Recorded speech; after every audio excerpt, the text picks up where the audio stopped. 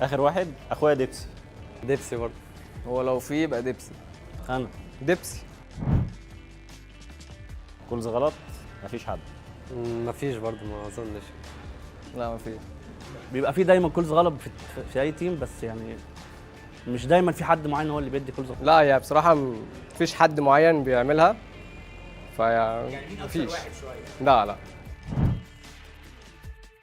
روك. ال سي كي. ROC. LCK. LCK.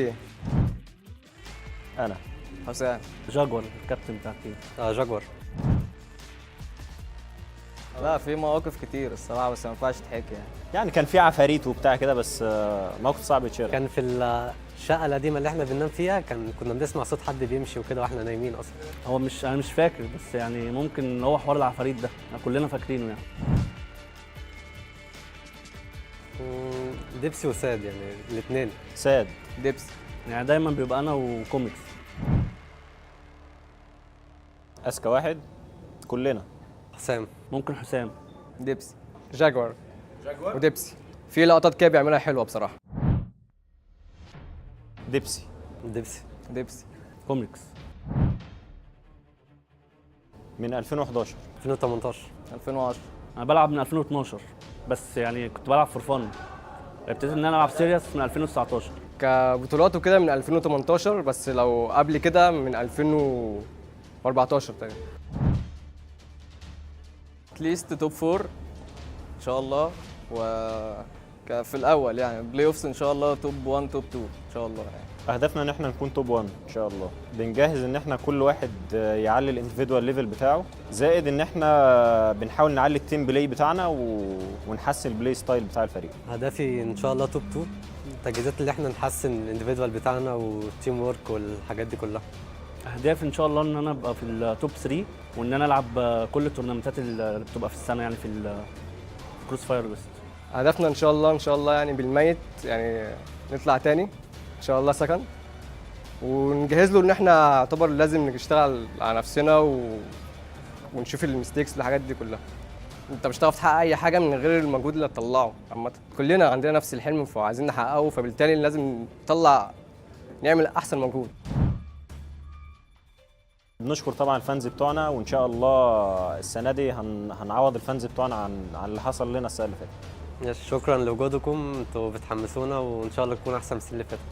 يعني بشكرهم ان هم وقفوا جنبنا، والسنه اللي فاتت ما كانتش احسن حاجه، بس ان شاء الله السنه دي غير يعني. لا احنا بنحب نشكر كل الفانز يعني اللي بيشجعونا ودايما بيدعمونا. بحب نقول لكم ان السنه دي ان شاء الله هتبقى مختلفه عن اي سنه. ان شاء الله السنه دي هنبقى في التوب 3 يعني ان شاء الله. احب يعني اشكرهم جدا جدا ووقفتهم، وان شاء الله هنعمل احسن نتائج في السنه دي ان شاء الله طول السنه في كل البطولات باذن الله يعني. كوبايه الشاي بتاع الكينج. يعني دايما الخمسه يخشوا الروم، كله يبقى جاهز، كله ده ريدي. كوبايه الشاي تحضر. لا ينفع كوبايه الشاي تحضر على طول، لازم يروح يجيب كوبايه شاي ويجي. كينج دايما كينج، وساعات بوكر يعني. انا ما بعرفش ابدا الجيم فعلا غير بكوبايه الشاي، فهي لازم تكون سخنه. فهو قبل الماتش بدقيقه مثلا، فلازم اقوم اعملها عشان عقبال ما تغلي وكده فلازم تبقى جاهزه. هو مفيش حد بيجي متاخر، كلنا بنيجي في نص الميعاد. هو مفيش حد بيدي جولز غيري، فلو رديت هيبقى انا. فطبيعي انا يعني. بنجوين، بس لما بيبوت بيبقى يا انا يا هانت.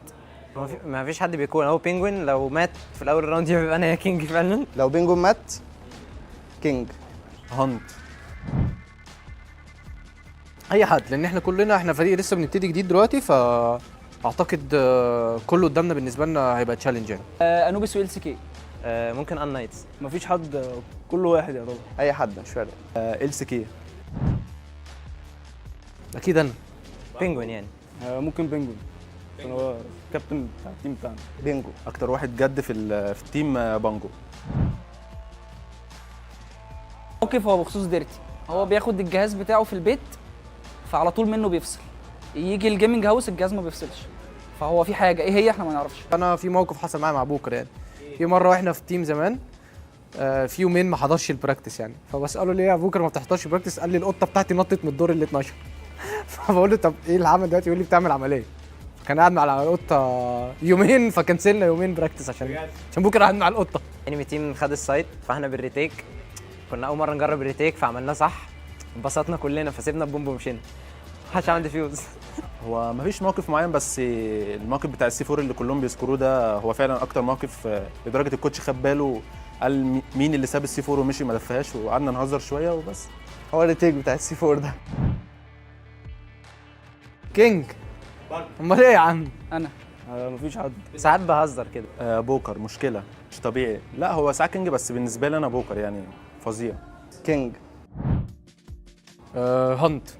هانت وديرتي. ديرتي وبينجوين برضو في كلاتشات، يعني انا حرفيا ما فيش ولا مره ساعات في كلاتش خسرها. كلنا. انا وانت. في الكلاتشز ديرتي. هانت. هانت وشويه ديرتي. بينجوين هو الاي جي اللي بتاعنا. هو مش حد بعينه، احنا كلنا بنفكر ان جيم كده كده، بس بتبقى على حسب.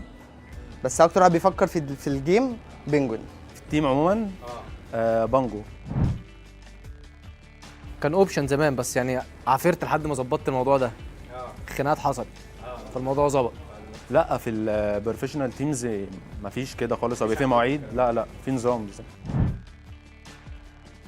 احنا عندنا 2 انكرز فطبيعي بنعتمد عليهم، فهم الاثنين بيست عندنا بوكر وهانت. في مابس بوكر بيانكر وفي مابس هانت بيانكر، فنعتمد على الاثنين جدا. بوكر. بوكر. ديرتي. هانت وبوكر الاثنين. هانت برضه الصراحه. مابس ومابس، بس هانت بقالي كتير قوي والله انا كنت هقول لك 11 لقيت احنا 2025 فبقالي 14 سنه بلعب كروس فاير، يعني من عمر كوميكس.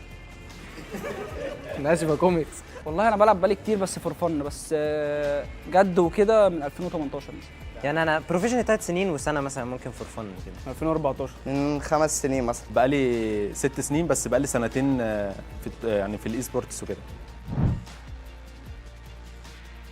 طبعا كل الناس احنا فريقنا لسه جديد، احنا اجدد فريق حرفيا، يعني احنا اكتر فريق ريفورم، فاحنا طبعا هدفنا ان احنا نحط نفسنا وسط التوب 4. طبعا مهم مش سهله بس احنا قدها، واحنا تعبنا الفتره اللي فاتت، احنا نستحق نكون موجودين في التوب 4. هدفي الدوري السنه دي ان احنا نكون توب 4.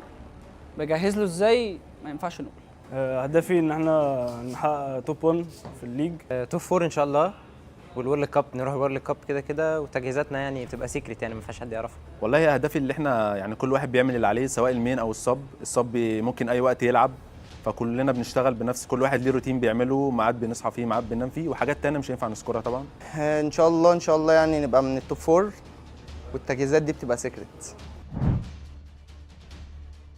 اتمنى الناس تشجعنا، وطبعا احنا لسه فريق جديد فممكن ما يكونش كل الناس عارفانا، بس باذن الله نقدر نعمل حاجه كويسه تخلي الناس تيجي وتشجعنا وتعرفنا اكتر عن كروس فاير. شكرا لكل الناس اللي بتشجعنا، وان شاء الله نكون عند حسن ظنكم. شكرا لاي حد بيشجعنا، وان شاء الله وي دو ذا بيست يعني. طبعا بحب اشكرهم. ان شاء الله نبقى من التوب 4 السنه دي، والسنه دي تكون احسن من السنه اللي فاتت. احب اشكرهم طبعا اللي هم واقفين في ظهرنا، سواء مصريين او عرب او اي جنسيه اخرى يعني، بس وان شاء الله نكون عند حسن ظنكم.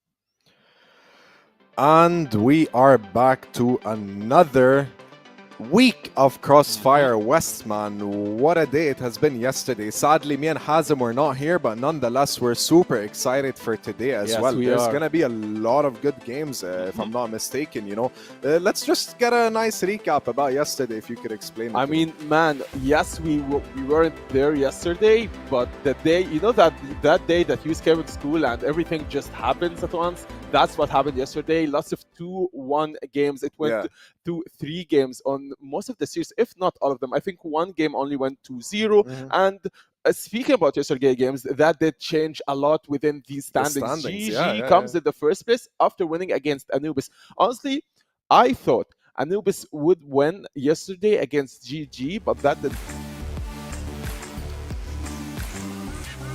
2 teams on 3 different maps, Compound, Ankara, and I think they decided was Sport, and GG did get their most important victory, if I'm not mistaken, and securing that first place. Yeah, so you've done your homework, I can tell, and the standings speak for themselves as expected, man. Anubis pushed to top 4 again. This is where the heat starts, because we're probably like, what, 2 weeks away from playoffs, and I can start to tell who are the 4 teams that are gonna reach the top of the playoffs. Exactly, and not only GG that we need to speak about, but we only need to speak more about unKnights, who played against Entropy, and it won 3 games. Entropy almost went against unKnights, but they managed to get that win at the end of the day. Keep in mind the positions of Anubis, GV, and Entropy are not that far. Yes, it's a bit far for Entropy, but Anubis and GV, everything can happen. Anubis did lose their games tonight.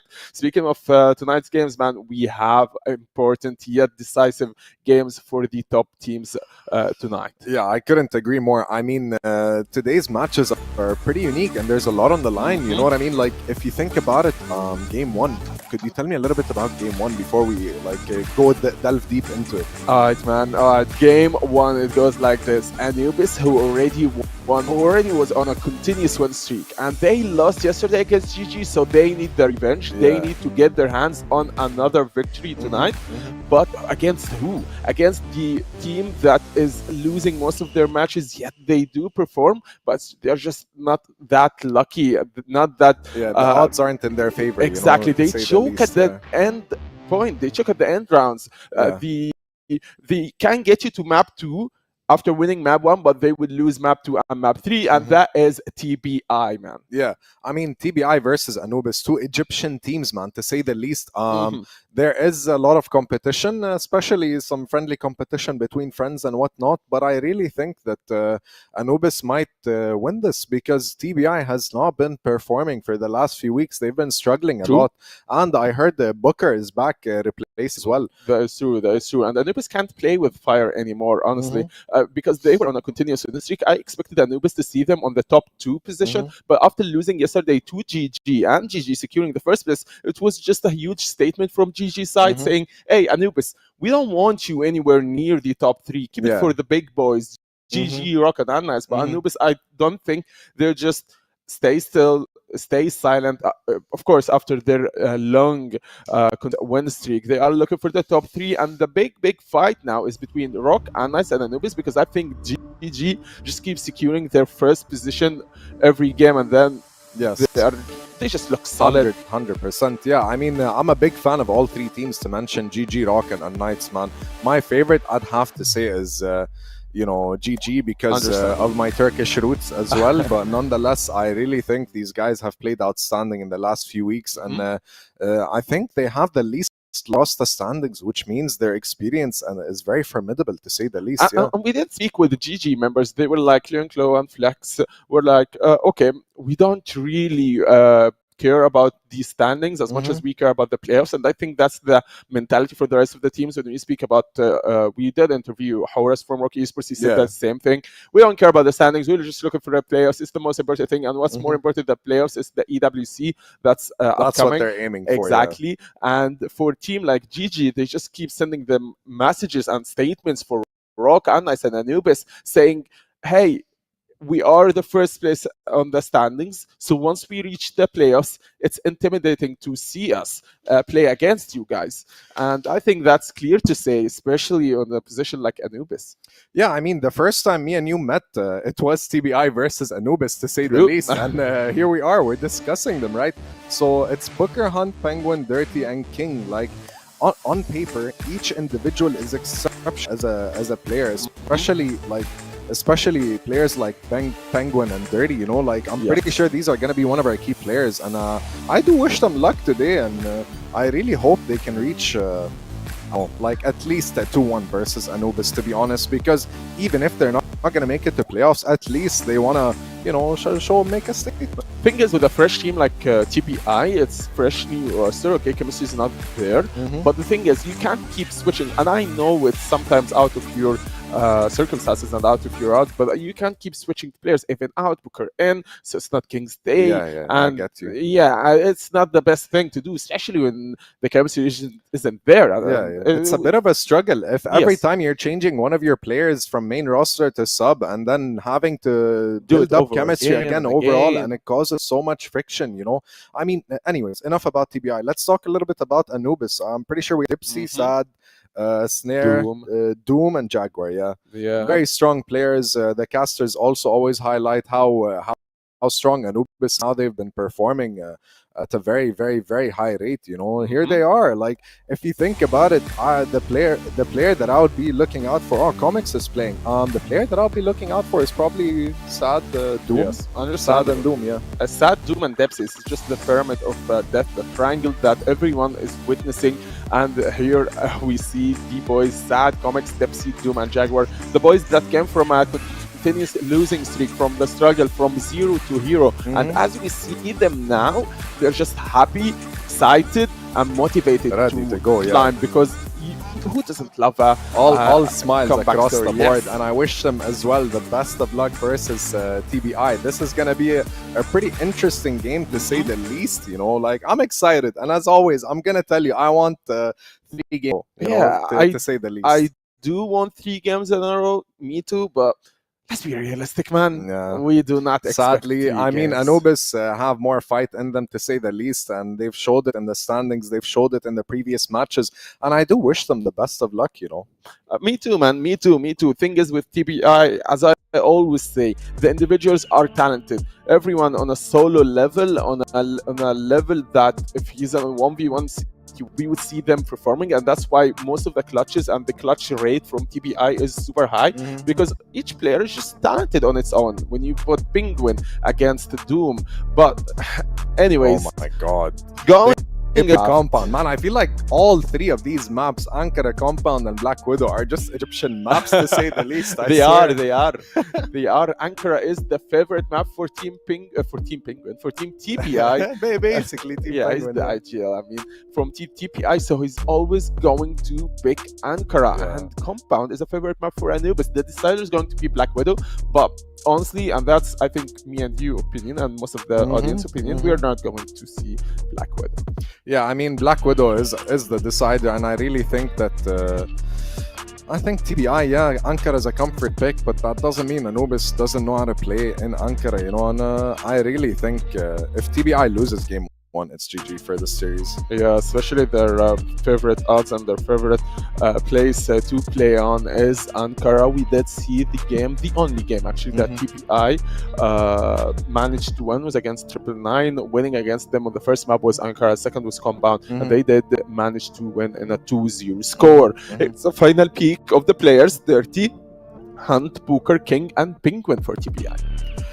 I'm not sure if we got the star players, but if you could ask, I would tell the audience is on Anubis side, pay attention to Doom, Dipsy, and Sad. Obviously not undermining Comics and Jaguar, but definitely I think on TBI's side, it would probably be Dirty and King. And obviously been lurking for 6 years, plus multiple consecutive titles. So, but yeah, we're gonna have to wait and see how this is gonna work separately on a team level. The only chance, and you did mention this, the only chance and the only reason that TBI winning is if they do win the first map. I hope so, yeah, and I can't wait to watch game 1, and I'm pretty sure neither is the audience. Let's take it away to our casters, please. Go.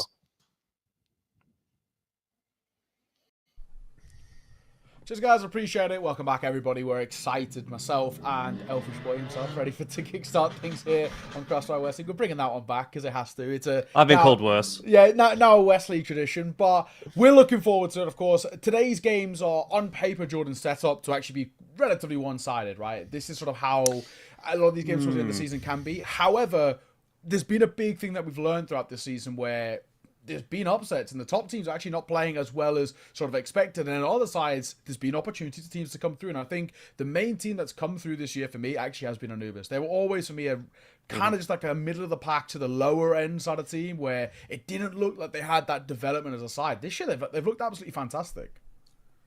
Yeah, definitely a bit of recuperating to do, though, for Anubis after what we saw from them yesterday. Sure. The loss that they had against Gaimin Gladiators. I think they really would have looked at that series as being a pretty winnable one, particularly Black Widow. I mean, the way that started, it did feel like that was a map that they were in the contention for, and then they just kind of got blasted on like the last sort of 5 or 6 rounds, and Gaimin Gladiators and closed that out with a very comfortable result. But look, there's no shame necessarily in losing to Gaimin Gladiators, so they can jump back on in here and get a win over TBI. I think we can probably say, okay, the week's going okay for Anubis.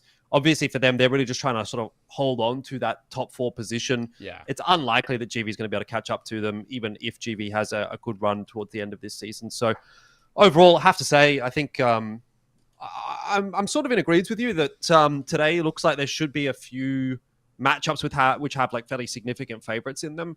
Anubis versus TBI, I think you're definitely leaning towards Anubis there. ROC Entropy, to me, that should probably be ROC 2-0 every day of the week. And unKnights 999, same kind of a story. But I would have probably said the same thing about last night as well. I thought GV probably should have been able to get themselves a 2-0 over 999. They were unable to do that. I thought unKnights probably should get a 2-0 over Entropy. They were also unable to do that. And then funny enough, I thought Gaimin and Anubis was actually going to be the closest match yesterday, but Anubis wasn't really able to sort of show up to the plate there, and that ended up being the only 2-0. So while we had very, very fast days last week, we had a really, really long day yesterday. So I'm wondering, how things are going to shape up today, if our expectations are going to be subverted once again, or if, teams like Anubis, ROC, and unKnights are just going to come in here and absolutely dominate.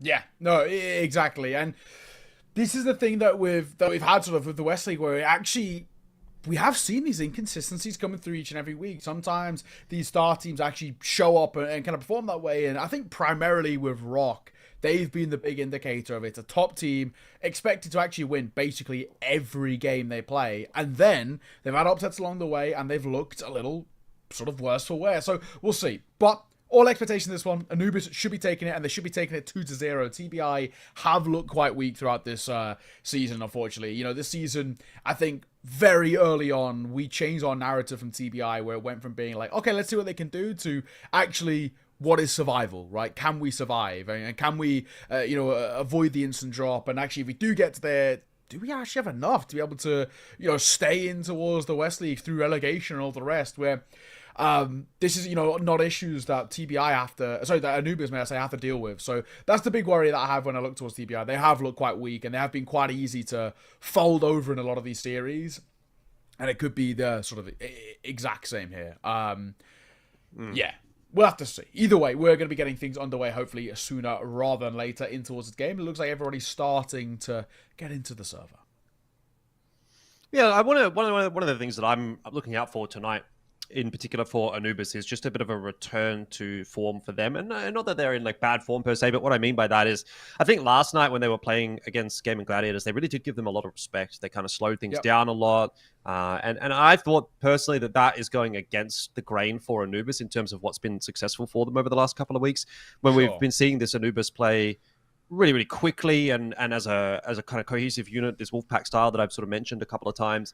I think that's when we've really seen Anubis look their best. And last night, we didn't really get too many of those rounds, frankly. There was a little bit of it on Subbase, which was their map pick. I think they were a bit more comfortable on that than on Black Widow. But I think they gave a lot of respect over to Gaimin Gladiators. And look, that's all well and good, because Gaimin Gladiators do deserve a bit of respect. But at the end of the day, I don't think it necessarily translated into the best version of Anubis. And I think that they should be coming into this game feeling pretty free, right? I mean, going up against TBI, team towards the bottom of the standings, if not at the bottom of the standings, you should be feeling pretty confident about this one here as the lads on Anubis. So hopefully they go back to that sort of quicker play style that was really quite exciting to watch, and we'll just have to wait and see what we're going to get from them tonight. I'd be very surprised as well, actually, if we don't get that quickest playstyle. More so just in the case that what we've had in terms of, obviously the best work out of Anubis has been that where they're really getting up in their face and they're really showcasing that. But I think also, if you're being completely honest, and I know it might sound quite brutal in a way, but it is just the fact that Anubis are going to know they are a better side. They're going to know they have much better protocols, individuals, all the rest. So they're probably going to come in towards this and just be like, why not, right? Let's show a bit of our prowess and a bit of kind of what we can bring to the table. So yeah, that's sort of the way I'm thinking about this now. I'd be very surprised if they don't go flying into a lot of these fights just because they kind of know they can, really. So we'll see. It seems like we're still in a bit of a wait, though, just to see what's going on, why we're not in game just yet. Hopefully it's sooner rather than later, but, you never know. Yeah, I did see Doom, obviously, just like they did the fist bumps, so I thought, okay, we're going into game, and then Doom's camera turned off, so I was like, oh, maybe he's just disconnected somehow. Something to do with TBI, apparently, but either way, yeah, again, we should be getting underway pretty shortly.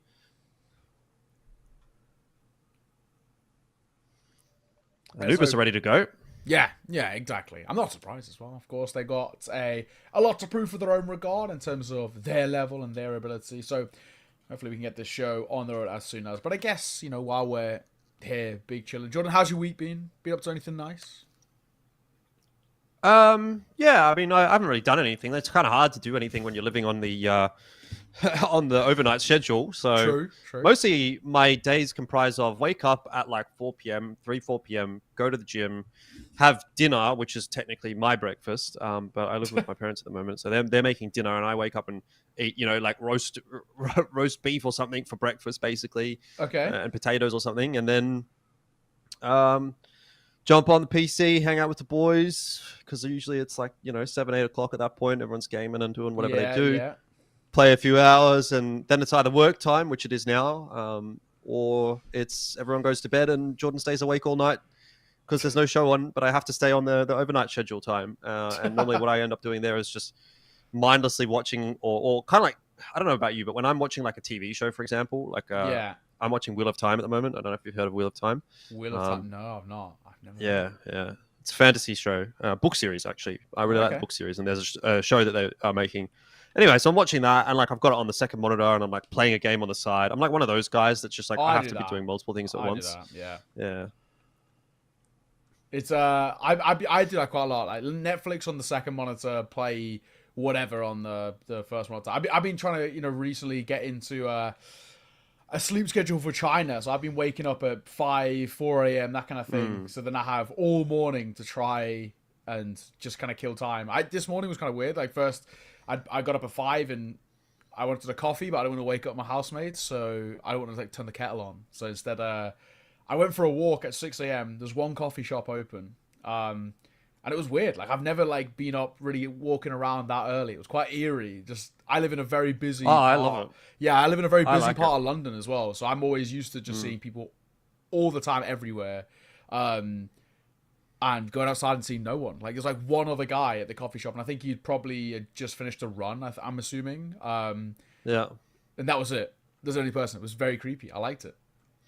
Yeah, I like that. I mean, I do go kind of like walking around at 3 a.m. as well sometimes when I'm doing these overnighters. Like, if I'm not working, if I'm not casting Crossfire, and it's, like a Wednesday night or something, and I've got to just stay awake, I'll play a few games, and then when everyone's gone to sleep, I'll like go for a walk for like 30, 45 minutes, just walking around in the middle of the night. At 3 a.m. or something, God forbid, seeing anybody else. But I think if anyone's looking out their window and they just see me walking around at night, they must think it's a bit, what's going on here? It's a bit sussy because I almost never see anybody. But I kind of like it. It's very like peaceful. It is. It was nice. And we're getting to the point now where the weather's really good in the UK as well. A rarity, it has to be said. And yeah, it's been, I've been enjoying the sun. So. Yeah, no, it's been decent. No complaints really my side. I'm hoping, hoping we get to kind of keep a little bit of this sun at least for a little bit. The UK, we normally have like a fake summer where we have good weather for like a week or two, and then it very quickly goes away and goes back to being pretty shit, basically. So I'm I'm hoping we get a bit of sun for a little bit of length. I'm sure, of course, you're used to it more so. Yeah, it's actually been a little bit rainy this week, but yeah, usually we have a lot of sun. Winters like in Oz? Are they like? Do you I think they're colder than you'd expect. Okay, right. Yeah. What's like a cold winter in Oz like? Like what temperature roughly? I don't know, like Celsius. Yeah. If it would get down to like 0 degrees, that would be an extremely cold night. Oh, okay. It's about as cold as it gets, and Yeah. like daytime temperature might be like maximum of say like 10, 12 would be like a really, really cold day. But normally it's probably sitting around like 15 to sort of 18, I guess, on a day, and maybe like 5 degrees at night kind of thing. But again, it's cold. It's cold if you go outside and you don't have anything on, but like it's not like freezing. But people are just unprepared for it. Anyway, speaking of unprepared, TBI seemed a little bit unprepared for Anubis in this round. And hey, what do you know? That conversation that we were having in that pre-match about the pace coming through from Anubis does seem to be ringing true right here. So I do have to kind of put it down to some degree of, just giving some credit, I guess, to Gaimin Gladiators yesterday, giving maybe a little bit of an over-respect to them and altering their playstyle as a result.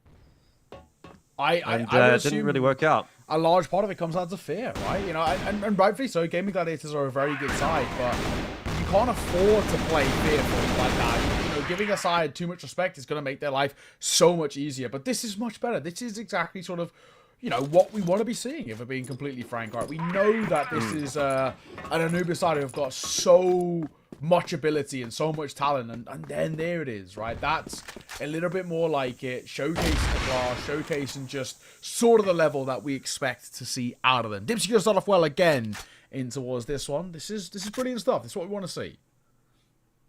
Yeah, once again, Dipsy just absolutely dominating. Sort of highlighted him yesterday going into that match against Gaimin Gladiators and said if there's going to be a way that Anubis is going to be able to win this one, it will be off the back of the arm of Dipsy. He's one of the highest sort of opening frag potential in this league at the moment, and continuing that today. 1-for-1 on the A-bomb side is going to be more than enough to get Anubis in there, and Dipsy's just roaming around doing whatever he wants over towards B, which will be somewhat unexpected by Dirty, though I think Dipsy might have made a step there. Dirty's seen him. Either way, this round's over and done with, you'd have to say. Although 3v2 may be winnable.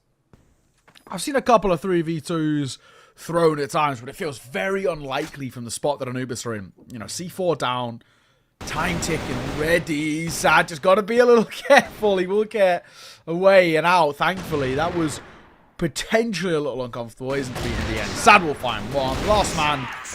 Not that much that Dirty could do. Consolation kills is all he gets. Anubis a second on the board to start off this series. Exactly how we'd expect it to be as well. The tempo, the disrespect. I mean, just a showing of the confidence back into a side who believe they're the better team, you know. And as you mentioned yesterday against Gaimin Gladiators, it felt like we lost a lot of that edge. Yep, exactly. So a little bit of a slower approach this time around from Anubis. Obviously, you can't be W-keying every single round. Set themselves up with a pretty standard default sort of 2-1-2 setup here, really. Got the triple orm out for Anubis as well, which will, I'm sure, promote a much slower playstyle. Comics has swapped his orm out, though, for an AK. So we're just going to get the standard double orm out from Dipsy and Sad, which has become a bit of a regularity, to be quite honest, for Anubis. Mid-approach this time, with Sad just watching over towards A and Dipsy watching the other extremity. Inevitably, though, this does look like it will end up being a B finish with 1.5 minutes left on the clock. They're starting to make their way in that direction. Here's the right call. Dipsy moving his way forward. There's a lot of angles to clear there, and going sort of not only alone, but then without the util as well. Ever so slightly risky, and he will lose his life.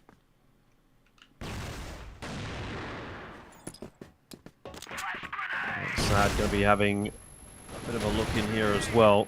There's decent numbers to defend for TBI. Penguin can't double down, though. So we are back to the 2-on-2. Plant yet to come. Cooper and Hunt going to work their way in from GR Spawn. 40 seconds on that bomb timer now, and Doom and Sad are able to set themselves up with this nice post plant. I was gonna say, Doom was in an awkward spot. He's actually transitioning between the site and being playing away from it. Thankfully, he does actually get given that cross. Unfortunately, he's given too much space and just not enough that Booker could do. That stairs angle of an Orm is deadly, and we've seen it right there. So, great work, and much more back to sort of Anubis. Flexing the tempo, you know, you touched on it. You can't W key every single round. That one, a little slower, a little bit more methodical, as we sort of put it, but actually still really, really effective. Great work. Does actually feel, unfortunately, I know it's really early, but it actually feels that there's not a lot on offer so far from TBI. I mean, you'll take that opening shot, though. Yeah, Dirty has typically been one of the, so I would say, more impactful players or more influential players on TBI. Kind of nice to see him popping up here as well. Doesn't necessarily mean this round is won. Doom has taken so much space outside of B. I'm not sure that TBI is going to necessarily be expecting this. He's kind of made the wrong call, though, unfortunately, to go check out the connector instead of walking onto the site. And so he'll end up losing his life as well.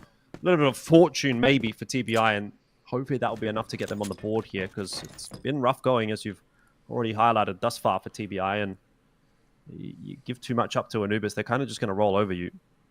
Surely this round, though, right? You know, it's a 5 versus 3. To lose this would actually genuinely be so egregious that we'd look back and say, but maybe there's actually no chance for this team. You cannot be losing a round like this from this sort of advantage. But we're going to try and pop through the vents. Down it goes, Sad. Sure, Hunt will get caught. And there's also a shot as well on towards Booker, but even still, 2 versus 3. It was a 5v3 turned 2 versus 3. You still shouldn't be losing this if you're TBI. Yeah, but they're going to be able to get the bomb plant down, and that's what makes it now doable. Jaguar has half HP only, but Comic's full HP, so reasonably healthy still across the board here for Anubis. Jaguar just tickled down a little bit further. Time definitely ticking away, and this flank coming in from Dirty. Maybe too little too late. We'll see how this ends up panning out. Jaguar already finding Penguin. This is dangerous indeed, but I'm really waiting to see what's going to happen here when Dirty makes his move. Well, nothing really is the answer, as Comics will take him down, and now he's got that stairs position, which is perfect to clutch from. He's stuck around a little too long. King hunting, looking, searching, and will get there in the end. Whew, oh, my very God. close, though. Way too close for comfort for TBI. I mean, honestly, if you are Anubis, you'll probably come off the back of that and be like, oh, damn, like, not a bad effort, boys. That was all right. We had no right to really even walk away with a sniffing towards that round, and somehow we've actually given a bit of a look in. So I think all in all, they could probably take quite a lot from it. I know they haven't won it, but the fact that they made it that close has got to be actually good for the confidence, being like, oh my God, like these guys are nervy about playing against us. Good to see TBI on the board, sure, but it's in one of the least convincing ways possible, and that's the thing that really worries us. TBI need to massively bolster their own confidence if they've got any chance in this, honestly, for me.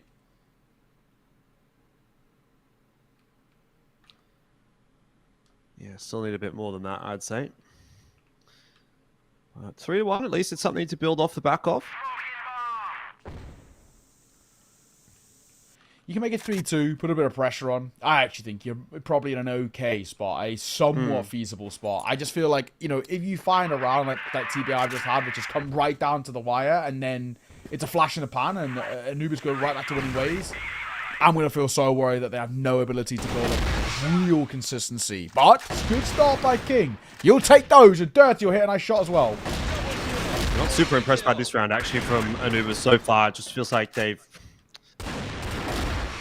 I think they've just kind of assumed that there was no one holding certain spots, and you can't really be affording to do that in a 5v5. There's a couple of guys just getting picked off for no reason, really. Now it's down to Stad all alone, and TBI picked themselves back up a second. That just felt like a really ballsy push from Jaguar to just try and go straight up the ladder and assume that no one's kind of watching it, even though there was some smokes. The coverage was just not good enough, and as soon as Jaguar goes down, this is just, you know, 4 guys coming through from connector, and it's not a particularly threatening round. So I think Anubis are going to have to show us a little bit more than that on this BL side if they want to be getting themselves some rounds on the board. I would say that was a pretty unenthusiastic round as far as I'm concerned. It's also something that we've touched on, right? When we've spoken about Anubis and we said, you know, we like them when they play with this lack of sort of reserve at times, right? And they show that they are the better side, and they sort of make these grandiose statements in a way, right? But the only issue is, if you do play lackadaisical and you're playing loose, which obviously works quite well when you're significantly the better team, if you then lose rounds because of it, it completely makes those sort of plays null and void. They're good when you've still got an idea of, like, how do we finish here? Where do we find openings? How are we going to get preferential fights? But if you're going in and sort of half-arsing the clearances and really making it quite easy for TBI, you're going to be under a bit of pressure. So I'm actually not too surprised that we see, you know, a bit of a pause coming through here. My assumption that it would be of a tactical nature, and primarily for Anubis, just saying, like, all right, guys, like, this is not us. Let's chill out. Yeah, Dipsy's really got a lot to say. It's just firing it off, to be honest. Yeah. He's just probably saying, guys, like, let me get the opening kill, because I do that all the time. Yeah, and then let's do something. In a way. There's got to be that element of trust as well. He's so influential to this team. If that is actually the case, and it's something along those lines, you can kind of understand it. Just saying, guys, like, give me the first 30 seconds. Just let me cook a little bit. Let me see what I can find, and then we'll make a decision. Let's you know, rely quite heavily off the back of our mid rounds, which I actually think is something that Anubis have done really well this season. Their mid round has actually been quite excellent. So go with something along those regards, and it might make life a lot easier in this game. But TBI, in their conversation, don't seem all too stressed, and I don't blame them. Starting to chip away at this deficit quite nicely. Yeah, off we go again. And that's a good start from Dipsy. Whatever they've talked about in the little break there, Anubis has worked out phenomenally for them. 2 opening picks at the start of this round, and again, we know that they're not a team that's going to necessarily slow down here at all. Maybe they should have, as Doom will fall. And now Dipsy, if he misses a shot, he's going to go down to dirty as well. That's really not great.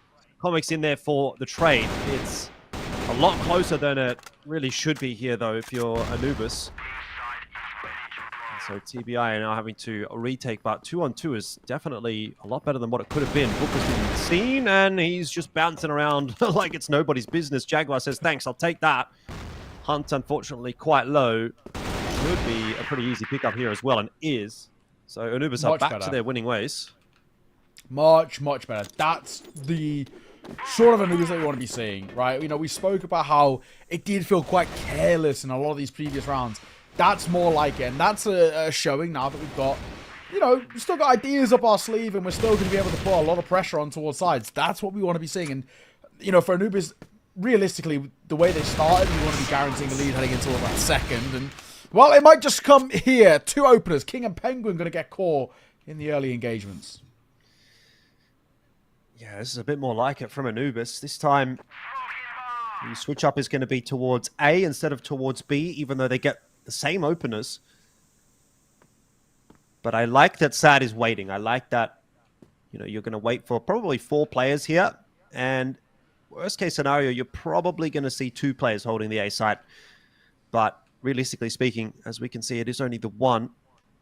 Looks like we've had a DC as well from TBI. So down to just Booker and Dirty. And Booker would have to pull off a miracle to hold this start. He does get 2, which is ordinarily really nice. But here it's kind of just without fanfare, as it's still Anubis into the bomb site for the post plan. And we'll get that bomb down nice and quick.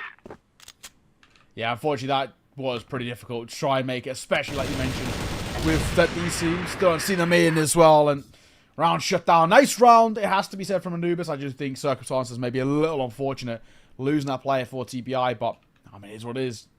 You deal with what's in front of you, and Anubis deal with it very well, very effectively, and that is good to see. So, TBI, hopefully, whoever it is, can join back in ASAP, but Anubis are starting to once again flex their muscles a little bit. I think they did require that timeout just to calm the nerves a little bit. Just be like, guys, you know, what are we doing here? This is scrappy. This is not quite us.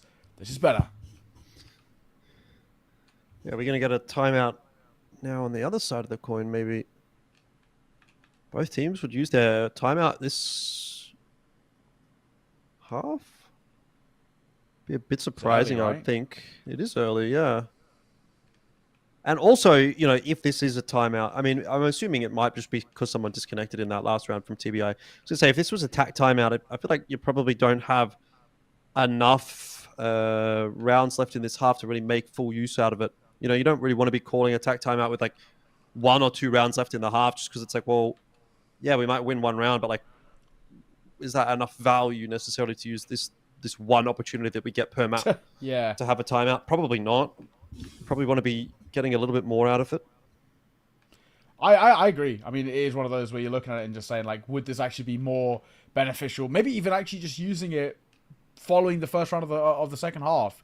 Obviously, you get a bit of time to talk at half time, but just be like, right, this is sort of what we want to be doing towards this half. This is how we're going to try and make the ranker stick a little bit for us. But bold call if that is the case. And of course, we've got kind of that blend of the tech, then plus, obviously, attack to follow, so could be a semi-lengthy one here, Jordan. Yeah, let's see what this ends up being. It looks like everyone's again still connected. It's just maybe to the game rather than anything else that we have to be a little bit concerned about. But nice slow start to the day is what we're getting here.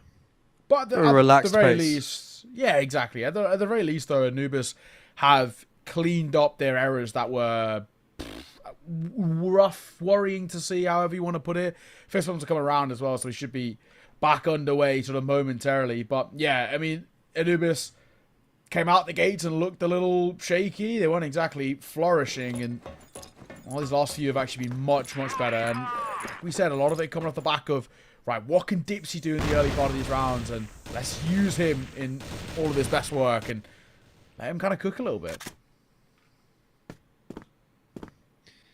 Let him cook 5-2. So 2 rounds left in this half. TBI, if they can pull them back, could still end up being a pretty close map. Have to wait and see.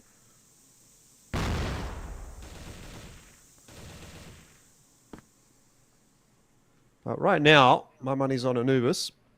Again, a very similar setup for Anubis as what we've seen previously. Tipsy just sort of tucking himself in that corner has been a real mainstay of this first half. So Anubis just defaulting back to what has been working, and no reason not to, considering indeed it has been working. Yeah, I don't blame them, honestly. Question, of course, of his first kill, and oh, Sag gonna get clipped there. That's definitely gonna hurt. Using him early, it's also a big loss of information, but there is Dipsy, ever present, ever delivering. Yeah, standard stuff, really. But 1 for 1, not quite enough to get them into the site just yet. King will shut one more down. Booker on the timing perfectly gets in there to shut down a couple more, and Comics is stuck between a rock and a hard place. Dipsy not doing enough to help out here. So this will be a third for TBI, there's no doubt about that. That was much scrappier from Anubis. Much worse for wear. Not what we want to be seeing again from them. Just as they start to earn a bit of our praise and saying, right, these last couple of rounds are pretty good, and all falls flat. TBI had a great round. They've actually looked fantastic in it. Fights have come to them. They've isolated them quite well. The trading and the spacing was pretty poor from Anubis, and, you know, like when Sad falls in the early part, no one's even remotely close to capitalize upon these players who are pushed so far forward. Not from their A side. Oh, tough work. Dirty. We can start things again on towards Jaguar. Yeah, Sad responding right back in kind. The Orms doing a lot of work, as is to be expected on a map like Ankara. I mean, I think it goes to show when you've got double Orm on the BL side, what a map this is for that kind of a setup. So that is mid control taken by Anubis, but I think they've been a little bit slowed down by TBI today. They've been pretty decent on this defense so far, TBI. And looking to try to push the issue. But I honestly feel like a 6-3 versus a 5-4 is a massive discrepancy in the first half scoreline. So this final round of the half can make a huge difference for either side.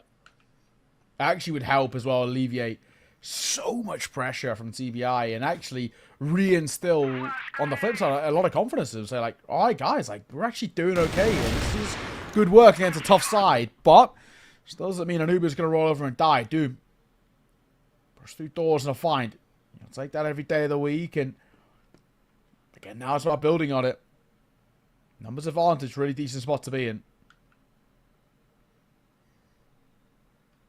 Yeah, but like you say, it's still about building upon it. This round is definitely not over just yet. Should be converted for Anubis, but easier said than done. Dirty's going to try and make the play. He's going to push in through middle. Has been spotted out, though, and there'll be a double swing coming through from Dipsy and Comics. And so that's the end of Dirty. And look, the round's not over when it's a 3v4, definitely. But once it becomes a 2v4, it really starts to feel like it becomes untenable at this point for TBI. Yeah. They're going to gamble towards the B-bomb site, which will prove to be the correct decision. Booker might just not be in a position to actually assist Penguin, which is a little bit unfortunate. But if he could get 2, maybe we're on. Penguin, usually good for a multi. Not able to get it this time, just the 1-for-1. And so it is Booker 1-on-3 to try to stave off that 6th round for Anubis, which at this point feels a tough ask. Yeah, it's safe to say. Booker has some nice moments, but this feels pretty unlikely. Spotted out and dropped in the end as well. So, better, and I think for Anubis, a good response. Still a lot more that needs to be done, I think, to really prove to me that they are this significantly better side as we had built them up to be in that first half, right? But, or in the pre-show, I guess, more so. But it is still a pretty dominant showing, right? Regardless, like, and you touched on it, the 6-3 compared to 5-4, it's a vastly different feeling in terms of how this game is playing out. If you kind of sit here and say 5-4, it's anybody's game, right? You win one round in the second half, you kickstart early, you can get momentum going really, really effectively.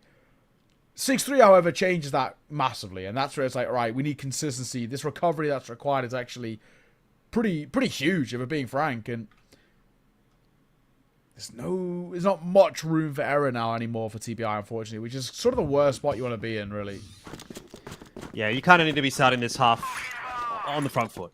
If you end up losing this first round or two, it's kind of map over at that point. It becomes really, really tough to come back from a big deficit like a 7-3 or an 8-3. So I think quite important for TBI to probably just get at least one of the first 2. If they can do that, they're still in the running, they're still in the conversation. But for now, Anubis definitely in pole position to close this one out. Mid just completely left open by Anubis. They're not interested in it at all. It's actually not a bad strat for them at all because TBI haven't really decided to explore middle either. So Anubis have their forces where they need them for the moment. 2 players though towards A. It's starting to become a little bit of a weaker looking site hold when you've got such a long rotate for those 3 B holders. There's no one, as we've said, in mid. So there's no fast rotate here. It is on to these 2 A holders to win this round for Anubis. Pushing through, Hunt. He's flying out. He needs to trade here, and he does well, actually. Hunt gets his before Jaguar finds Booker, but then again, King is there to deliver. So, not a bad spot that we're in, if we're being completely frank. You're sitting here, numbers advantage, and the site too. This is a really decent position. Smoke going to come down, and that'll sort of nullify that all at range, as the bomb will go down momentarily too, you'd hope. It's just waiting to be sort of planted. As it gets into position, now it will go down. And this is actually where TBI in a really good spot. Dipsy, though, looking for it. So is Sad. You got a couple of orms here. You need to be a little bit careful if you're TBI that you just don't over-peak an angle. Dipsy will inevitably fall. And that probably should be the round, but we'll see whether or not there's a miracle here from Sad. Oh, he's got himself a double. Oh, dear. Now the round is starting to fall away from TBI. Dirty, spotted out. Will grab the kill. Oh, to Sad, but Doom's there for the trade. And Anubis will win the 3v4. They make that retake happen, even with a numbers deficit. And unfortunately for TBI, the writing is starting to come up on the wall. I know you're a big Harry Potter fan, Nao, coming from the UK yourself.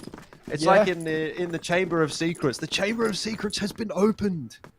Yeah, Anubis have won the first round of the second half. Beware, something like that, written on the wall in blood, because they've just dominated TBI in that one on the retake. I think that's exactly what was written on the wall. Yeah, you couldn't have said it better. I'm glad you liked it. Yeah, big fan, mate. Big fan. Tap shot going through. Not a huge amount on offer just yet, but pretty good spot that we've seen. Here we've got Anubis just bridged such a big gap now. You know, that 4-round buffer zone is pretty huge to work with, and it does feel massively unlikely, unfortunately. And TBI, we're running out of chances, guys. I mean, that felt like a really good spot to be in and a really good chance at just sort of flexing the muscles a little bit. It's got to hurt. It really does. Yep. Either way, not the end of the world just yet. Even around here, you can start maybe putting the pressure on. TBI have gone for a very slow early start here. Sure, Dipsy has fallen, but a lot got to be done. Yeah, well, they know that they've done damage to Jaguar as well, so just really hoping that they're going to be able to use this as a springboard. This round should definitely be theirs. It's almost a 3v5. Just got to try to find a way to take Jaguar out without letting him get too much done. But he's playing a really, really cheeky angle, a little bit of an off angle there, and catches Penguin. This is a guy who's on like 2 HP or 3 HP, and he's got himself a kill. So he brought it back now to 4-on-4, getting a lot of value out of his life, despite the fact that he's not even really barely alive. And now Sad comes through at a perfect timing. Anubis doesn't have an intuitive sense right now on this GR side. Jaguar's got another one. It's illegal, but Anubis have won 2, I would say, deficit rounds where they've been in an awkward spot and then brought it back. And 8-3 the scoreline now. Like I said, if you can win maybe one of the first 2, you're in the conversation still, TBI, but they've lost both of them, and the fashion in which they've lost both of them doesn't signal great things here on the BL side as far as I'm concerned. Yeah, it's 2 rounds where it feels like they should have no chance, really, to win it, and they do, and oh, man, it has got to be pretty killer. 8-3. Missed shot, though, from Sad. So maybe an opportunity to potentially work with here.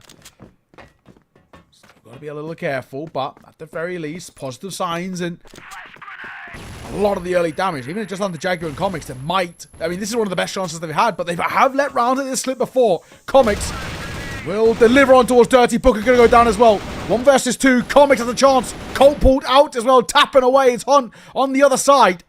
1 minute 30. Comics plays with the AK at range, and he's going to fall back and actually show quite a bit of respect here. It's fair enough. I mean, time definitely on the side of Hunt here, and he's gone hunting indeed. Wow. And Anubis are going to win the round. Dipsy pointing at himself there, actually. I almost wonder if he said, like, back it up or something like that. Made the call that won the round. Something, I don't know, but that's the implication that I was getting. He was sort of saying that was me. Either way, 9-3, and another one which TBI were in a position to win. Doesn't go their way. It's got to be getting painful on this BL side. They have started this round with opener onto Sad, and they picked the pace up pretty quickly into Hotel as a result. Doom's there waiting for them. He's got himself 1. He's got himself 2. How does he get 2? I don't know, but a couple of quick trades do come through. It's still full here for TBI until Jaguar arrives. Doesn't quite expect another player close, so he'll fall, and then we're into numbers deficit for Anubis, but they've been good at bailing themselves out of trouble in this half so far. Maybe Comics can do it again here in the 2-on-1. It's fast flank from Hotel. I don't think they're aware of that yet. No, I think you're right. Comics, nice find. Down goes Hunt. That's going to help every day of the week. And sure, the C4 goes down, but Comics is given plenty of time to maneuver. And Comics again into the 1 versus 1. Gets very close. Colt pulled out. He's trying to find this tap, and he'll get it. Comics, back-to-back rounds. 1 off his back alone. Brilliant work. And that is it, right? You know, you look at this Anubis side, and I think that sums up actually quite a lot of how we view this game to be. That is so well done, and it really is a showcase of just how good Anubis can be. Even with that game as a whole, I actually think looking considerably worse than they have looked, it was still excellently played at times too. So, you know, you got to feel for TBI. Their chance in this series as a whole feels quite low, and it's because constantly like that, Jordan, in clutch situations can't win them out. Or actually, most damning, I think, probably, you'd say you're in man advantage situations and you fail to win them. Like, you know, 5v3's lost, 2v4's lost. Like, it's not good enough. Yeah, unfortunate really for Anubis, but like, sorry, for TBI. But yeah, you're 100% on the money there. Like, that's just, if you want to be contesting towards the top end, if you even want to be contesting towards the middle of the pack, you can't be letting those rounds slip on a consistent basis. Like, it's okay to lose one here and there. You know, someone pulls up a nice play, something like that. Fair enough, it happens. But that was probably, 4 rounds in a row? Almost? Yeah. 4 or 5 rounds in a row in that second half, where they've had an advantage and they've lost it. And so, you give that kind of advantage over to your opponent. So a good team like Anubis is going to run away with that. Give them an inch, take them a mile. If you've ever heard that saying, I think that was exactly an example of that. And something that they're going to have to try and fix up going into map 2. But before then, I have to check back in with the analysts and see what they have to say about map 1.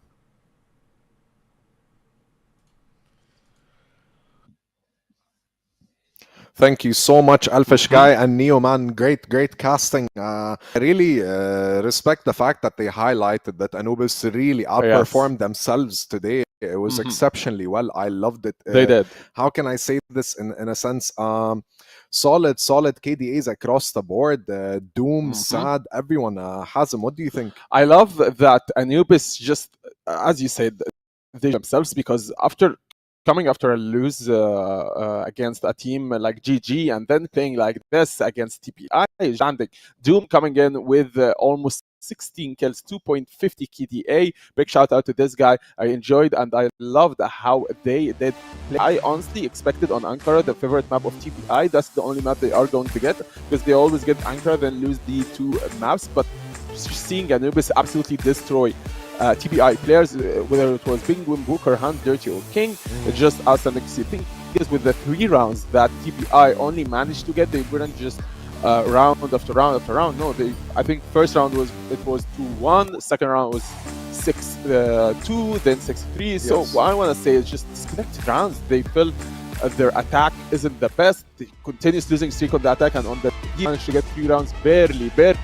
breathing and staying on the game as surviving. I mean, 10-3, that just gives Anubis a solid head start to start the series with, and the amount of clutches that we did see from Anubis side is just terrifying. I mean, it was 2v3 on round 6, and Anubis managed to clutch a scenario like this. Keep in mind, Doom was low HP, and so as Dipsy in the clutch from Anubis. 110%. Yeah, it's scary to see Anubis actually playing right now. If it was yesterday or tonight, seeing Anubis in the last weeks and the last days of the West League, they just look scary, man. Yeah, I mean, Anubis is a formidable, to say the least. They exceptionally performed very well, to say the least. I mean, Dirty tried his best, and so did the other players, and they tried. There were a few rounds, but you can just tell they start at a deficit. Every round, the secures a killer or 2, and then TBI has to play a bit more aggressive, to say the least, and for some reason they can't find that aggression. Yeah, but again, there is some of the plays that you just witness from TBI and say to yourself, okay, these players have something to say, such as King Clutch or Dirty, because Dirty was the only player with higher than 10 kills within the first half of the first map. So such plays just make you wonder, why is this team not working out? Why is this team not winning? Blah, blah, blah. And you say to yourself, okay, this team does not have enough chemistry with each other, and this team keeps changing the members. So it was Ava yesterday, then it's Booker, then King is out, and so goes on. Yes. I really wish, and I say this all the time, from TPI to just change drastically within the next split. Yeah, I couldn't agree more. I respect your opinion, Hazem, a lot. It's very insightful. I mean, what do you think going into game 2? How's it gonna be? Because I really think Anubis just beat TBI on game 1, and I don't think they have a chance in game 2. Well, sometimes you just look at the first map score and the previous games, and you say to yourself, okay, it's doomed. Okay, Doom is just going to go insane, the FC as well, and it's not a map thing more than it's an individual thing. It's a team thing overall, and they knew themselves not only in this match. So jumping on the next match, I just see a quick 2-0, if I'm being honest. I don't think they would exceed 5 or even 4 rounds. Probably not. Yeah, I have to agree. TBI is not looking good today, but Anubis nonetheless are performing exceptionally well. I'm super excited for map 2, man. Even if Anubis managed to get the win, I hope we see something from TPI. Yeah, I hope so too. We'll take it to our casters. Thank you, guys. Let's see game 2. Thanks, guys. We are looking forward to it. I couldn't agree with this more, right? I do just think this will be a very simple, very comfortable 2-0. I cannot see a world. TBI just you know, honestly, this season have just not shown enough that they have the ability to take down this side. So let's see what they can do. It's a good start. Dipsy's fallen early. You'll take that. Yeah. Well, I mean, it's definitely a start for TBI, but as we Silver linings. Fair enough, fair enough. But is it a silver lining to a very dark storm cloud? I guess we're about to find out as this round does play out. Booker pretty isolated over towards pillars right now. Obviously, King is kind of there to assist in some way, but if the push comes in from middle and Booker is hard cleared, like, no one trades this. Okay, he's not getting out. There's no way he should be allowed out here. Comics and Doom know that they've got him trapped. Sad is not going to let him out either. And this is the way back into the round now for Anubis. They should be putting all of their forces in this direction to try and clear out Booker, who is now going to come for the swing and catches up with Comics in the end. So kind of ends up being a 1-for-1, which is, I think, all things considered, quite disappointing for Anubis. Yeah, I think you're right. Still, though, numbers advantage. So, you know, let's sort of take, I guess, the silver linings a little bit, but awkward spot nonetheless. Under a minute now as well. Not a lot of time, really, in the grand scheme for Anubis to work with here.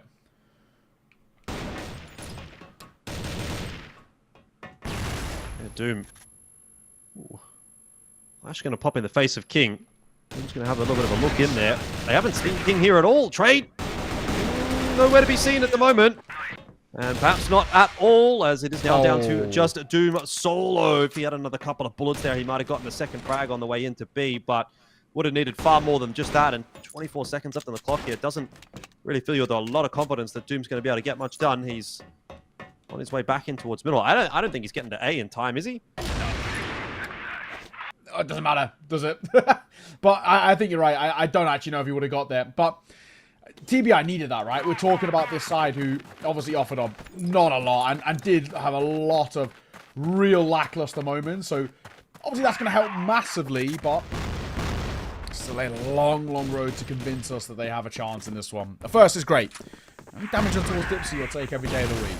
So small things, right, which we'll absolutely take, right? He's showing his ideas here. Oh, how's that? How's that happened? They've walked into a huge crossfire and gotten 2 kills. It's onto Penguin, who does double down. Really important that Penguin gets those 2, and in fact, he's gotten himself 4 now as well. This could be the ace for Penguin. He wants it, you can tell. And it's going to be shut down by Sad, so he doesn't get quite the highlight clip, but that was a nice 4K from Penguin, and it might be just enough to win this round for TBI. Sad having a bit of a look on in, will miss his shot with the orb, and that will be the round done and dusted. They've got to give Penguin a pat on the back for that one, because that round was looking very dire indeed. I mean, honestly, you're at a point where, again, you know, double entry that comes through from Anubis looking really solid, and everything was lining up for them to sort of win that round without breaking that much of a sweat. And you've walked away with it with one man's individual heroics being so strong. And again, this is something that's always actually been the really good thing when you look towards a team like Anubis, for example, is that the fact that they've actually made life look pretty comfortable for themselves, and they've been able to have and rely on individuals. Now, if TBI starts to bring a little bit of that, it changes things a hell of a lot.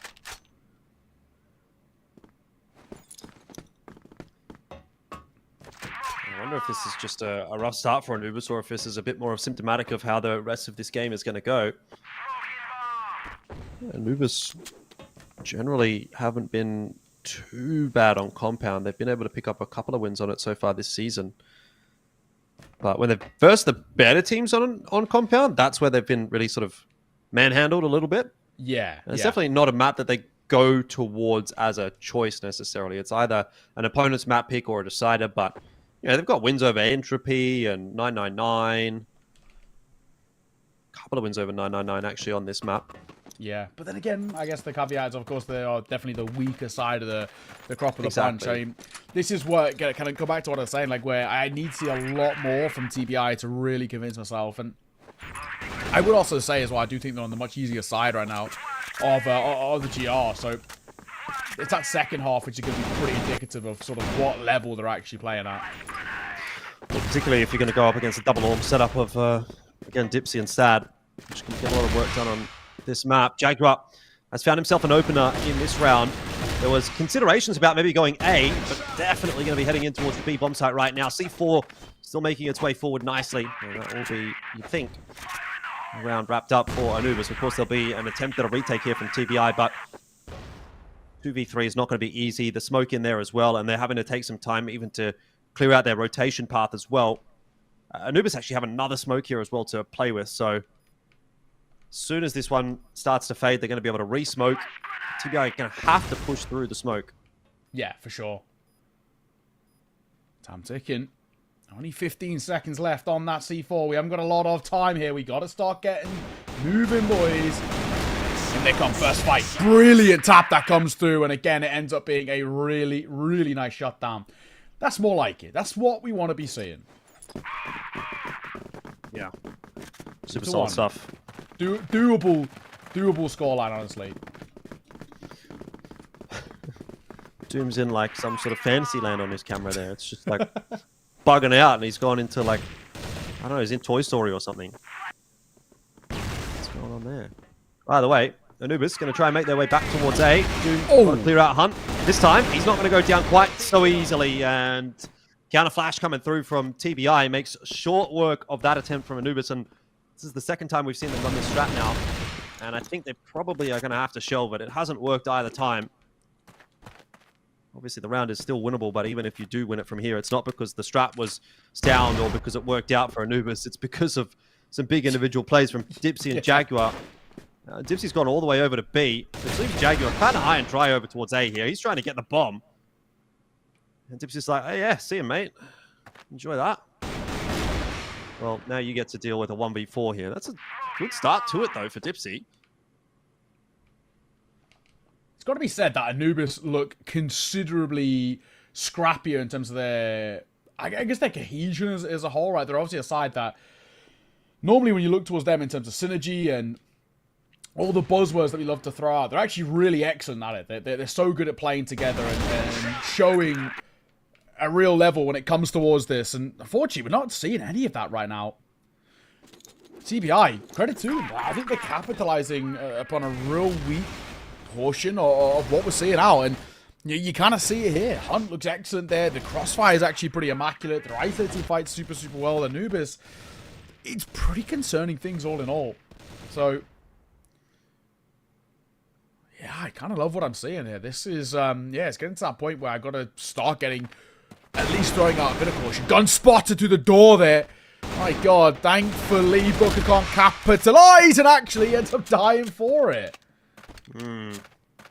That'll be the opener that Anubis have been hunting for the majority of this half. They've really been struggling with it. But now that they've got it, got to ensure that they convert this round. Penguin just trying to hold down mid on his own. Got to have some holes in the defense somewhere, and in this instance, it'll be towards middle. You normally have sort of a couple of players floating around in this area. If it's to be a forward hold like this from Penguin, inevitably he is going to back off, but that's going to be some map control territory taken by Anubis eventually. DC for Anubis, though, in this round. So they're back to 4v4,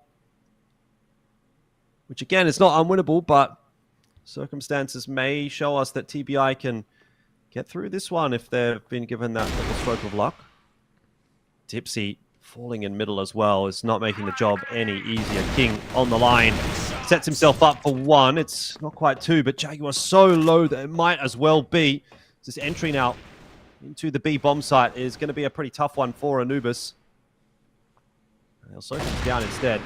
And Dirty makes no mistake. So it's just Jaguar who's on 11 HP, and I can't imagine he's going to be getting too much done here. So that's a pretty unfortunate turn of events for Anubis in what should have been a round that they, I mean, at least had a fairly significant advantage in. Yeah. Jaguar, barely any HP to work with, so it just feels so unlikely. We'll see. You're not going to completely count him out just yet, but I mean, what's required to get him really going in this round? It looks like it probably isn't going to be the case. TBI, man, there's a lot to like, actually, what you're seeing from them. We did see somebody drop out for a brief moment and come back in. I wonder if maybe there is sort of like an FPS issue which is causing issues. I'm trying to find excuses sort of on Anubis' behalf here, but right now, there really isn't a lot going on. Tough old predicament. Their game plan to looking super awkward. So we're going to come down. King sort of deciding that fighting up close is the way to go about it. I don't hate this idea.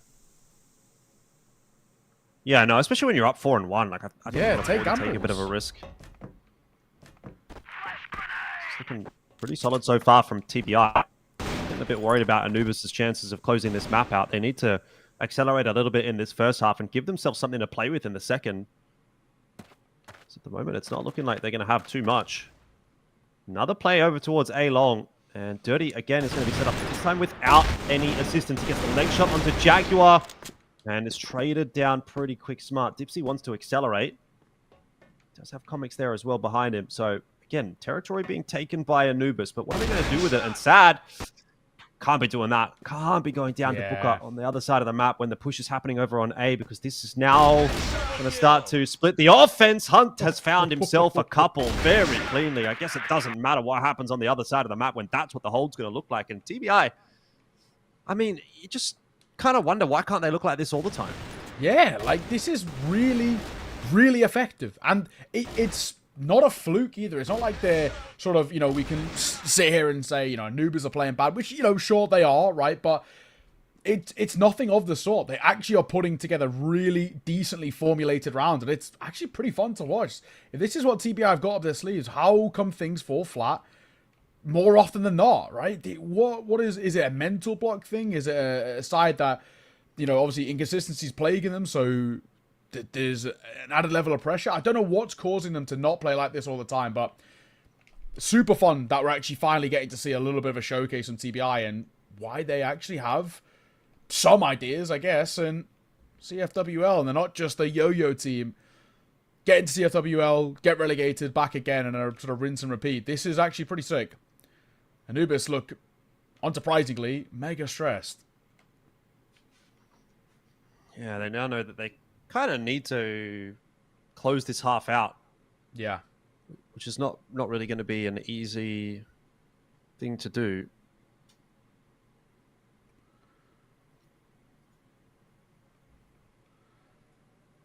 If they can go in and not be in like a 6-3, that would be, you know, that is sort of, I guess, when you start badly, that is sort of the dream you're looking at. But, I mean, realistically, it's about making sure at this rate that, you know, we don't see TBI pulling away to a point which is kind of unrecoverable. Like I said, I do still think that they're on the slightly easier side, but it doesn't take away from the fact of how bad things have actually been for Anubis. So, yeah, tough spot.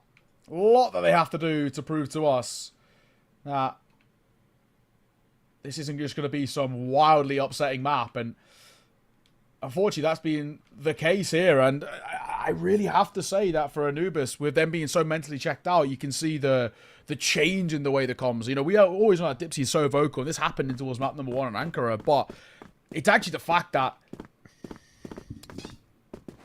you know, kind of where they are. This is a stress round. Nobody's playing well, and nobody's having that impact that we usually expect of a side of this caliber. Yep. Lock in. 5-4. Get 5-4. You're not uber stressed. 6-3 or anything else, and that is actually at the point where it might be unrecoverable.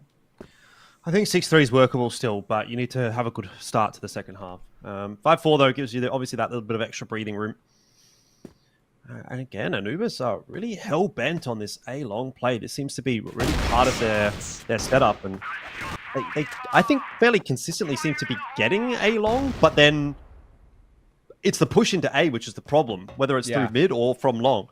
So I almost prefer to actually just see them take that territory, back off, and try and do something different, which I thought was what we were going to get in this round. But again, you've got Jaguar and Dipsy kind of set up here on A-long. Mm-hmm. It really seems as well like this is a play that ROC do a lot, where they take a lot of A-long control and then they react on the back of that. And maybe they're sort of trying to implement something from the best, which, you know, I love the forward thinking. It's obviously just not working. So this is where you maybe are saying, right, let's go back to a little bit more of a default that we're used to and that we understand. Under a minute now, though. Not got a load of time. So what have you got for us, fellas? Comics nearly spotted Penguin. I don't know if he actually did end up spotting him, but it might not make a difference. Comics ends up being the one to see him over the line. Booker has picked one up, though, and that has stalled this A offensive somewhat. Dipsy's going to go past. There's the push coming through from A long as well. Jaguar's got to get involved in this fight. And he does, but maybe a little too late. Booker down to the 1v1. Jaguar actually brings it back, but he's got no HP at all. And King, crossing all of this util, almost catches him with the nade. Jaguar's on the push though, and King seems to be a little bit concerned about that possibility as well, but has somewhat swindled him. Bomb plant is going to be required pretty quick here. He's going to have to jump straight into B and get that plant down. He will be able to on that timing, but King's right behind him, so he doesn't have much time to change up his position, and it will be another round for TBI. They're just not clearing as they need to be into the site there. Like, they're jumping across the connector angle, and you've got a player in there that's just watching it. Instead of pushing your way in as, 3 or 4 guys and trying to clear that out, they try to cross, and then you're putting yourself in a crossfire, and obviously hasn't worked out. And I think if you're going to go for that, you need to have Jaguar activating a little bit earlier from long. And yeah, didn't, and ultimately it just kind of ends up being a bit 1-by-1 really for Anubis, unfortunately. Yeah, it's really lackluster. Dirty. We'll get one. But yeah, it really is. It's so ugly to see in sort of how this is being happening, and I mean, things still aren't changing. There's really been around, which makes you feel like, okay, this is the one. Surely now, though, 1 versus 2. Sure, Booker's got HP, but surely we can't be letting this sort of a round slip. We're in a decent spot. We're in a workable spot. And Booker's got a really kind of difficult retake on his hands because he has so little information to work with. No information was gained from the players who fell, so he's got to do all of this here and now. First, was peeking up for him, but Dipsy, that's very risky. Thankfully, it works in his favor. Yeah. Yeah, I mean, Anubis can still do enough to just sort of salvage this half. If they get a third, they can walk away from that and say, we've got something to play with in the second half, but they have not made life for themselves very easy here. It's going to be a full offensive into middle. Comics happy and prepared to take that challenge. He's got to be careful because there's more players headed in this direction. Hunt, he's going to get through. Oh, they've completely made it to mid, which is crazy to think when you've seen a player in middle pushing. Are you not putting 2 and 2 together that might be more than one guy? I know, surely. It feels as well, it's been quite a big thing in which TBI has sort of been utilizing as part of their game plan of this mid control and then trying to work off that, and you immediately ignore it and forget about it, and I don't know what this is. It's difficult to watch, it is. Scrappy. Not a kill will be a kill for Jaguar. He'll take whatever you can get here. Yeah, they kind of have the site. Nade's going to go a little too deep to do too much to Jaguar, but Comics can't easily plant this C4 right now. They've got no idea where half of these defenders are coming from, so he can't just drop that C4 on the floor without having a little bit of a look around. Once he does get it down, they are well and truly aware of where Jaguar's position is, but he seems to be a bit of a master of getting a lot done with a little, and he's actually picked up a kill on the Hunt. In the meanwhile, Comics caught Penguin, so this round somehow might actually start to pan out. I don't know how Anubis have won that, but they have. And honestly, I think Anubis are at a position so far where they will take quite literally whatever they can get. It's not about how we get there, it's just that we get there, right? And any round is one that we can sort of just say, all right, cool, look, we've got the ability to showcase ourselves a little bit here. I mean, it's ugly, it's scrappy. I don't think they'll care, honestly. They'll sit here with a bit of sigh of relief and be like, God, thank God we've got something. But TBI, I think on the flip side, you probably sit here and say, all right, like, that was such a BS round. Let's not stress this. We're fine. We're still doing good. Don't worry.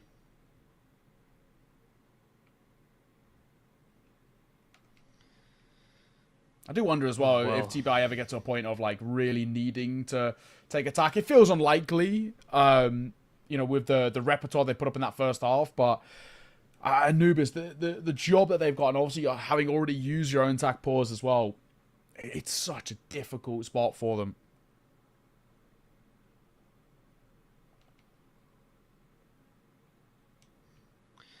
Yeah, I'm not feeling too confident for Anubis' chances here, frankly, on compound. But GR side, maybe they can feel a little bit more comfortable there. I mean, they got taken to a 10-7 by 999 last week. So So there's every possibility that TBI can just slightly improve upon that and get themselves actually a map win. Dipsy will start things okay over towards Pillars, but a big fight here for Comics that is going to be a little bit too much. You've got the 2 players progress forward, but 4 from TBI. It's just a numbers game, really. The math is not mathing at the moment for Anubis. They'll lose Sad in middle. Doom. He'll find one of his own, though. Penguin will fall. You're going to take that every day of the week. Chance King. How does he barely take any damage there? Doom, that was very scrappy. He actually had the chance of a freebie there. Surely, you know, we expected a 1-for-1 trade, but getting the one would have been huge. And now it's a 1 versus 3 for Jaguar. And this should be a 7th on the board for TBI. And you've got to again say, absolutely deservedly. Yeah, I just don't think that he was expecting that quick of a push to come through, which is honestly fair enough given the circumstances. Jaguar, he's going to find it difficult to do anything in this round, so that'll be 7 for TBI. It's the same kind of conversation as what we were having on Ankara, where, look, TBI were down something like 6-3 in the first half, and we said, you know, first couple of rounds here of the second half, if Anubis can kind of get going, then there's still a conversation to be had. Well, shoes on the other foot now. Anubis need to get something done in these first couple of rounds, and they need to do it pretty quick smart, otherwise just run away with this map, and TBI will force us through to a map 3, which is starting to feel more and more like an inevitability now. Yeah, I have to agree. It really feels like it's just going to be the case. I'd be so surprised if this is the fall flat by TBI. They have just looked excellent. You've got to say, super deservedly so. So, 7-3. Chances of going map 3 are pretty high here. And I think on the offset, quite surprising just because, you know, we already touched on this. Anubis have been fantastic this season, or for the most part. And yes, Gaimin Gladiators felt like a bit of a blip, but at the same time, they're an excellent side. This is very surprising. TBI have been very weak this season, and Anubis has shown them way too much respect.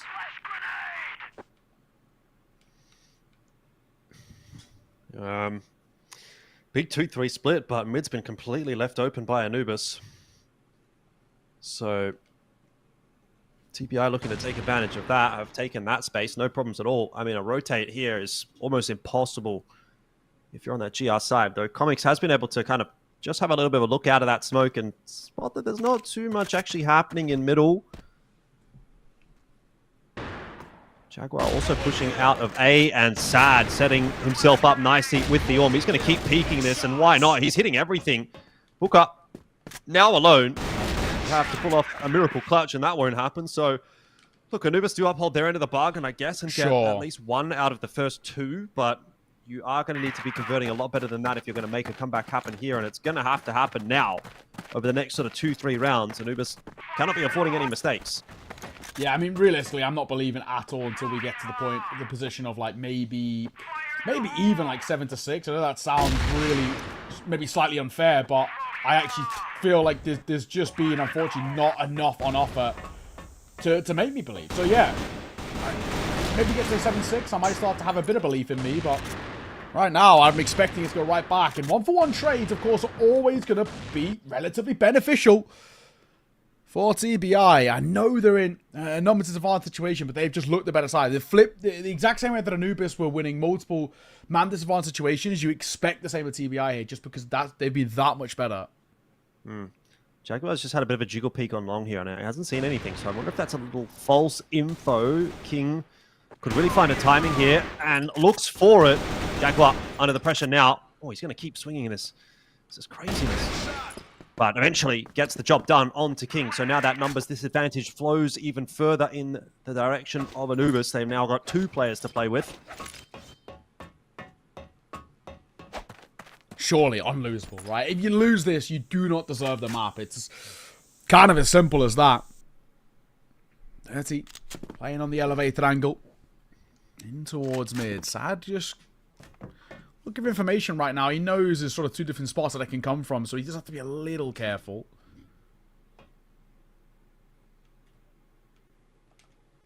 Either way, briefly quiet. Say that, Jaguar fight for his life and he'll actually lose it. That's not what you want to be seeing. Dirty though.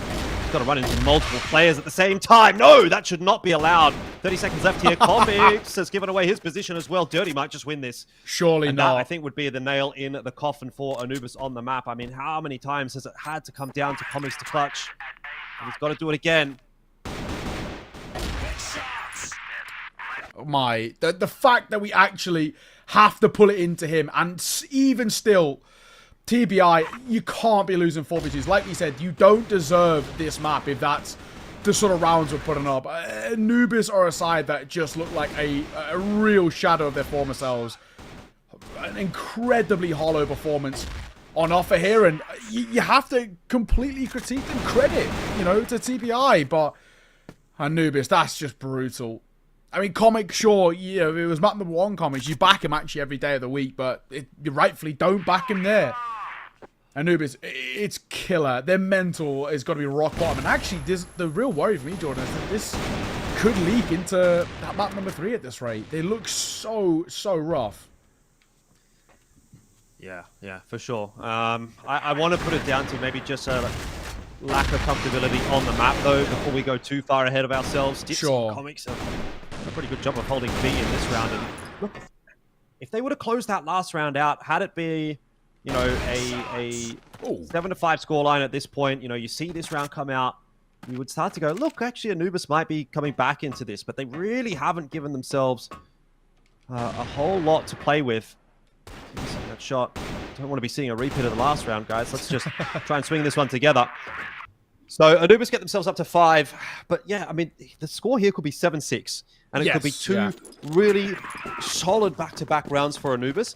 Instead, we're at 8-5. The gap still feels pretty substantial, and Anubis kind of on shaky ground. And exactly, it's just a massive difference. So working hard still is Anubis on this GR side, and they're still looking to try and close this map out. Dipsy this time is the one to start the account. It's the Orms that are doing the work on this GR side. Sad's had good times over towards A. Dipsy now over towards B. Getting some work done, but will over-peak for that next shot. So again, doesn't necessarily need to be doing that in a 5v3, but no. Still, you've got the numbers here. If you're Anubis, it should be around that they're feeling comfortable about at the moment. We've lost uglier rounds before, right? And I think that's the real worry for Anubis is when you see these over fights and these over faces, you're just thinking, oh, I've seen you guys let these fall before, and that's the real, I guess, slight worry. Even still, 1 minute 30. Plenty of time to work with here.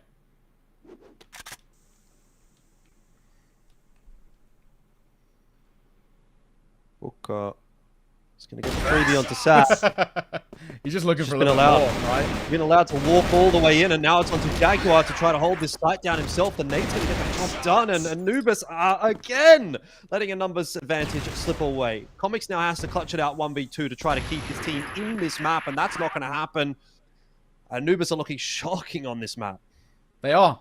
How have we let a round like that slip away for nothing? It has no right to be falling that flat. Difficult to watch, and you have to just say Anubis, like we've been saying actually for kind of a while now, they don't deserve to be in this map. And sure, Dipsy's had a decent few openers. Doesn't feel like it's making a difference. At least this round, surely 1v4. We can't be letting this one slip away, right? It's got to be impossible to crumble. King surely in a spot which, if he was to pull this off, it would actually also just be one of the most miraculous sort of clutches. But he's being flanked, and he will be seen off in the end, thankfully, by Dipsy. Still, long way to taking this towards OT, and it's highly unlikely. Yeah, I'm not feeling very comfortable about the ability for Anubis to win 3 in a row and bring it back to OT and then win it. But look, if they could win 3 in a row and get it to OT, maybe at that point you've got the momentum going your way. It just feels like an impossible task at the moment for Anubis to even put 2 rounds together. And I think they've been their own worst enemy, frankly, on this map. Yeah, there's been way too many sort of 1vx's or 2vx's lost that should have been cleaned up by Anubis. And had they been, would probably be at something closer to sort of maybe like an 8-7 favoring Anubis or something similar.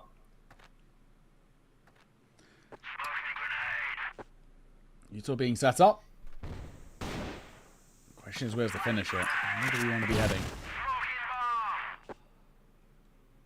Still where all of our belief is in TBI to close this. Anubis going to get some really clean rounds to change that narrative. Comics, he'll deliver, of course. He'll take that on towards King, and it might give you maybe something ever so slightly to work with. Bomb goes down, however, though, and in the meantime, makes the retake a lot harder. Yeah, 3-on-4 is definitely not unwinnable for TBI on a site like this one. Dipsy's going to lose his life as well to Penguin, who definitely needed to be traded there, and so that's good job done by Doom. Still more work to do, though, with 20 seconds left on that bomb timer ticking away. Booker has to go down quickly here, will not. And now it's on to Hunt Solo, who's kind of hitting everything at this point. May as well just let him wrap the map up. I think that's the way it feels like it's going to go, and of course it is 10-6. As we are going to be forced through to a map 3 by TBI. And very disappointing stuff in the end from Anubis, who will want to go back and have a look at that one. Or maybe they won't want to go back and have a look at that one because it was some pretty painful viewing from their perspective, I guess. It was. That was really, really rough to see. Not what you want at all. TBI, on the flip side, all credit goes towards them. Absolutely deserve to be going towards the third map here. They were an excellent side in towards that map. And again, the question comes back to, where's that been all season? Why don't we see that consistently coming through from TBI? Why do they struggle to really showcase their prowess so often when you get maps like that where they're able to really dominate? So I think you've got to look at it, and for me, probably ask many questions about Anubis and that map. Is it one that's really actually a strong part of their pool? It doesn't seem to be the case at all. They looked all over the place, but again, you know, it's kind of a nice thing in a way to say, but for TBI, like, guys, if we can play like that more regularly, we have a really decent chance at, you know, maybe not this season, obviously, but next season being a somewhat contendable team. Yeah, well, I mean, it's the job now of TBI to show us that they can do that on more than one occasion. Like, this can't just be a one-hit wonder. Like, what can they do going now into the third map, and can they actually manage to force this into a victory for themselves, or put a bit of pressure back onto Anubis in terms of that scoreboard pressure? But look, either way, that's a conversation for a little bit later on in the piece. We'll go to a quick break, then be back with the analysts before map number 3.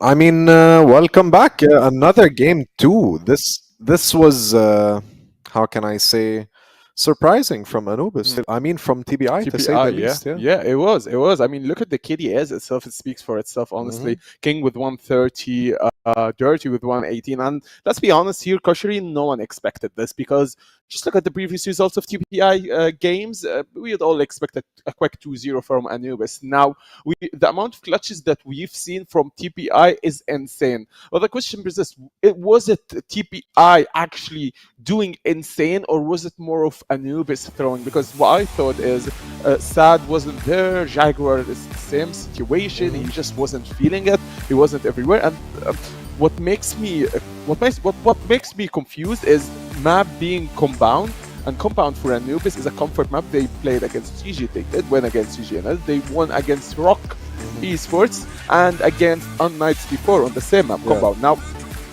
coming to compound and losing against TPI, that's a major throw. Not discrediting any of the TPI players, they did insanely good. The Hunt has lots of clutches since map 1, now going to map 2. The amount of clutches that he did was insane. But if Anubis do continue on the same performance, they will lose map 3, and Koshari, they need every map.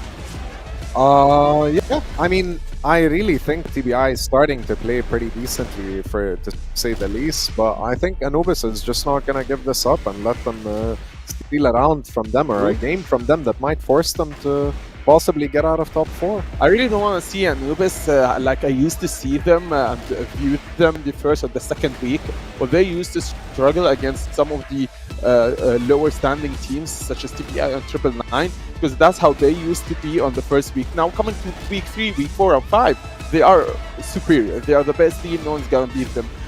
But you don't want to come back, you want to progress, you don't want to fall back with your performance, especially on the last few days, because now we're speaking about the top 4, you want to secure your position in the playoffs. By the way, Anubis did not secure their place on the top 4 positions. Yes, they are on the top 4, but anytime they can lose it to GD. Yeah, I mean, just like you said, TBI is still gonna try, and I really think that GV might stand a chance of beating Anubis from the top 4, but we're gonna have to wait and see. You know, I'm excited for game 3, and hopefully they can get a good game. Maybe TBI winning this game won't change something within these standings, and it won't change their position, even if they move from the 8th place to the 9th place. But thing is, they would harm Anubis' place, and they would harm Anubis' decision of qualifying to the playoffs, especially if Anubis lost and then GG, ROC and the other big dogs in the league did win the game. Then it's a big issue for Anubis. And imagine a playoffs without Anubis presence, man. It's a scary word for the team Anubis and for players like Dipsy, Jaguar, Doom, Sad, and Comic Social. Yeah, I really wish the best of luck for both teams, to be honest, and to say the least, they've both done exceptionally well in game 1 and game 2, so I respect that a lot, and I'd like to send it to our casters if they're going to be able to let us know. Yeah.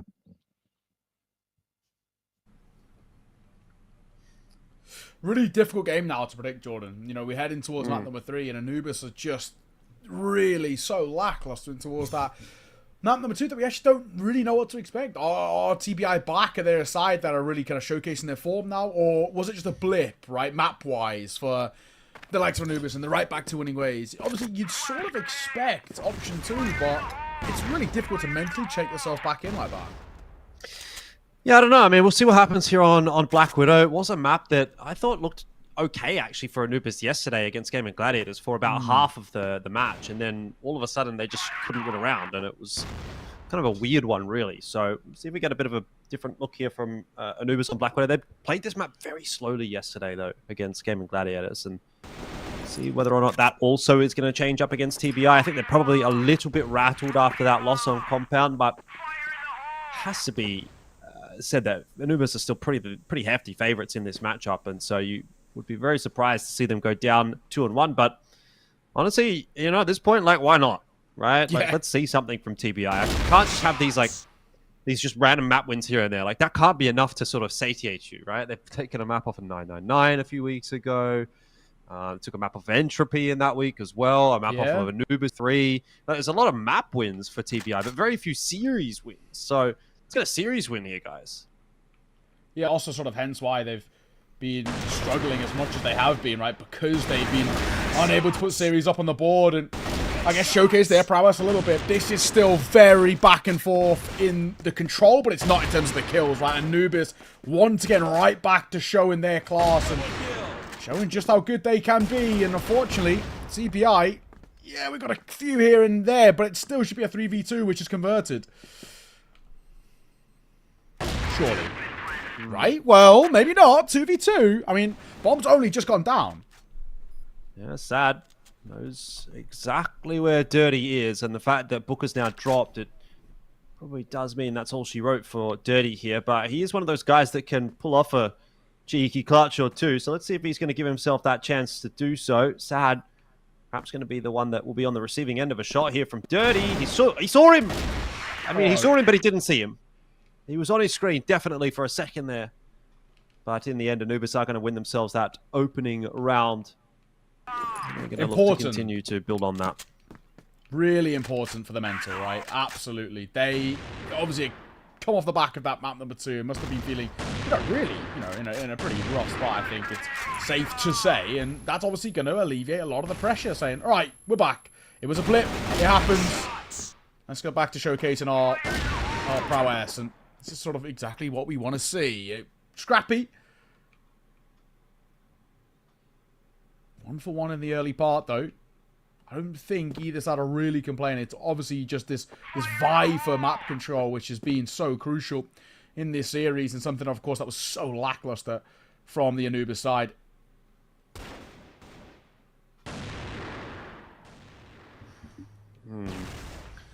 Dirty, able to get himself another one, this time on to Dipsy, and that will be a crucial battle throughout this map. 2 snipers. Back and forth, but unfortunately for Dirty, it's not just 2 snipers, or rather, it's not just 1 sniper, it is actually 2. So as opposed to there being 2 snipers in this game, there's actually 3. Dipsy and Sad kind of ganging up on Dirty. TBI suffering again in this round. Booker and King down on numbers, but what did I say about Anubis playing pretty slowly yesterday on Black Widow? We're getting it again. Yeah. Do you think it is maybe a nerves thing, though? Because it feels quite uncommon for them from what we've come to know, at least from what we've kind of seen in the few weeks that I've cast on Anubis this season, where they have been really quick. And then, obviously, maybe yesterday against Gaimin Gladiators, not so much, but maybe it's a bit more too much respect. And then here, it's a nerves thing. Either way, pop shots come through. King goes well. Down goes Doom. It's a pretty important kill as they go. Yeah, I mean, back into the 1v1 here, and bomb plan has been given to Sad if he wants it, but he's not 100% sure that bridge is going to be clear, so he wants to go and clear that out. I think he's actually going to think about going B here. He's definitely got time to do so. Which is, honestly, frankly, a little bit of an interesting decision that he's cleared out bridge and then decided to go B. I think if you're going to clear bridge, you might as well then go, okay, well, he's no longer here on A, I'm going to plant on A. But he's cleared bridge and then just gone B instead, which frankly could have been where Booker was after not spotting him on bridge. But either way, he's got the bomb plant down. And so now Booker on the wrap into the site, trying to clear out as much as he can on the way through. But very awkward round for him. Sad's got the perfect post plant position here. He's planted for himself, of course, and so he can just sort of jump spot that C4, and he's not seeing any defuse coming through. It's going to be a flash in the face of Sad, but Booker hasn't even really given him much of a chance of winning that round, so it will go the way of Anubis. Really, really weird sort of 1v1 clutch spot there. It was both sides actually looked very uncomfortable, but I think you're right. You clear bridge. Why not just commit at that point? But I guess we can sort of say it worked for the better. I mean, it doesn't obviously feel like it that much, but you'll take what you can get. Still, 2-0 start. Doom will get the first. Once again, another good start for Anubis. So it might well end up being a 3-0 lead here for Anubis. Doom's going to have a little bit of a look on long, and Penguin and Hunt are on the push here, so he needs to be careful about this timing. Seems to be okay in the end. Will be smoked off. Jaguar's quite progressed up short. This is the perfect setup, really, for an A take for Anubis. Just wait out that smoke at the bottom of long and move in there. You've already taken space on short. You can have a double swing onto bridge right here. I mean, this would be perfect, really. And TBI have just walked right into it, which has not worked out for them at all. That's 2 players down on the A side, especially in a 4-on-5. You've got to be gambling that is the only A defenders that they've got. Rotation has come through, but not really fast enough to actually get out onto the site. So bomb site does belong to Anubis, and Dad's going to spot King as he pops his head up when that bomb plant was tapped. I've got to say, it's back to being a little bit ugly, unfortunately. By TBI, we're just not seeing at least enough for now. It seems like we've also lost half of the players. Maybe a server change of some sort to come through. But, you know, it's not going to change the fact, though, kind of the matter and sort of where we're at the moment.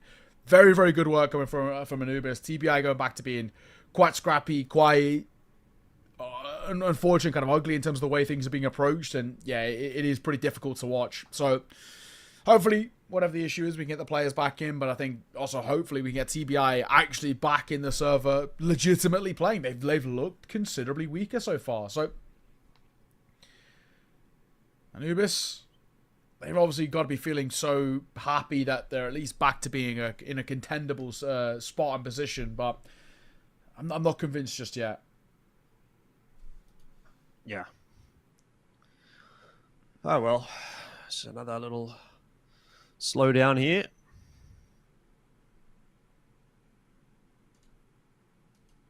But that's all good. Yeah. I didn't Another actually day at the office, really. Who left there, to be honest. I didn't actually who ended up being. What team? You can't really read into it too much anyway. Yeah, true. But everyone seeming to be connected. I mean, it's kind of hard to tell sometimes. Dirty always playing in the dark, Booker playing in the dark, but they're both there. Maybe some game restarts going on as well. You know, you see some black screens for a second there, and usually, obviously, when you launch a game, you get the black screen. But back into it. And Hunt. Wow. Yeah, okay. They're going to make short work of that push. Doom will stick around and see if he can manage a couple of quick trade frags. He does get himself 1. Probably needed 2 to give himself any chance in this round.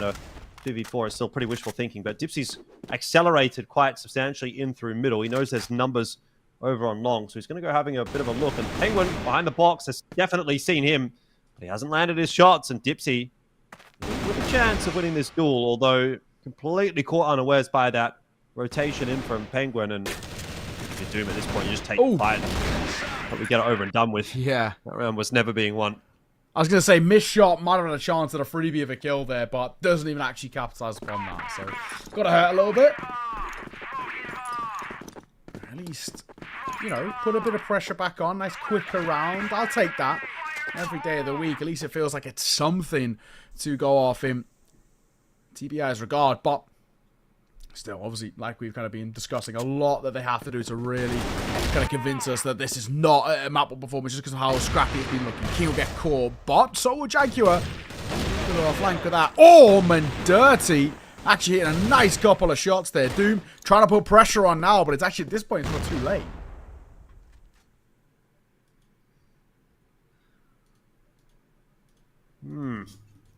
Got a bit of an awkward position actually in here for Hunt. And he's been fanned out by Tipsy. So that, you'd think, might start to lock the round in for Anubis. That does go down. Dirty and Booker retaking from separate angles. Need to win multiple 1v1s themselves. And the first one doesn't go very well for Booker. So things are, yeah, kind of going in the other direction. Oh. And that will be that. Just gets consolation. You take them. But, no, I think you're right. Not what we want to be seeing, I think, is probably kind of the main point of kind of conversation there. Especially when Dirty gets a double, you're thinking, great, this is it. Right now, we get to work with things a little bit. And then everything falls quite quickly apart. So, obviously, that's going to hurt quite a lot. 4-1, back to that 3-round buffer, back to being in a spot where you're feeling great, and Yeah, gotta be difficult. Sad, nice shot to open things up. A freebie. Alright. Briefly missed, but thankfully in the end there, it's all ended up being not that calamitous. That could have been very awkward. Yeah, this is starting to look a little bit too easy for Anubis. TBI go through all that work on compound just to get it here to map 3 and capitulate a little bit. And that is unfortunately kind of the story of TBI, where they can have competitive maps here and there. And then the amount of competitive series, really, not that many for TBI. They've only got 1 win on the board.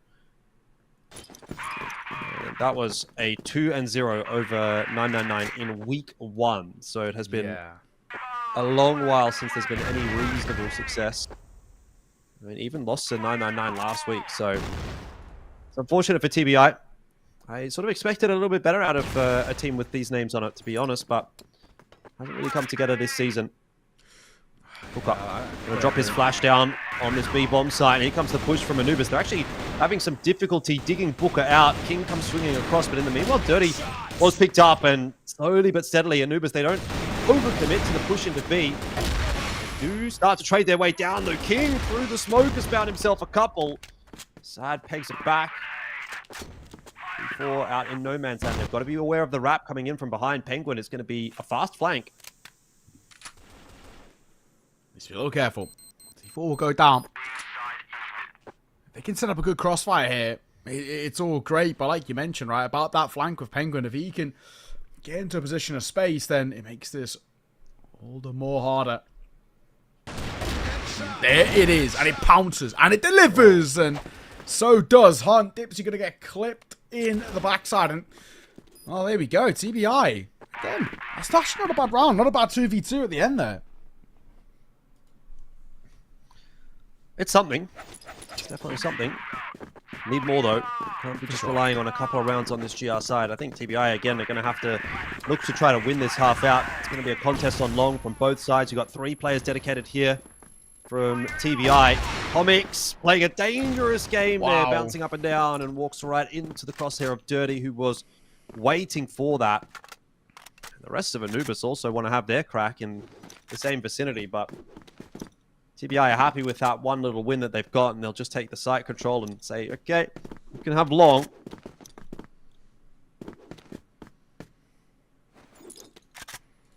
Got to be said, a lot, again, to be done in terms of proof. I mean, Comics now, with him going down and a numbers advantage in TBI spot, this is one of those rounds that you're saying, all right, great opportunity.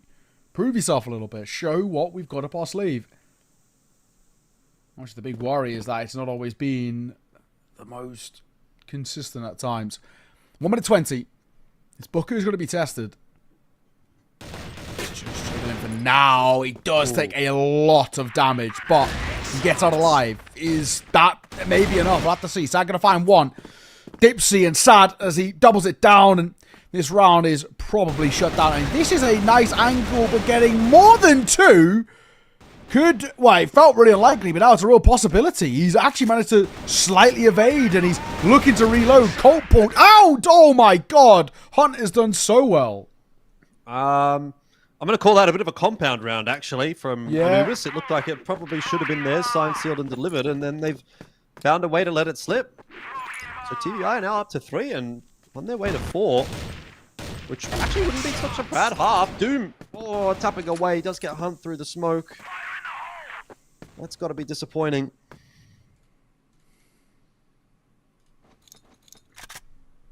Yikes. Oh. TBI, you'll take any lifeline. Of course, losing your big man in the early start of this round is not what you want. Jagger, of course, going to add Penguin to it as well.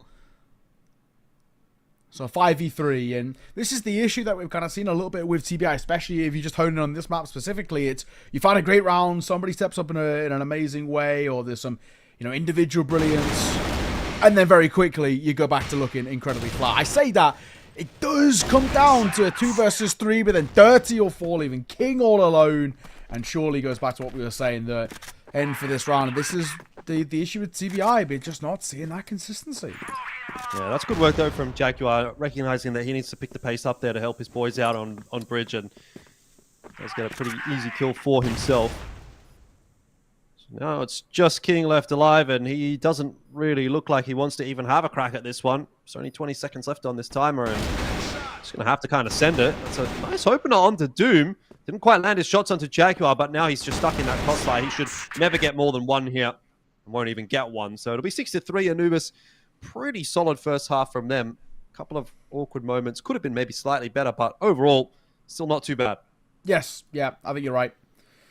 You'll take basically whatever at this point, but yeah, you're absolutely spot on. There's nothing to be overly too worried about just yet. It's still a similar thing of, right, let's make sure that we keep a lead. Let's make sure that we kind of keep ourselves again in a spot where we're not incredibly worried about sort of what's been happening thus far, and then we can start to move ourselves going forward. TBI, this is a really good time. Just use this pack pause, have a conversation. I think you really need it. It's not been super adequate so far, and it's not, again, like we said, not been super consistent.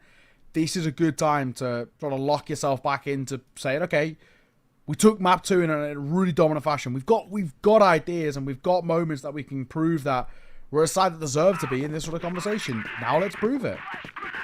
6-3. TBI can start well, get a fourth, and immediately put a bit of pressure on. We might start to believe. However, Dipsy's got other ideas. That's a really good start. The aggressive P gets it, gets out.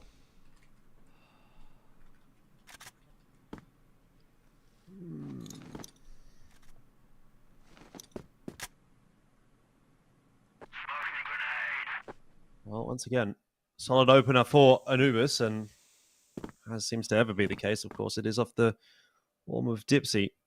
He's waiting around for more. TBI not really giving him too much of a chance with that one, though. Hunt's just sitting outside of B, but he cannot afford to be going down. He's going to have to be the guy to pick the C4 up and rotate across to A, if that ends up being an A finish. Yeah, well, not a huge amount on the cards here. Comic's going to have a look towards long and still.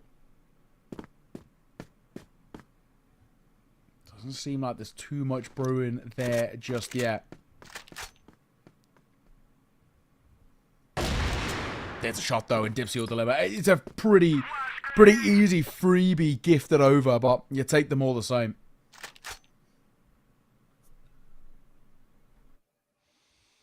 Yeah, it goes from bad to worse for TBI as we head into the second half here. And there's going to be one more, an easy one for Sad. This is actually shaping up to be a pretty easy round, actually, in the end for Anubis. They don't really feel like they've been contested all that hard. Yeah, unfortunately, just very lackluster coming through from TBI. So easy to isolate, right? If we're being completely frank, they made that look pretty simple, and it's definitely not what you want to be seeing. So difficult to say the least. And again, will we come back to it and sit here and say, right, how do we start to form any sort of recovery for TBI? This is looking tenfold much more like map number 1.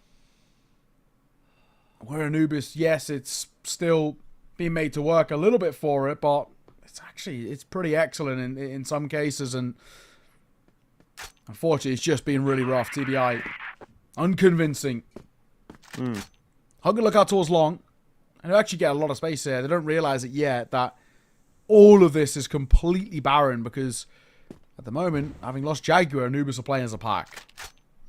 Yeah, I kind of don't mind this as a change up, though, from Anubis. They've lost a player. They want to have a look and see if they can pick up some numbers. It's not going to work out in this instance, but I think it's okay. I think it's fine in the circumstances when you're up 7-3 to try and push the issue a little bit in a round like this one.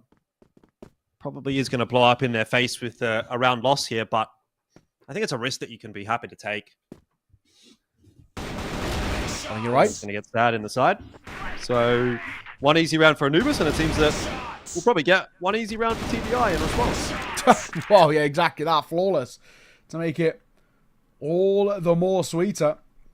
Okay, well, proof in the pudding that there is ideas and things to really work with here for TBI, and it's again going to come down to this big thing that we've sort of spoken about. We have to have consistency, though, and that is the big play. Dipsy finds Dirty. I'll take those.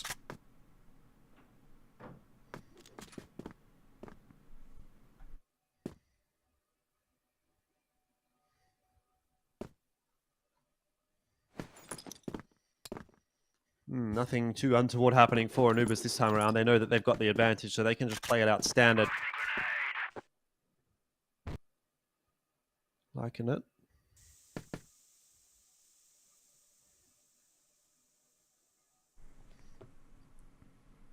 And I mean, again, there's no reason to necessarily get too over-eager when you're running a double orm setup. The whole point of that is for Anubis to just kind of pick TBI off as they try to take map control. Generally, that's been working out really nicely for them. Sad, again, set up on the line, but this time Hunt expecting him. And so we'll take him down. Comic's only good for one. This A side is starting to break open. Dipsy in the window. Won't show his hand just yet, but we'll have to in a second. Rotation does start to come through from his teammates as well. Yeah, he's waiting for his opportunity. When do you pounces? Still probably that question. 30 seconds. Penguins push all the way towards long. Dipsy, he gets up already briefly, then gets spammed down. It's Doom and Jaguar have got it all to do. Make that just. Jaguar coming from bridge, and he does spot Booker with a coat pulled out and closes it. Great work in a response from TBI, and it's a really nice round in the end. Some signs of life starting to pop up here for TBI. Anubis still need to be a little bit careful. You can't afford to assume that this is a foregone conclusion, because it's not just yet.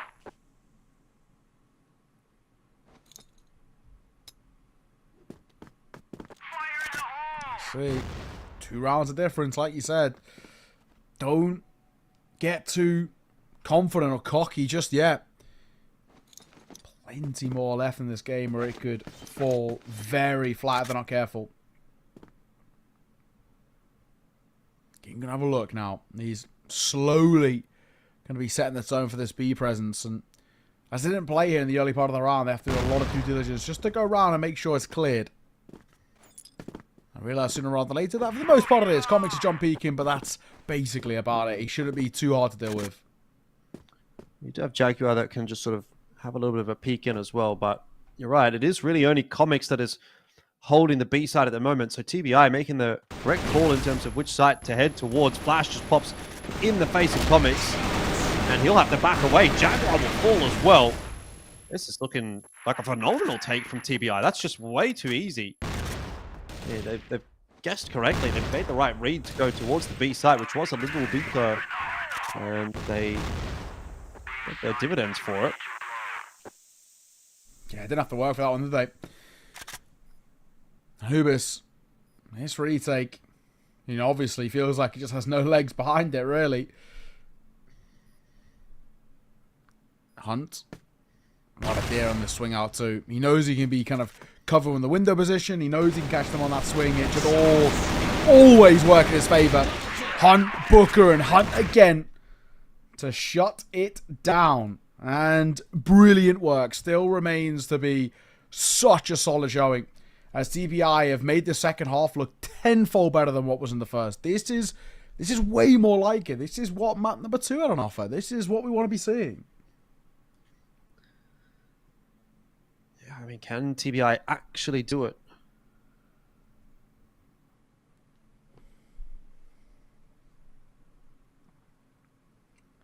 Is the big question, isn't it? Possible. Are we getting a pause out here? I mean, Anubis, well, Sad's out of his chair, so I guess that answers that. Lights on. Oh. Okay, Lights on Gaming. I thought there usually are Lights on Gaming, actually, and maybe that's part of the issue. Yeah. Well, will it help? It might just be a mental thing ultimately, but I think you're at a position where you'll sort of take whatever you can get. If that small little thing does make a difference, then, well, so be it. A good chance here for Anubis to once again try and dispel the real worry that they're sort of having to deal with. Use this timeout and really try and say, okay, guys, yes, this has not been good so far. It's far from over, though. So, sort of, let's keep cooking. Let's keep showing that we still got these ideas.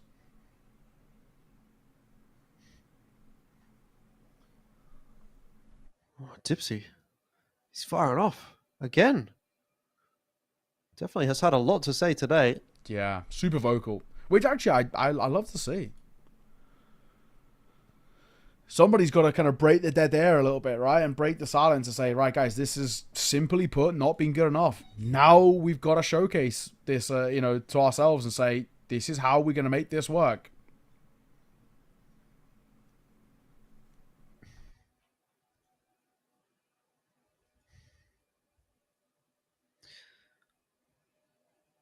Well, at this point, they should have had enough time to say anything that needs to be said and then some. So Anubis got to lock in. Same thing as what we said on Compound. They didn't manage to do it there. But don't want to be losing this series. Look, I think it probably doesn't hugely matter for them. I think they should probably still be making it through as the 4th seed.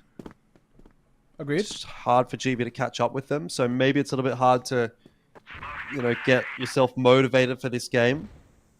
It's obviously one of the issues for us with the round robin format. Yeah. You get to the end of the season, it's like, well, this game kind of doesn't really matter.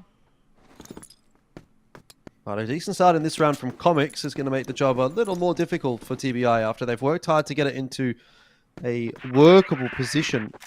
To see it still slip away from them would be quite disappointing. It's true. King. Up and down and towards water. Our control taken. On the flip side, there is somebody lurking around, so you need to be potentially a little careful. Got Jagger. He's just tapping away and hoping that things work well.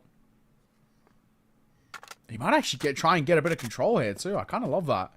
If he can sort of get in here and really try and lock down this area. A decent spot. It's Hunt to find first. Kill on towards Anubis with Comics dropping and a little bit more behind it. Nade'll come down. That'll soften them up, but for the most part, they actually get away from it. 4-4. And King is really working hard trying to find the entries onto this A-bomb side. He's doing a great job of providing space for the rest of the team, and Anubis have fallen by the wayside. That's a stellar round out from TBI. Penguin's pumped up. He's fired up. He's absolutely screaming in the living room, mate. Grandma's not going to be happy. 7-7. TBI are happy, at least. Exactly. And that feels like it's all that matters, at least a little bit. Let's go. Bit more like it. 7-7. Anubis again getting to a point where they're falling really flat for us. Dipsy and Sato will combine. King should get caught, and he does. 4 turn 3, however, for Anubis. Yeah, it's just a tiny little bit disappointing for TBI there, just to, again, kind of get it back into 7-7, and all of a sudden, around like this pops up. Jaguar will get dirty as well. Could have been so much for TBI. That momentum, it felt like it was rolling in their direction, and Penguin's fired up, and now he's got to deal with a 1v3. Doesn't have full HP either. He might get sad here, so that will help. That will be a start. He's also got the C4. If he just goes and quickly plants that on A, it's going to be his best chance to win this round, but obviously it's really easy to say that. Not so easy to just go ahead and do it, and he's actually made the wrong call. That plant, it's going to go down, but he's now been spotted, and there's no getting out of there alive. That's just a 50-50, and you unfortunately lose those as much as you win them. Yeah, it's unfortunate. I mean, Jaggy's going to take it, of course, every day of the week, but it happens. You actually can't even really blame him too much there.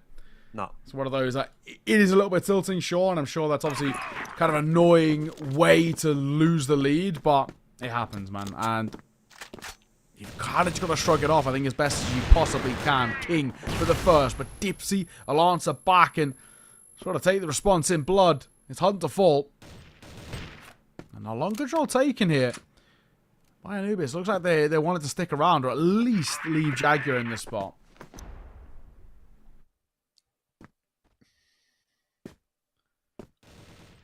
It's a position that you can definitely get dug out from, though.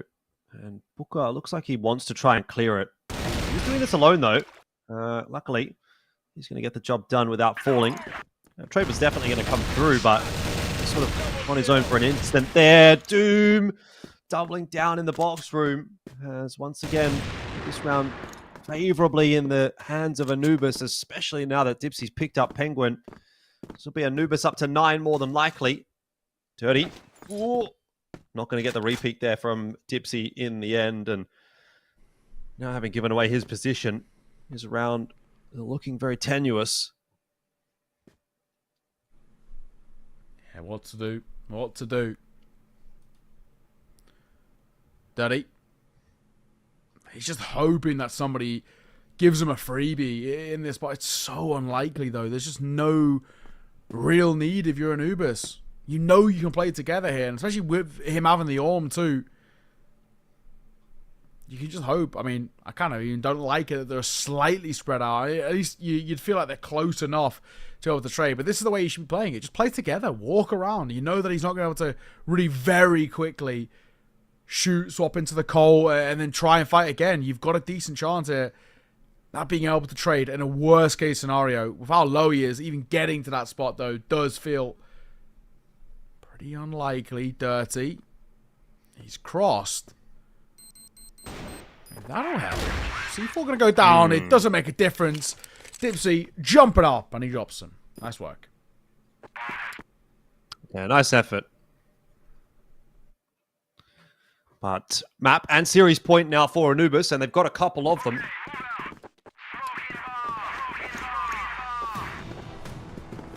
True. Big sigh of relief as well. For Anubis, the second half obviously has looked so much better for TBI and a lot more scary, and I think they're probably sitting here, and especially if they're able to get this sort of sorted without overtime, they're probably like, oh, thank God. Like, it looked actually really concerning at one point there. Of course, job far from over, though, so let's not completely count them out just yet. Not counting my chickens before they've hatched. TBI on their way forward here, and Doom is waiting to receive. There's multiple players on the other side of this exchange. He only goes 1 for 1, but Jaguar somehow keeps himself alive, also for 1 in the middle. C4's dropped in a somewhat awkward spot here for TBI. Ready to quickly gather that one up before it becomes more of a problem than it was. Now the fight through the mid doors could prove to be crucial. Comics is looking for it. For sure he's looking for it. Dirty holding the C4 as well, just in the middle of mid. If he dies with it, it's going to be tough to retrieve. Luckily, he's been allowed out. Well, there'll still be a bit of a chance here. 1 minute to work with in 3 versus 3. I mean, also with TBI's HP, that's a big thing that worries me around, about this round. Ultimately, Comic's pretty far away, so he probably needs to be rotating over at some point.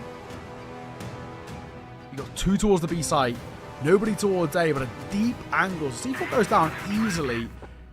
And how do you back yourself in the retake? Sad's got obviously the right weapon for the range, but still not an easy shot.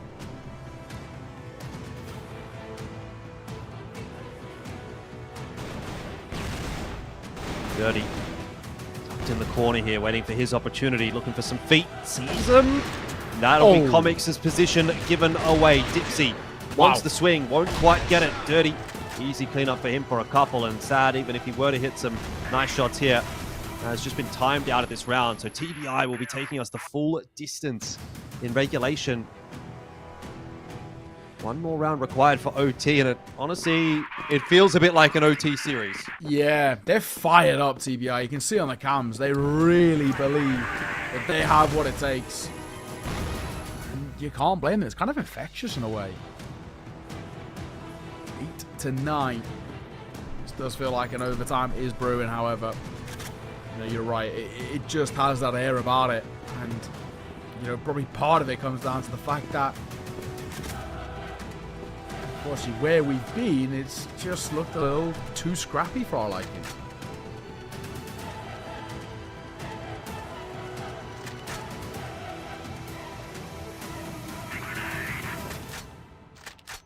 Well, long is taken by TBI. I don't know if it's necessarily taken. Can you take that which is freely given? Anubis were not in trying to fight for it at all. Jaguar again, somewhat solo setup, although Doom has come across now as well. Jaguar's got to hit this first shot. And he does. Around the corner, looks for more. Maybe an overstretch. Penguin coming on through from A-Long, causing some problems. Dipsy there to help out. Back now down to 2 only for Anubis. And TBI on their way to forcing OT. Surely not. Oh, surely now, yeah. All down to Doom. He flies out. Not bad work for him into the 1 versus 2, but he's just tagged. This makes it all the more harder, and he's seen off by the HE. Over time here in our first series. Looks like this one, of course, has a lot more life left in it. Credit to TBI. You got to say again, sort of deservedly in this spot too, because simply put, just not good enough, really. From the likes of Anubis, they've just fallen so flat when it's mattered most. Yeah, I've got to say, I mean, like, when I'm watching Anubis here, I don't know if have we maybe overrated them a little bit from their weeks 4 and 5 performances, and we've said, yeah, they're ready to kind of like make that next push up into the top 3. They got the win over ROC, which kind of started it all. Then the win over unKnights. We're like, oh wow, these guys are amazing. And then a couple of clean matches last week as well for Anubis, and then we're back here now, and you're barely even able to clean up a game against TBI, which is really not ideal at all. Like, it's not what you'd expect by any means. Yeah, exactly. If they're a team that's going to be spoken about in the same breath as ROC, unKnights, and Gaimin Gladiators, you can't be almost losing to TBI. Yeah, it's true. That's inexcusable. You know, so maybe they're not there yet. Yeah, exactly. A ROC and a GG will and have dispatched of teams like TBI with ease, and you know, it's super concerning to see the fact that this has not been the case. But before we get in towards overtime, a chance to once again have a bit of attack pause and converse and try and get this idea across the line. Dipsy, like he's trying to fire up the troops a little bit, but you know, we need it. It has been very uncomfortable viewing from the side of Anubis, especially comparatively to just what we expect of them. The expectations versus the results have been vastly different.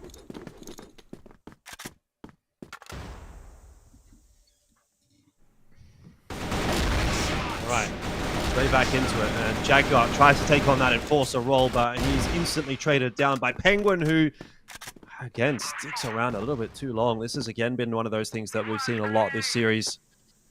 Players getting a kill and then just hanging around and getting traded down instead of getting out of dodge. Back to now 3-on-3 as Dirty will slide one in through middle as well. A weird round out here. Booker seemed like he didn't recognize that Comics was already out into the box room. And so he gives up his life, and TBI down on numbers now. All we want to see, King has got support. It looks like this back angle Comics trying desperately. It's actually sad with the Colt who delivers. Might get a chance at another as well. He's just going to move away from the window for now, which I think is the right call. Doom's so low, but it's still a numbers advantage spot, and that's the main thing about this round. For King, this is so difficult. The full rotation and also just trying to figure out where they're actually playing from. Well, easy done in the end. So Anubis start the OT on the front foot. You can't imagine that TBI is going to be too far away from having something to say about this as well. Maybe not dirty in this case, as Dipsy's just waiting for that push. That's almost a read, really. Counter read of some sort. Expecting that for sure. I was expect as well the continued push through. He has another little bit of a look and spots them out. This has got to inform the pace, surely, for Anubis to go quickly into A. You've seen 2 players pushing out of B, and they, at worst case, are going to be 2 on A. So they've just full centered out Anubis, and it's worked out. Sad and Dipsy, again, it's forms all over the place that are getting the job done. Dipsy. Nice quick scope there onto King as well. And Booker done. Dipsy's just had a phenomenal round right there. He's just taken matters into his own hands and said, this is my game. Yeah, we needed a hero, didn't we, right? And I think at times Dipsy has been the hero. Well, not even at times, time and time again, if we're being completely frank. And thank God he is here. Booker gonna try and repay the favor in blood as he's going for a lot of early info, but unfortunately just info on the wrong side there. Quickly up along. It will be an opener coming through, but immediate 3-piece with Doom, Dipsy, Comics, and sure, Dirty answers back, but it's still the numbers advantage slightly, and it should be locked in place. And Nate, that softens up a second behind it too. And Anubis, this is much better. Where was this in regulation? Yeah, don't know. I mean, where was this on Compound as well? Many questions that need to be answered. It is very true, though. I mean, my God. Some of these have been, yeah, tough watches from the Anubis side. But yeah, this is, oh, at least that's a round that does feel considerably better. So, not too worried, I guess, just yet. TBI, on the flip side, you're running out of chances, guys. Got to get into this. It's in very much that now or never territory. Mm-hmm. I mean, already 2 rounds in overtime. You're loving life, really, if you're Anubis. You're sitting super pretty.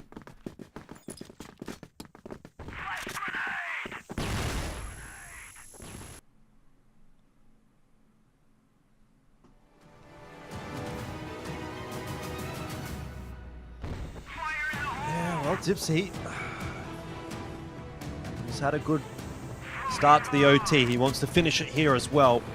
So he's going to get out in front of those mid doors and try to put early pressure onto TBI. I haven't actually seen anyone, though. Hasn't spotted anything out.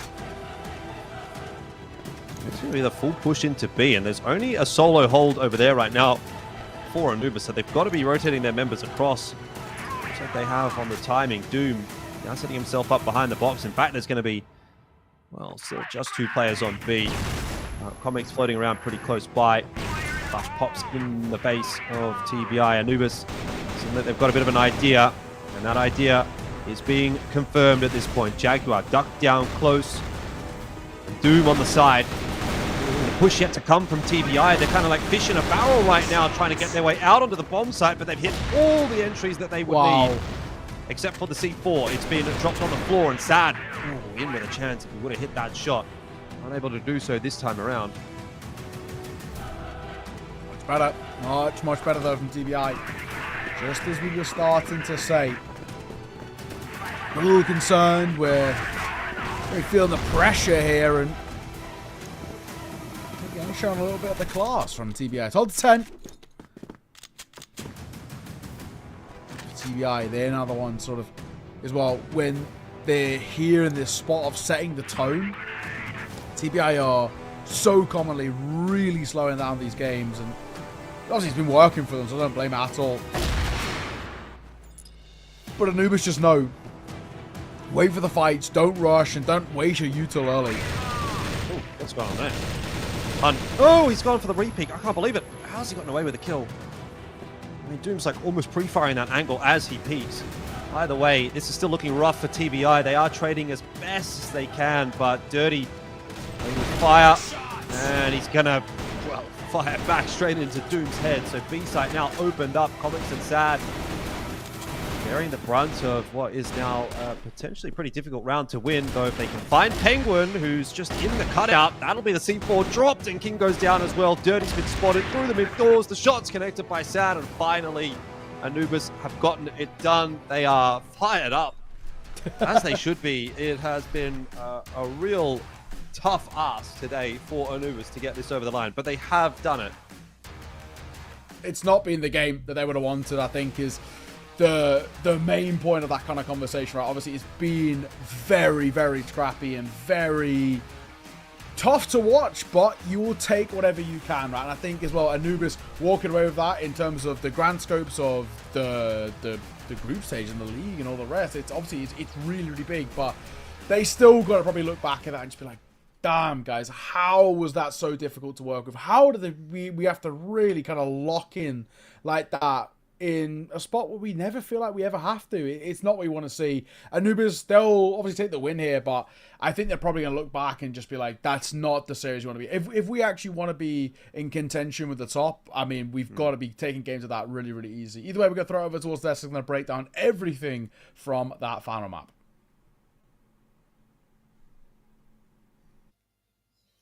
Why am I not surprised? This shows how important. Wow. Yeah, like if you think about it, they were fighting. It was incredibly good game by TBI and Anubis. Man, it was super scary to watch, at least from Anubis side, because let's be honest, it's a bit doomed from TBI side to qualify to the top 4, at least for the split one. But from Anubis side, it's a do or die situation because they did put themselves in the 4th position, not the 5th and not the 3rd. So they did not secure the playoffs. But now, after winning against is enough for them to do qualify to the playoffs, if I'm not mistaken. But man, it was a do or die. And the scary thing is TPI, they weren't the best team throughout the whole split. I mean, it's the second game for them to win, and they only won 2 games. And now I think it's second or third. Yeah, I think it's second or third. But I just have to highlight like teams like GV,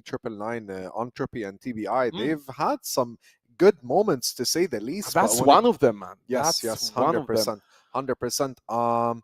What I want to highlight is they're best of luck for the next series. But as for Anubis, I think they've performed phenomenal, and they're gonna reach a point where they can possibly not just go to top 4, but possibly win in playoffs. Yeah, the TBI did lose, but man, it's a huge statement from their side that says, yeah, we did lose, but we have a lot of show throughout split 2, and we do promise you guys a good split 2, at least from our side, and maybe that's the full potential TPI that we need to see. Maybe that's the highest level of chemistry and synchronization and adaptation that TPI can give us that we did not see within the first or the second or even the 5th week of the split. I'm actually super proud to see TPI going back to back, head to head with Anubis and taking us to overtime, not once but 2 times. The series where we expected the Penguin to underperform, Booker the same, Hunt to not be there. Everything was against our expectations, honestly. TPI did surprise us in a good way, and for the fans of TPI, you guys should out 110%. I couldn't agree more. TPI is still a young organization, but they have a lot of potential, man, to say the least, you know. I'm not sure if we're gonna have an interview or not. We're gonna have to wait and see. But who do you think is the MVP? Man, given from, I know the MVP is usually given to the winner team, but man, I need to give an MVP, like an SVP, let's say, second player, to Dirty, who had the highest clutch rate throughout the maps. Him and Hunt was just going back to back, but nonetheless, MVP surely goes to Dipsy and his clutches, his sacrifices, man, that he did. The game is just super insane and hard to forget. You need to mention still Sad plays with the sniper in an intense way, but if you just think about it and give enough credits to the positives of the game and the highlights of Anubis, you cannot forget about TPI, who had my heart, had my emotions, man, had me on my feet. under 10%. Yeah, I mean, TBI did perform exceptionally well. I respect it a lot. But yeah, as we expected, this is one player that we did highlight is going to be MVP or someone to look out for as a key player. So Dipsy, I hope we have an interview with him soon. I'm pretty sure, Hazem, you have a lot of questions you'd like to ask him.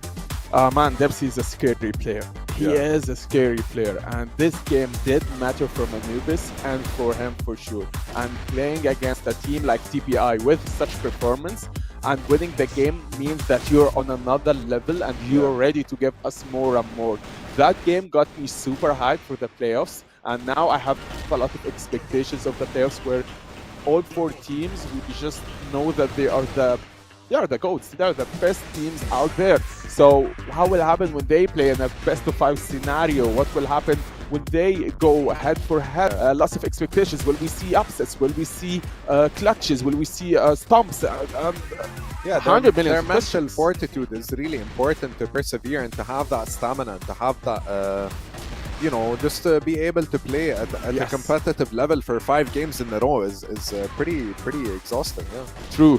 And man, I don't know what else to expect from the boys from Team TBI, but I wish a good split 2 for them. And I hope so, yeah. With this game, they got me super excited for it, I'll tell you this. And for Anubis, Same. Good luck in the playoffs, man. Anubis need every inch of luck and every bit of luck I really hope so. Playoffs. Yeah. I really hope so. I mean, it's gonna be tough. It's gonna be tough for Anubis, and sadly, we do not have an interview with Dipsy. But let's talk a little bit about the next series. Okay, let's talk about moving on to ROC Esports and Entropy Gaming.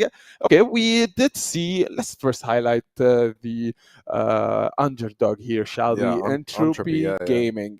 So, been difficult for Entropy within this split. First week, second week.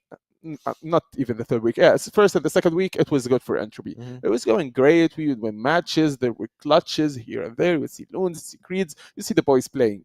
And it was nice for them. It was a 30% win rate, and that's 30% circles in the first and the second week. But after this, the amount of wins just decrease one after another, and there's a continuous lose streak from Entropy's side. Vice versa from ROC Esports. Very consistent. Yeah, super consistent, man. They had insane run throughout the split, but they did struggle a bit in 1 week where, I know you remember it, where they played against unKnights, they lost. They played against Anubis, they lost again, and they were a bit tilted. We had the GG for an interview. Last matches, I think it was ROC Esports versus GG. GG did win. Then we interviewed Flex. He was like, "We are ready to win anyone, and we are ready to beat anyone." And after that, ROC did win again. So, watching key players, Snare and 40, you already know my love for this guy, and his performance is outstanding. We would see him just clutching here and there, but it's just overall they're a bit unlucky within the standings. I mean, the standings isn't as important. At this point, the goal is to just reach top 4, you know what I mean? And I really think 40 and Snare are formidable players. I'm more lenient towards Snare, a very, very solid player, to say the least. What do you think is going to happen this game, to be honest? Listen, man. Normally, I'd say a 2-0 for Team ROC Esports. That's the normal hazard, but I think it's the normal kosher. Seeing the first game, seeing how TBI performed against Anubis makes everything weird, man. Makes everything change. Make you double think every decision and double think every thought that you ever had on TBI. And the same applies here with Entropy. So why not we don't see 3 games going back and forth from ROC to Entropy, back again to Entropy? Maybe we would see 3 games, but hey, I know, and I'd say at least for the first game, when we see the map V2, ROC Esports map, we'd go for ROC Esports, and it would go for a 2-0. Yeah, I think this game be closed out pretty fast because of what's it called? The map. The maps are gonna be super important, to say the least. You know what I mean? I really think that ROC might pick sub base. I'm not really sure about Entropy's picks. We're gonna have to wait and see. But you said your predictions 2-0. What maps do you think they've picked? Well, speaking about maps, I think it's going to be a bit default. You said Subbase. I think Subbase would be banned because Subbase is a default and a For comfort ROC, map yeah. for ROC Esports, which is a good catch from your side. But I think Entropy would just they always pick ROC Esports. Let's just ban it for him. Subbase, And Subbase, and Entropy picked not from Subbase. ROC. That's crazy. That's ballsy of it.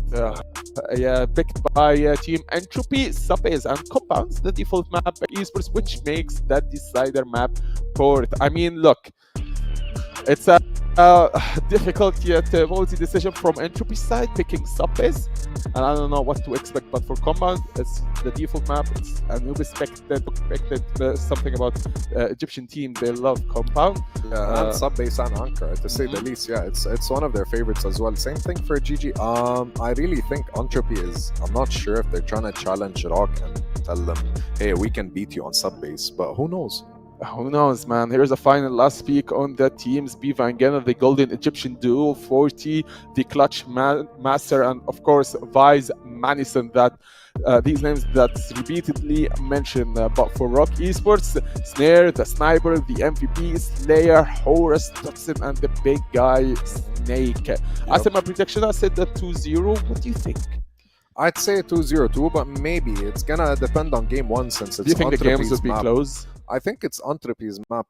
No, not really. I mean, it depends, right? If they had a good night's rest and everything, it's still a second day of the week, so we're gonna have to wait and see. Even looking from an Entropy perspective, it's a first map picked by Entropy, yeah, but you have to remember that it's Subbase, and Subbase is such a comfort map for ROC Esports. We've seen lots of victims on Subbase destroyed by ROC Esports. So yes, I don't see a reason where Entropy won't be one of these victims. Yeah, you did pick a huge good map for ROC Esports, but now you're ready to play against them. All eyes locked in, you guys, Entropy, and for ROC Esports, try not to put yourself in the same position as Anubis, because Anubis did struggle and the game was going to TBI side more than it was going for Anubis. Yeah, I mean, Entropy has a very good roster. Manison Vice, extremely old, experienced players. Gainer, especially 40, Beva, they're all very, very, very good players. But then again, when you compare it to ROC's roster, man, like, come on. They have their main roster, ex-TBL. They've rarely had any subs, to say the least. And I'm really excited. Yeah, and you have to remember that ROC Esports been together for ages and ages and ages. Ever since they were 3PL, they used to play together. They qualified towards. They go to China, and now they are ready as a new organization, but the same names and the same team. Snake, whether his clutches, his beautiful gameplay, his lurking ability, Horus, the guy that just gives out all this comes to his team, the guy that moves the game from right to center, take us to more and more rounds. Snare, the MVP, the sniper goat, man. This guy, in my opinion, one of the best 3 snipers worldwide, not even in the West, man. Definitely. Worldwide. We've seen the EWC poster, his face was there because they know how good of a guy he is within the game. And for Entropy, Genner and Biva, scary, man. Scary when we see these duo play together. 40, same thing. Yeah, and I can't wait to see the camera to see who's excited. Usually ROC does this like huddle thing where they like cheer each other on, and you know, they're a pretty solid team, to say the least. Yes, they are. They just gather 1, 2, 3 ROC. Yes, and they go in and destroy the game with a 80% win rate, and that's for camera. As we can see, Manison, Vice, 40, Gainer, and Biva. The smiles are there. Hopefully for long, man. And for ROC Esports, the same. And again, when you start the game and start seeing the cameras, you see their faces all happy or excited. Once the first game ends, you get back to the cameras, you see someone's face is angry, other is happy, and ROC Esports really focused, to say the least. You know, I mean, I'm excited to watch this game. Beva looks a bit nervous, to say the least. I'm excited to see how ROC's gonna perform as well, because you know, they're the best team out there, in my opinion, in the West League. Yeah, I can't agree more. But teams like GG wants us to change this opinion of ours, putting ROC Esports in the second place and placing themselves as first place after winning against ROC, after winning against Anubis and unKnights, and they are the only team with 10 matches and 9 wins. And that puts ROC Esports in a scary way. After interviewing Flex from Team GG, he was like, hey, we don't care about anyone, and he was I wouldn't say salty, but ready and giving us this competitive scene, which I really, really adore watching. And man, give me ROC Esports versus GG again. I'm super excited for that match. Yeah, same here. I mean, it's entertainment at the end of the day, and we're gonna have to wait and figure out like what does Entropy want to do when it comes to the standings. Entropy is ready, and I think so are we. Just minutes away from jumping into the first map. We've already seen the map. We've talking about the map subbase being. I think that's a good ad for ROC Esports. And the question is, why did Entropy pick subbase? Do they have something hidden in their pockets? Did they just want to challenge ROC Esports? Do they think they are the better teams? That's why they picked subbase. A lot of conspiracy, a lot of theories that we can think about with Entropy pick. Yeah, I mean, for like you said, it's do or die for Entropy at this point. You know, like they have to fight back. They have to find a way to possibly beat ROC and the other top 4 teams. But if they don't, then it's GG. ROC Esports, for them, I think subbase, compound, port even. It's not. That's not the main problem.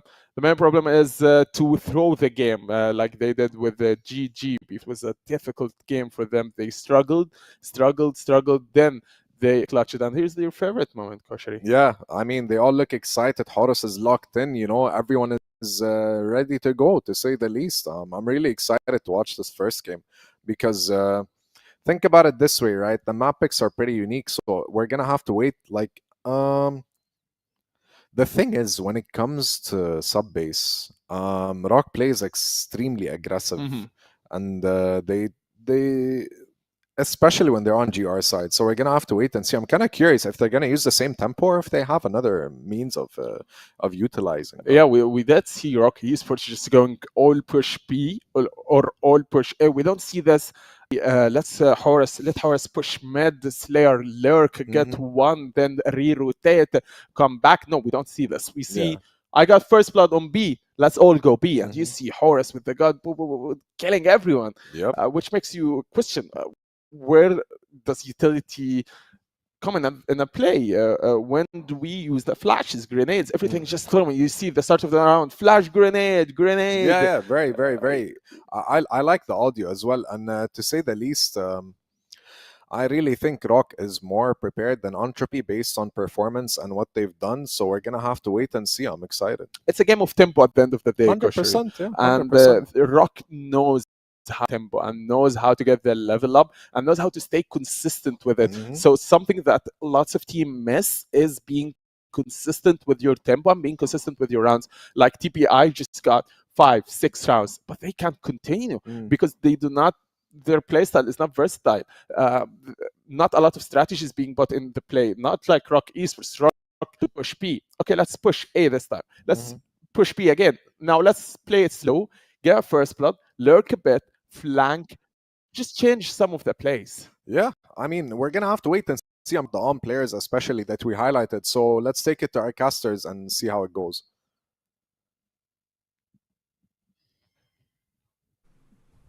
Just guys, appreciate it. We're looking forward to getting this one underway. Of course, it's taken a bit of a moment to get in towards the game, and hopefully there's kind of no glaring tech issues. We know ROC like to do their little huddle.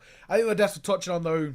Jordan, I mean, I guess we kind of sort of said Anubis should 2-0 quite comfy Series 1. They didn't. ROC should here, right? Entropy, I don't rate this team that highly. I do think that fundamentally they're just not as sound of a side. This should be a comfortable 2-0, but again, we've seen ROC actually at times look really kind of dicey this season, or dicier than we're used to. Yeah, no, I think I have a slightly higher opinion of Entropy than you do, but we're probably on the similar level when it comes to ROC, and frankly, ROC, I agree, should be closing this one out 2-0 every day of the week.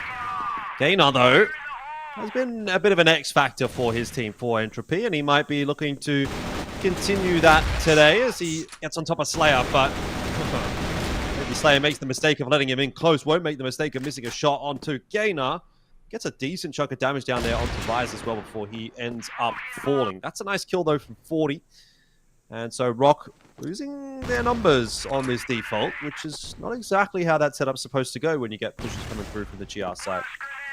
Yeah, Entropy not looking too bad. Numbers advantage, of course, Vice is low, but wait, still not a bad spot, man. There's Surge into the freebie, and he can't get the second behind it. Vi's gonna get caught, but simultaneously Totson will drop, so 1v2, and they know where Horus is. Horus the type of guy that could definitely get this one done, though, so let's not count our chickens before they've hatched just yet. It's a tough crossfire to break, unless Bever gives him a freebie here. Ooh, 40 peeking in there as well, but Horus not ready for it. This has to be a little bit of a misplay from Entropy. It was close. 40, though, does come in for the swing. See that first kill come cleanly out from Horus, and you think, uh-oh, but not to be this time around. So Entropy will start this with a round on the board for themselves. Let's see. Entropy. Can they find a decent amount of consistency? This has been a good map in the past for ROC, or at least one that they pick into quite consistently. And Entropy, out the gate, obviously have done a lot of work into kind of where the gaps are and how can we expose them. What timing should we be going for? And at least what you want to be seeing. Pop shot from Snare, missed. And a pretty slow round by ROC. We saw Anubis do this earlier, and we definitely question it. You know, we spoke about this. Anubis did their best work when they were going super quick and being, you know, really up in your face. And when they slow it down, you actually give your opposition time to sort of understand a little bit. And I feel like ROC are slightly doing the same here. Yeah. It's a little bit unlike ROC at the moment, but early days.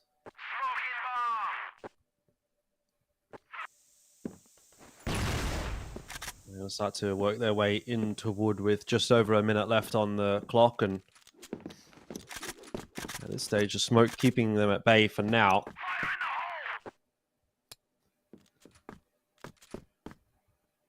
Well, we're going to have to start to work our way forward shortly. And once push comes to shove, oh, the push is in from Gainer, and again, Gainer finds himself a triple. Entropy have come out of the gates swinging today, and I heard the analysts, they're sort of questioning the sub-base pick. I have to echo their thoughts. I think sub-base typically a very good map for ROC, but so far Entropy are doing exactly what they need to do to convince us that this might actually be a winnable map for them. Yeah, credit. Gainer. That's so well done. There's no complaints about that at all. He's looked absolutely excellent in that spot.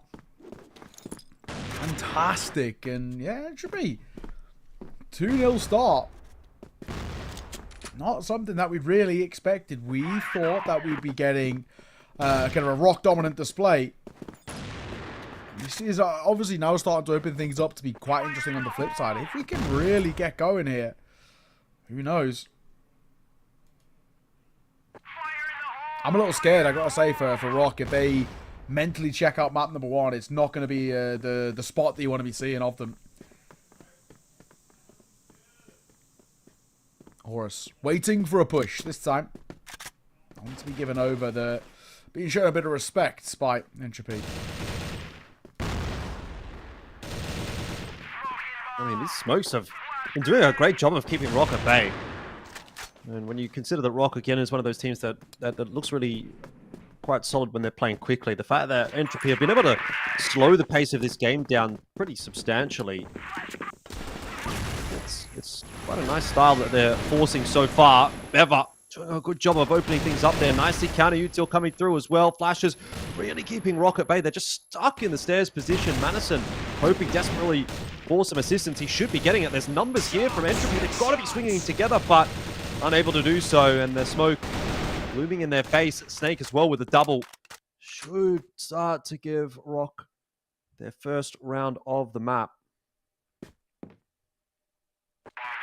Guys,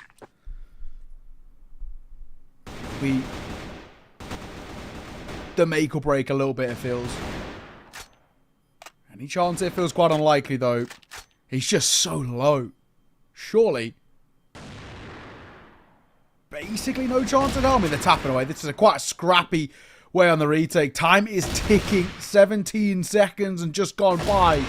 Visor fall. It's all down to 40. He's made it a 1 versus 2, but he's going to hit 2 quick shots with the Ormir. It's very unlikely. He will cross, but time has already ran out. And just like that, ROC going to find their first.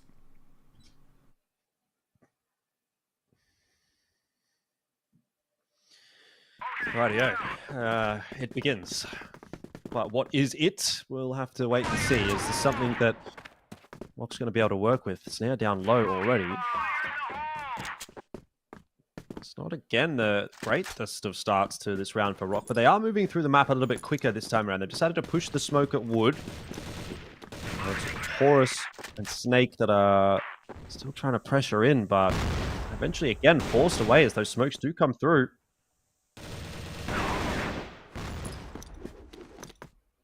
A little weird. Snap. He'll dip away. Still in a spot where, at least for now, we're not too or overly concerned. But at the same time, I think for ROC, you know, we've got to start getting rounds that feel like we've got levels of consistency behind them. And not being super convincing. Bever, down he goes, but 40 will respond and actually a spam through the box that catches 40. That'll help. They're trying to get that stairs control, and if they can drop Madison, it'll really, really help out. But he does manage to just slip away.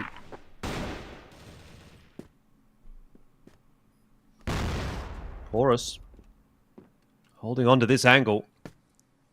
He's a tough player to get past. Nice clean headshot straight away onto Gainer. Danger Man out of the picture. Although has been pretty decent over the last couple of weeks. He can only get himself 2, and 2's not enough. Even if it's good in isolation, you still need a lot more. So that'll be another one on the board for ROC. Yeah, yikes, right? Entropy, just when they were starting to get going a little bit. Some very easy kills that come through. Outside square. I think probably a big sigh of relief, if we're being completely frank, for ROC, who are looking really janky. This is much, much better. Horus! That nearly went south, but it does! On the flip side, Gainer and Bever combine well. At least there is a flank hold pulled out. How has Horus got away with that? It's Horus. That's the answer. That's all you really need to know.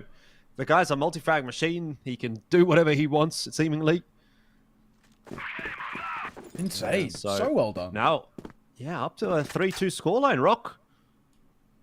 It was a rough start, but starting to flex their muscles a little bit and show us what we have come to expect from this team. So, right back into the swing of things.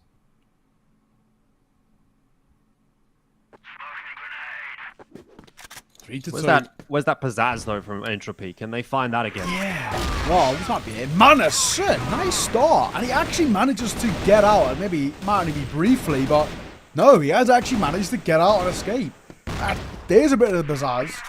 Setting the tempo yourself, despite being on the GR side, you're the ones flying into the fight. Vise gets gifted a freebie by Snare as well. Trying to force it a little bit too much there, it seems.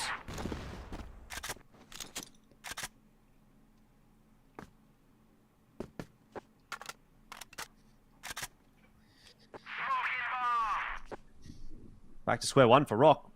He's going to step up this time around. Snake, usually pretty handy in these numbers deficits. He'll just be dissuaded from a push in toward the A site for the moment. Slayer in through the vent. No one really paying too much attention to it. There's going to be the jump spot from 40. So Slayer knows that he needs to fall out of the vent, and Gainer on for the challenge. Ends up being traded back down, but ROC starting to work their way back into this round with a 2-4-1. Horus, though, dropping. It's going to mean that the A site is held still by Entropy, and Snake will have to look elsewhere for a plant, though a quick rotate over to B would give it to him. Yeah, true. 40 seconds. We've got to start making a bit of a move here. Not got loads of time, but you know, you sort of want a little bit more on the clock just to give yourself a chance. Isolating fights, and he does get a tag off, and it's just not enough. if he got that first kill cleanly, he might have been able to capitalize and potentially even get a trade behind it. But Entropy are laughing their love and life, and you really can't blame them if you're being frank. It actually has been, for the most part, pretty plain sailing. So great work, and some difficult times ahead. That is for sure.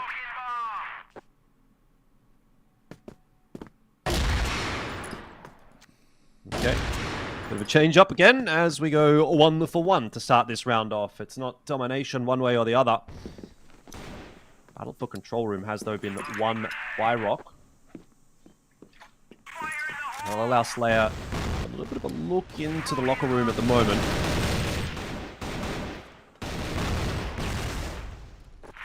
No, Topson trying to fight behind a flash that'll come through out of Force 40 away. Not a worthwhile fight there, Demon. In this one, it's still these back and forth though, with Bever and Totson both getting a piece of the pie. A little funky, but I still like what I see from Entropy. They make ROC feel super uncomfortable. I really did, the same with the desk, question this sub-base pick because they've played ROC. I've played this map quite a lot on LAN and looked alright, but they're not looking good at the moment. They've obviously spotted something.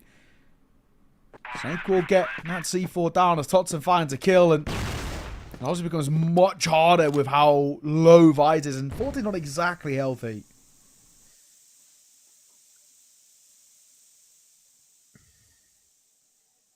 This is a rough one for the retake for sure. You're having to push in through a smoke. Starting to fade a little bit, but Totson opening it up nicely, and 40, yeah, bit of a Hail Mary really from him. ROC will win it. Seems like a bit of a standard day at the office really for ROC. Nothing getting too out of the realms of comfort, I guess. Yeah, it's true. Still, obviously, there's these potential concerns where we do see Entropy make these rounds feel slightly uncomfortable. It may even kind of give them a bit of belief of saying, all right, well, maybe we actually might be able, especially into that second half, show a little bit of our own prowess once again. But not the case so far.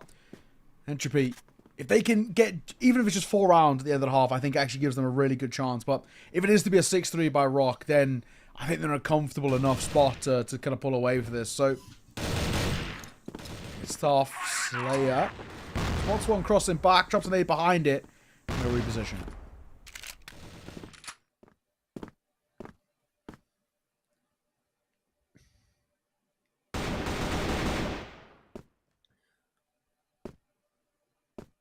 Vise and Gainer looking to establish a crossfire on the B bomb site.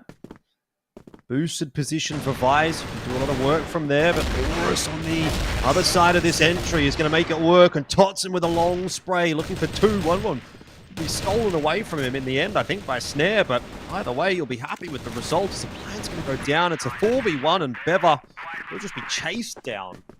ROC get themselves another one, and they are starting to really ramp up on this map. It was a slow start for sure from ROC, but they are definitely here now. Yeah, they're really showing a lot of their prowess. You actually got to give them a hell of a lot of credit. Any more that needs to be done for Entropy side to really kind of reinstate a bit of control. It's a nice shot from Bever, but a very quick response that comes through from Horus. And they get the site so quickly, and this is much more like it for ROC. Much more of that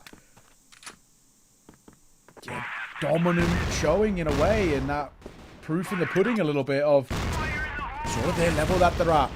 Snare, he's trying to hold for the extremities, and actually should be okay in towards I think spot. 40 going for the long rotate. Slayer will pounce, and Gainer gets caught. Conjure Opt as well. So it obviously continues to give away his spot. He's now managed to drop down here. And they might just not know. He gets in behind. He gets one, gets traded. Still, down into a 1 versus 1. This is very quickly falling quite flat. And what a shot by Vise. How have Entropy walked away with that one? I don't know, mate, but it happens. It does happen. Vise having a pretty nice map here. 9 and 6 in that first half, but pretty close first half, all things considered. 5-4. Credit where it's due for Entropy, who have seemingly been a team that has troubled a couple this week, and took a map off of unKnights. Is there a chance they could take a map off of ROC this week as well? We'll find out over the next couple of hours. 5-4 lead for ROC is still a stable position to find themselves in, so can't imagine they're too worried just yet.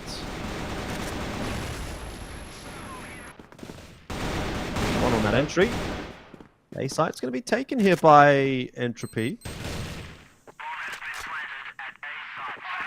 Yeah, well. This retake. It really feels like it does have legs behind it just because of 40 and getting his HP, but they can get a 1 kill early. Bevan will do exactly that, and a second behind it. But then again, 40's now all that's left, and he's low, and a 1 versus 2. This feels like it's unlikely. A shot from him which delivers, and 40's giving them a bit of a chance. He's trying to back away. Colt pulled out, and thankfully, Snare is there to close it. Bated breath by us, though.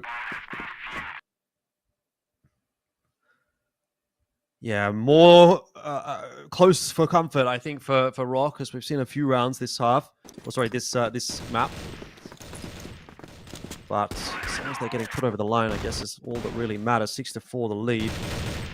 Still not a massive lead, but ROC building on it early in this second half. Snare, he's seeing these players jumping back and forth through the wood doors, but unable to land a shot, and Entropy just want to keep that one smoked off. Again, I think it's a really good idea from them to be doing that, both on the GR and the BL side, just keeping those doors smoked. Somewhat neutres the effectiveness of a player like Snare, who loves to have a little peek through there. You know, it makes him that kind of, it forces him to be a lot more patient than he'd like to be. Obviously, he's somebody who likes to really set the tone and really kind of showcase his own in these quite puggy engagements where you're flying into the fights. And yeah, it does obviously just sort of keep him at bay and force him to play for the late round, which is not always the easiest thing as a player of his sort of A caliber and B style.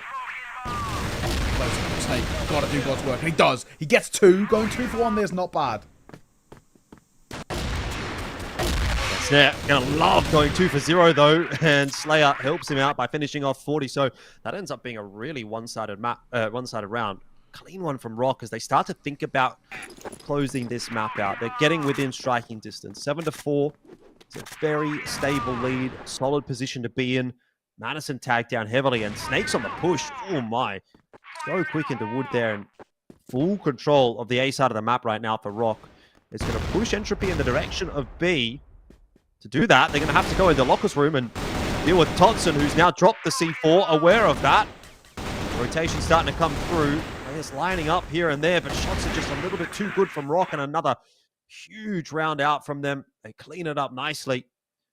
And 8-4, how quickly this match can go from a tight scoreline to something that looks quite one-sided. Yeah, I mean, quite literally, all of about 10 minutes ago, we were sitting here being like, my God, like, you know, Entropy are looking fantastic, and this is really something on the board here, and it's so quickly gone to being quite literally the opposite, right? So, yeah, difficult spot. 8-4, and of course, losing Gainer early. I mean, especially because it's Gainer, he's actually been quite lively when he sort of mattered most. And yeah, it's our spot. Slayer playing elevated. Totson has a little look in towards Lockett. It's a risky play. Gets a tag off though, and it's one in return.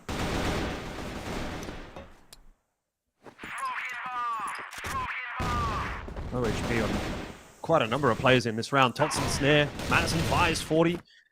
Everyone a little bit worse for wear.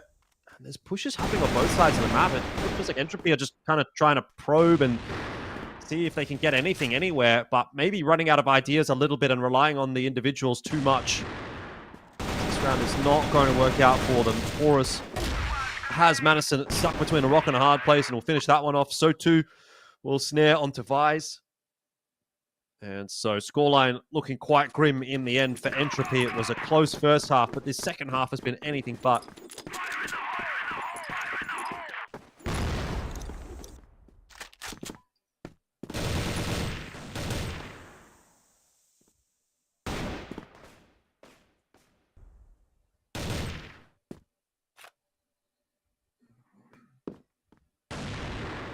Horus. Perfect position. Going to get the better of Gainer as he walks in around the corner there, and yeah, it's a bit of a miscellaneous push, really. There wasn't anyone to trade him. There wasn't anyone backing him up. So ROC holding on to the advantage for now. Horus ducking into the corner. He needs some help, but he's not going to get it. Snake's got his head down. He pops up. But Vi's landing the shot, preparing for a push from that angle. And so, in the end, Entropy have the lead in this round 4-on-3. Totson going to try and take matters into his own hands and pull it back, but will only be good for a 1-for-1. Slayer's read this kind of well, though. He's very quickly trying to go and take Locker's control as early as to sort of try and get the leg up here on that rotate. It's not a bad spot to be in. They might not expect him to be this deep. Oh, he's just hard looking, you know, tunnel visioned in, thinking they're going to come through computer room. And they leave Snare in what probably should be an impossible 1 versus 3. I mean, you can't really blame him there, to be honest. You do have to be taking a risk when you're down 2v3. You have to be having a bit of a gamble, and sometimes you lose that, which is exactly what happened there. But if they would have pushed in through from control room, maybe then a different story. So 1 at least in the second half here from Entropy, but still very much looking like ROC's map to lose. 9-5 the lead. There's a bit of an inevitability at this stage. Matter of time before ROC will close this map out. Yeah, well, at least Entropy stay alive for now. Feather needs to be a little careful dropping down there.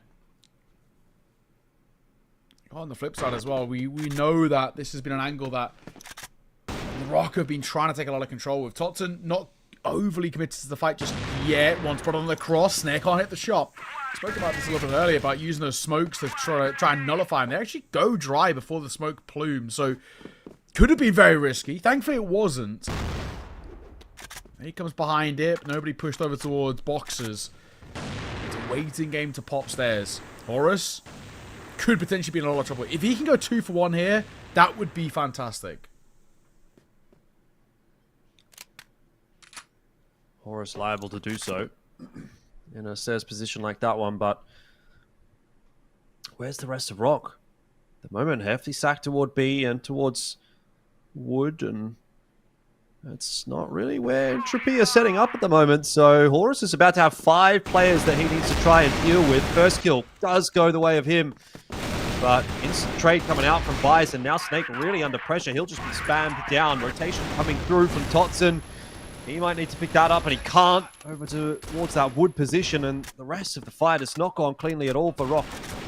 That honestly just feels like a bit of a scissors paper rock that has not gone the way of ROC Esports. And so in the end, Entropy get themselves another one. Yeah, it is that feeling right now of 1 by 1, slowly but surely. Keep yourself in the conversation. You're on deficit. In the grand scheme, it's really hard to still recover from this, right?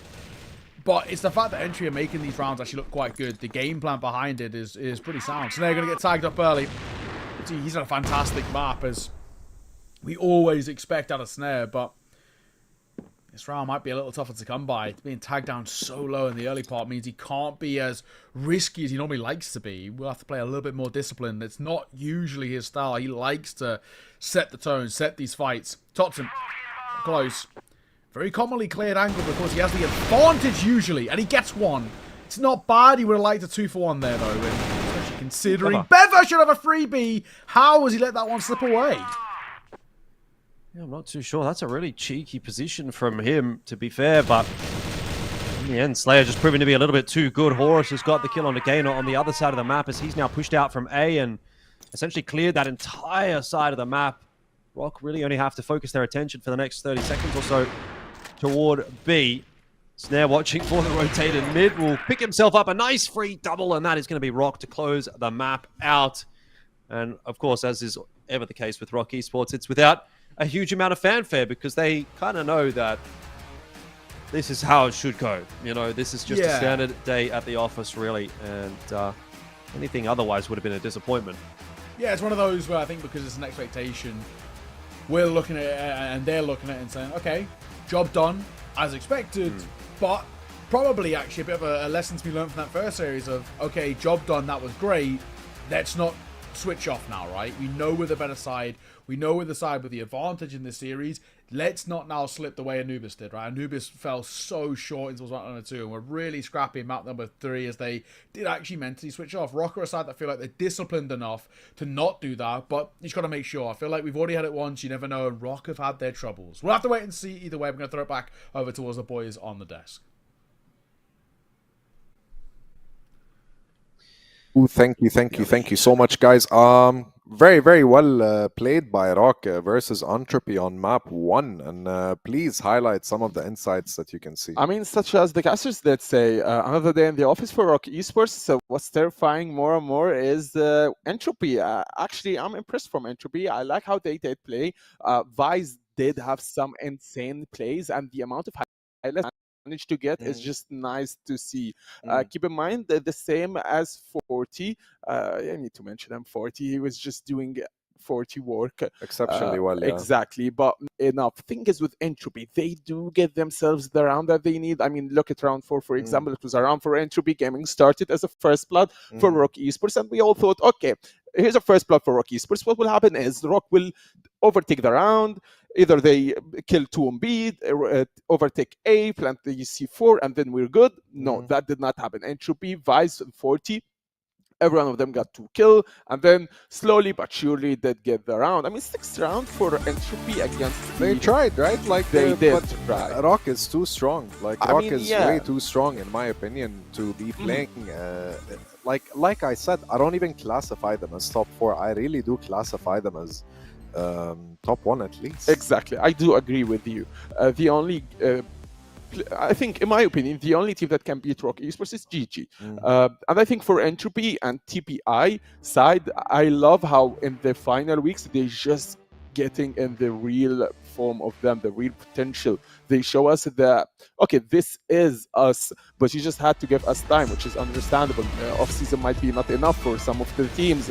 I mean, ROC Esports situation is that they've been playing together since ages and ages and ages, and now they do play in a fantastic way because the amount of chemistry and synchronization. So whenever it's ROC Esports against some of the lower standings teams such as TBI, 999, GV, I'm always going to say it's ROC Esports 2-0. Yeah. Not because it's in an individual sense. Yeah, in my opinion, the individuals are still better.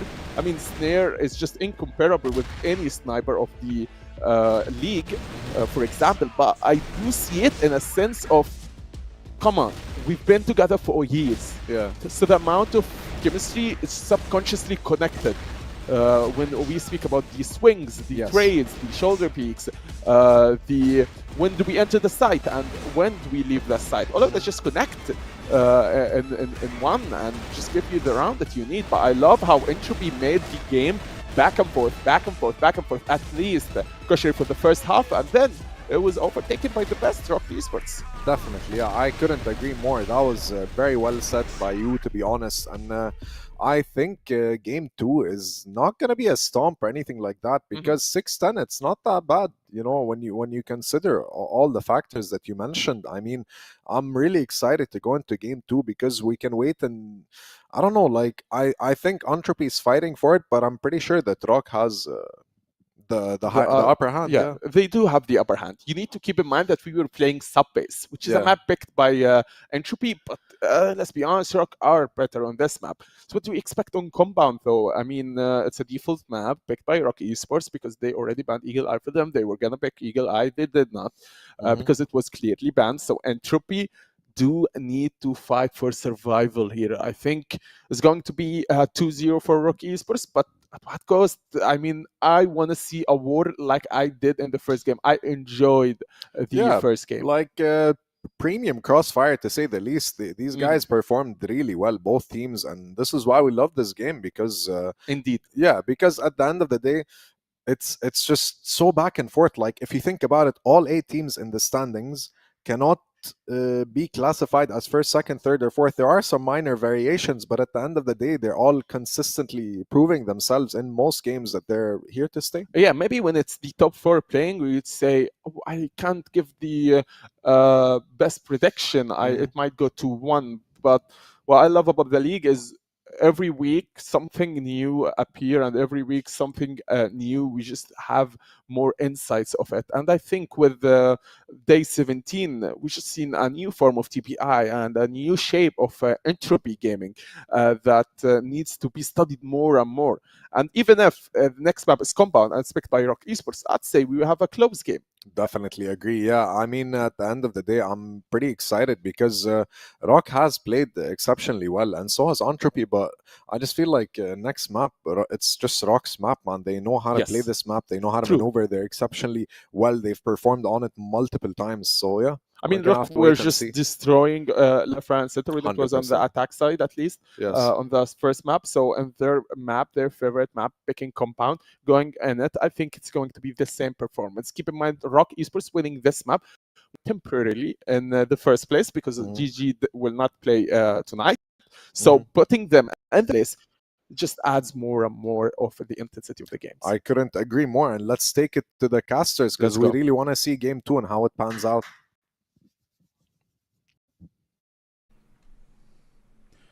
Appreciate it, guys. Yeah, we're looking forward to this in towards map number 2, and I think they've kind of made the point that we're sort of all feeling now, that this actually should be ROC taking it. It's their map pick, right? And now as we head towards map number 2, there was moments that were definitely uncomfortable. It goes without saying in towards map number 1, especially in the first sort of 5 or so rounds. You can see Entropy throwing a couple of curveballs in there, but main thing is it's a very stable score at the end. They didn't have to actually, in the long term, break that much of a sweat. And they should come in towards their map pick, which has always been such a big part of their map pool too, and make it look quite easy. Indeed. Well, straight on to Compound here. And look, I think ROC should be having this one locked in 2-0 every day of the week. This is, if any map in the pool is concerned, their map, right? It's been the map that we've associated with ROC for a very, very long time. And hasn't exactly started too well there. Snare gets his head banged off by Gainer, but we've seen them over the line against many, many teams on this map, and so should be able to get it done here as well. Horus with the 1 entry, but Gainer so far putting in the hard yards for his team, has got 2. And the first round, once again, taking a little bit to get going for ROC.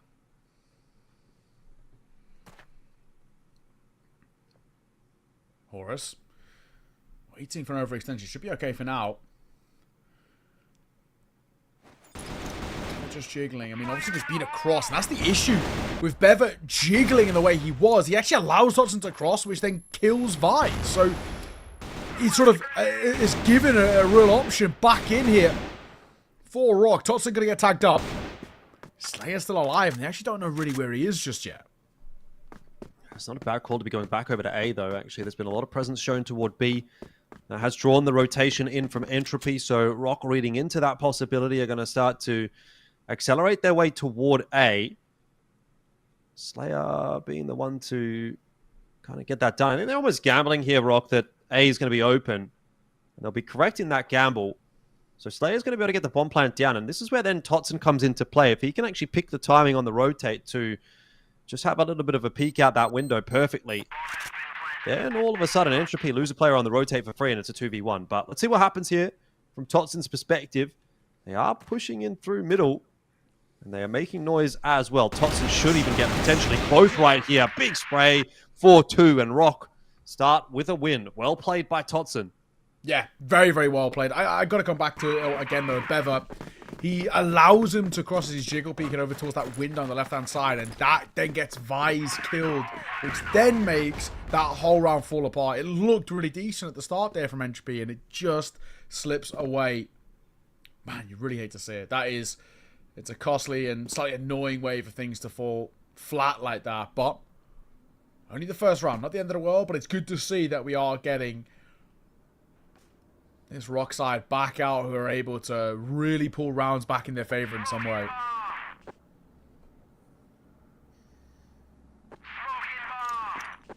A distraction there for Madison, I think. He was talking to someone or looking to the side or something like that, but locked in now. Another reasonably slow approach from ROC in this one. Slayer over toward that A side of the map on his own. Just going to try and lock down that position. He's not going to be up to any funny business. Has to be the C4 rotator if push comes to shove. Majority of the push, in fact, is coming in pillars here from ROC, and Beva has a big job to do. He does have the backup of Vice for the moment, but the push not yet coming from ROC. They put pressure in, but they haven't committed. Snap. There's an opportunity maybe to at range help out if Beverly gets one. The flash, of course, is a lot, but he's given time to recover from it. Thankfully, there's going to be a cost here. It's Snake for a double, which brings the numbers back in ROC's favor.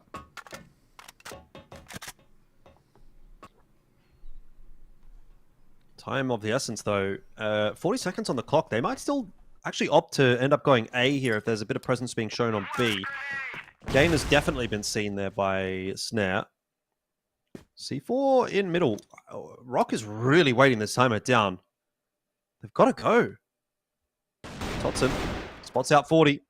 Player close in middle here as well. Needs to be cleared out. This could get very awkward for ROC if they lose a player quickly, and they do. Madison and 40 both chiming in with a kill, and I'm really not sure what that was from ROC. They just waited and waited and waited, and then inevitably, with the time kind of pressuring them, they have to take an awkward peek in the middle. I'm surprised they wait that long. Yeah, especially just because it's them, right? You know, we know this on the ROC side who like to play for a bit of pace. You know, this pace there, Horus will get one and a second behind it, Snare as well to keep the numbers in their favor. This is much more like it. Look, we are, you know, we still have 2 minutes on the clock. We've already got side control. That's what we know ROC to be like and where they do their best work. And surely in this round now, with kind of where they are, they've got to realize this is the right call to be made. Horus, Snare, got the job done at the back end. Much faster from ROC and learning from their mistakes. It's good to see. That'll be a prevailing setup over the rest of this half. We have to wait and see, but I can't imagine ROC are going to be too keen to slow it down any further. Again, 3-1-1, so standard kind of default setup from ROC, just waiting to see if there's going to be any pushes. Snare eating a grenade. But mid is the optional choice this time around for ROC, and Snare just has to now back off. He's taken way too much damage. His job now is just going to be holding the flank while the rest of ROC push their way into A, and again, Neo, a faster play out from ROC, and that seems to be working, though. Madison probably should have been traded down there. No one to do it for Horus. True. Totson could have very easily have had both there. Actually, I feel like he's quite unfortunate not to. And speaking of, now Slays in a 1 versus 3. Having both would have really helped out. Down he falls. Yeah. And Entropy win, or should be winning the round. I just feel like at range here, Snare, with how low he is, surely no chance. You know, C4 sure is planted for him, but there's just no way. If Totson had got a double there, I actually feel like they'd probably do enough to win that round, but unfortunate. I guess if you're ROC, of course, but very good of your Entropy. Yeah, the spacing just a little bit off for ROC in that round, I dare say. That's kind of what's lost it for them. Layup in the middle here. Deleted by 40. Entropy don't want to be sticking around in pillars for any overextension either now that they've got the numbers advantage. So ROC, again, have to work a little bit harder for this round. To be honest, the GR side has definitely looked better for ROC today than the BL side. A bit of a struggle for them on sub base. Same can be said about Compound thus far as well.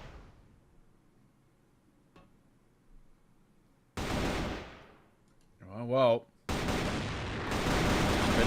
Snare is playing with the devil a little bit here. It's a great shot though from Totson. I think just now it's space that we actually don't even need to capitalize upon, especially with Horus playing this super deep angle. He can try and catch rotations. And there we go, right? Like we said, we don't need to commit to that space, but it will draw rotations eventually over, which they have. I mean, A is completely open. If they can get Madison, get a free walk in. He does get one, but he's able to double it down.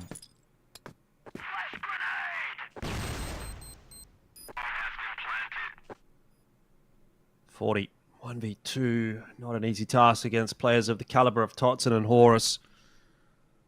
But he has kind of split them in half. Trouble is, he wasn't aware of Totson around behind, and as soon as he turns to look at Totson, that'll be when Horus is going to swing. So easy does it for ROC in that round. So we hold on to the lead. The ship is pretty stable and steady at the moment for ROC. But Entropy are working hard. Yeah, thank God. Now, being made to work for it is obviously a pretty big thing too. One round the lead. Madison holding for a push in towards A-Long, and we've seen, of course, this be quite a big point of contention. Snare. First contact for him. Smoke goes down. He's got to know the Madison. It's just where that smoke was thrown from. He himself seems tempted to fight here. 40 might come as support. Swings in, gets his, gets out. And he actually looks for more. And that'll cost him his life.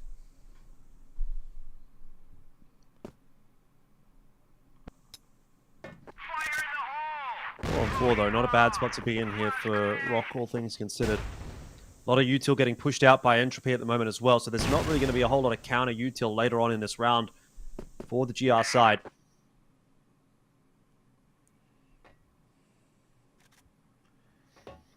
Four players grouped up in toward Pillar. 1 to defend against this push. It's Bever alone. Doesn't really have a fast rotation in either from Vise, though he is coming across to try and assist as quickly as possible. So we're just backing up, giving space is quite a nice idea, because Vise is there for a nice 3-man spray down. ROC all eyes on the player in the side, but not the rotator, and that has worked out perfectly for Entropy. My God. Again, just as we start to feel like in the series, ROC has shown a bit of their prowess. It's not bad. Entropy ties this game up 3-all. We still have a map on our hands here. And this is the issue, of course, with Compound in a way, is that it's a map that everybody knows. So even if it is one of the strongest part of your pool for ROC, it's just a map that, you know, Entropy at least can have decent fundamentals on. 3-all, and big issue now is how do we actually find a way back to ROC finding a kind of dominance as something that's been quite a big part for them. Build up a lead, build up stability. All the big buzzwords you like to say.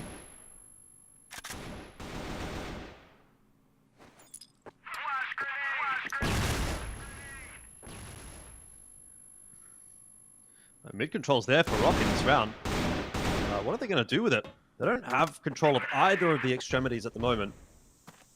And 40 has picked off Snare as well. Gainer going for a little bit of a contest into middle as well. He overreaches for it. Doesn't need to go for that second swing when you're up a couple of players. Totson working hard to try to find some entries. He's been unable to do so, but Slayer also forcing Bever into an awkward spot. Madison needs to get this kill and does. It keeps it in check for Entropy. It's a tough day at the office today for ROC. Not been doing it easy on these BL sides. Sort of as we got to be said, pretty solid stuff from Entropy. Yeah, I mean, you know, we kind of touched on this a little bit. So, well, where we said, you know, this is a series which should be, you know, a very comfortable 2-0 all day. But it is the fact that ROC have obviously just not played to a level this season that we expect of them. And there's another freebie getting over towards Bever. He comes out that every day of the week. He swings in and nearly gets a second behind it.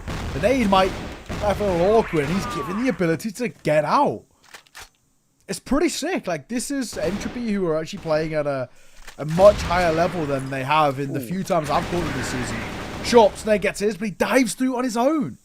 So then he falls, and there's no other trade. Yeah, I think he's just making the gamble that there was no one else on A, that was the sole A defender, and it would have taken the A site for ROC. In the end, though, he's still kind of done enough to provide space. Madison's got too many angles to watch and will ultimately fall to Slayer. C4 now looking to join that A bomb site all the way through long. And Snake should be getting the bomb plant down in a second here. You've got Totson set up in middle as well. It's a bit of an insurance fund, but only the two players holding on to A right here. Maybe enough, honestly, with Totson and Snake on the side. It's a tough duo to crack. Bever started this round so nicely, but unfortunately will not be able to end it on a positive note for Entropy. And so ROC will equalize the score at 4-4, and we will be seeing another 5-4 half, one way or the other. Same as what we got on map 1. Yeah, it's true. Oh, well. You know, you look at it and you look at where, again, sort of where ROC aren't playing to level, but it's even the fact that ROC's floor is still super high in the West League. And I feel like that is still bailing them out quite a bit. Vi's going to do quite well. He nearly gets a second behind it. Can't. However, with the Colt in hand, 3 versus 3, I mean, Snake is incredibly low, and Snare's not exactly super healthy himself.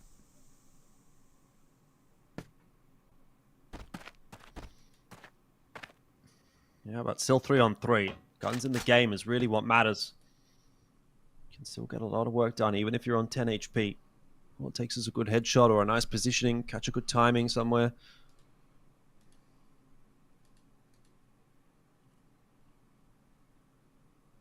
Really just waiting for Entropy to make a push somewhere, it would seem here, ROC, but not really going to be getting it. Had the same conversation about Entropy last night with Trav, and I was sort of saying, like, seems waiting for Entropy to make a push, but frankly, Entropy are not that kind of team. Like, how often have you really ever seen them playing overly aggressive? I don't think I could ever say I have. Maybe Gainer, but not in this kind of a situation. That's normally more so early on in the round. So ROC eventually going to have to take matters into their own hands, and they're going to try and hit the entries onto A, and so far they have. They've also dislodged Madison after he got one, so overall, favorable enough exchange. Gainer quickly in, but quickly out as well, and Slayer will pick up that 5th round for ROC. Yeah. And I think for ROC, they're just happy that they have that ever so slight breathing room, you know, heading in towards that second half, but I'm still not super convinced. I guess we can kind of come back into something that you've brought up a few times about that side in particular. Now, of course, that they're finding themselves on the GR, it might be a little easier. It's not a start. It has to be said. Horus, nice push as well. That's a C4 to make it all the more sweeter. Oh, Horus! God's work done by him. He's looking to close, and he will. Horus had a round. That was certainly something. And again, it's GR side where ROC seemed to just accelerate a little bit, right? It was BL side where, oh, they did pretty okay on sub base, but it was GR side where they really dominated. And we're going to get maybe more of the same here once again. Straight out into the next round again. ROC looking to contest. Entropy have got the opener from Madison. It was Totson this time that pushed solo into Pillar. Snare maybe flashed off of the line. Who knows, but opener for Entropy. At least we'll give them something to play with in this round.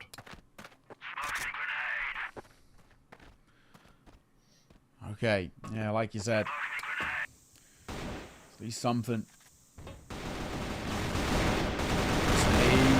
Could get it back in blood. It actually doesn't go as well as they would have hoped. A 1-for-1 there still keeps life. Feeling okay. Horus again, though.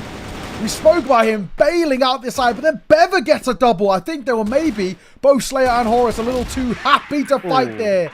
Thankfully, Snare bails them out. I actually think both of them, but in particular Horus, because they know they tagged him up, he was just desperate for the kill. Maybe even just for something as kind of inconsequential and slightly stupid as stats, and it nearly threw the round a bit. Yeah, nonetheless though, 7-4, the scoreline starting to balloon out pretty quickly again here in the second half. Same fashion as what we saw for that first map. It was close first half. Second half, making it much more difficult here for Entropy.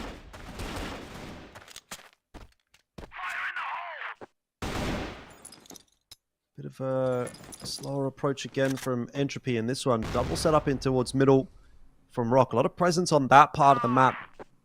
They're not going to get the aggression over there though. Totson will be tasked with a bit of work here. Luckily, he does also have the assistance of Snare posted on the line. That's a cheeky one. Just backs up through the window as well. And so ROC have the advantage for now. Good damage off of that grenade too. And Totson holding the line. rotated a third player across here as well, ROC. So Entropy definitely need to be calling the cancel. It's 40. I'm gonna fall back, and yeah, so seems like we're gonna go set up back for a default leave. Maybe just one here, which feels like okay. It'll be 40. Oh, it was gonna be Bevo with that rifle. Only 40 here for now, in case anybody peeks. But and we've spoken about this. ROC are not the type of side to give them anything for free. You have to earn it. Horus, he's heard something. He was coming very frantically there. Totson will go down. Slayer gonna get one of his own. To tick. 40 missed shot first time. Second time is so crisp. And still a bit of a chance. Slayer is very awkwardly staying alive there, sure, but this is really still quite scrappy. Time ticking. Look down, swing, and a find. Looking for a double, and Horus again. Multi-killing, maybe over fighting at the end there, so it gives 40 a bit of a chance. 1v2, 25 seconds. Yeah, Horus is just a machine on compound, isn't he? Yeah. So many impactful rounds in this game. 17 and 9 so far. This, though, from 40 could definitely be something. Slayer wants to take the challenge. Shots are missing. Oh, come on, he's 1 HP. Has anyone comped that? I don't know, but Slayer eventually gets it over the line. Oh, bit of a grimace, really, from some of the ROC members in that round. Too close for comfort, but still a win to win. I think, honestly, you just take it, right, and you make sure that... And you hope a little bit that it's something you can build upon, but I think actually what we're starting to see, Jordan, is very similar, maybe not so much this round, but how map 1 was, which was first half, little, you know, back and forth, and there was a contest there, second half, rocking away with things. That's sort of how it's feeling right now. Maybe, like we said, though, not so much this round. Oh my god, where was the trade there from 40? Why is he not double back? Really could have got a freebie, and then he falls. If 40 had just paused, he probably should have got the trade from his teammate who fell in towards mid. Now we're in a really difficult 2v2. Manison gets an important kill on towards Horus. Yeah, a bit of a hard one to really read that round, actually. Both teams kind of not sure exactly where one another are. Horus sort of just misking his way out onto the site, wasn't aware of where his opponents were. Totson stuck in the 2-on-1. Manison will take a nice timing on that peak and win the round for Entropy. So back to square one again here for ROC. Still just missing out on that map point for the moment, but it doesn't feel as though it's going to be too far away. Alrighty, 40. Wants to try and be proactive with the orb. Gonna boost up? Yeah, we are. Early smokes, of course, are such a common thing in towards this mid-control, and 40 going to wait for them to dissipate. So it's a 3-round buffer that ROC holds, but far from say it's a comfortable spot just yet, especially if Entropy start to find gaps, as they have been doing slowly but surely.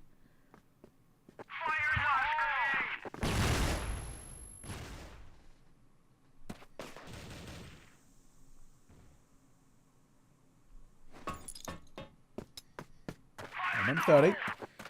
A huge amount offering just there. We're going to go back towards pillars, and it's actually, you know, it's only Totson here. He needs to be pretty careful. If he's to fall, that'll make life a little tough here. Thankfully, we've got someone close enough in the like to Slayer. They were tempted to rotate Snare over too, but I think there's a bit of presence being kept there by Vise, which is still drawing attention towards the A side. This is the right call. Late mid, under a minute is the play. Smoke over the top. And it will be a mid to B out from Entropy here. Slayer waiting for that push on the close angle. He's just decimated.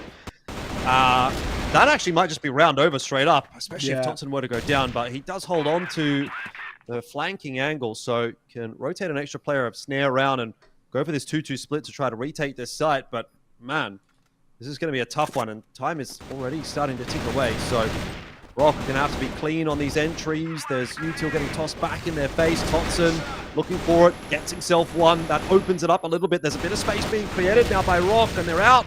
It's on to Snake, 1v1. Both players so low, it comes down to one bullet right here. Snake's got no idea where his opponent is. He's hunting desperately for Madison. Oh, he's found him. No way. ROC are going to win that round. The retake was absolute chaos, as is to be expected. There's just so many little nooks and crannies on that bomb site you can hide in around the servers, but ROC find it in the end. How do they get away with that, honestly?